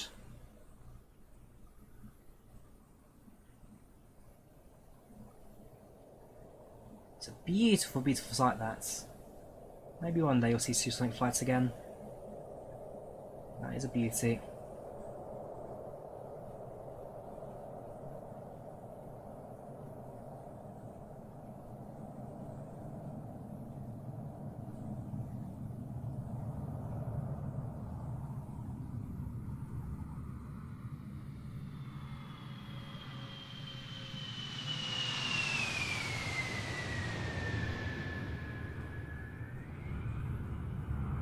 there you have it. London Heathrow.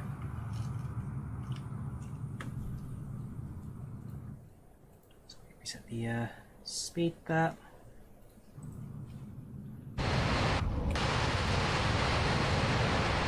So, what more is there to say? Designs Concorde. It may not be the perfect one out there. I mean, it misses a few features such as INS and, to be fair, there's references really the only thing I've seen missing system-wise. For the most part, everything else is kind of functional. But I will say, I have enjoyed this flight. It took me on an adventure that I certainly don't expect to find myself an hour and a half ago. It was fun. It was fun. Tense moments, but fun. So again, $40, £27. It's not the worst aircraft ever. I mean, if you're looking for a jetliner, if you're looking for a supersonic jetliner that doesn't cost an arm and a leg and just wants something to enjoy and fly around in, you could do a whole lot worse than these Designs Concordes. You could do a whole lot worse. It's fun, it's enjoyable, it's nimble, it's a heck of an aeroplane. So yeah, I guess that really brings us to the end of that. Tomorrow we're streaming again. Tomorrow I think we'll do an X-Plane stream. Well, I'll decide. So tomorrow, Sunday, we'll do an X-Plane stream and FlightControlReplay stream. We'll move them around a little bit. I think I'm going to call it a bit of a rest now because I've done the tutorials, I've done the main flights now. So give it a couple of weeks, wait for maybe an update or something, and then yeah, get back to flying the Concorde at some point in the near future. Otherwise, is it $37? Is it? Yeah, $37. It's £27, $37. Yeah, drop a link in chat again if you guys are interested in it. So you can do a whole lot worse for 30 quid. A whole lot worse. Yeah, hope you enjoyed it. Do like you did, do subscribe to us already. Thank you very much for the support, the donations, the chats. You guys have all been fantastic today. And as a passing note, whatever you do not talk about what happened midway through the cruise on this flight today. It never happened. Take care, have a good one, I'll see you soon. Have a good weekend, bye bye. The spam bot's just arrived in time. Go away. Have a good one.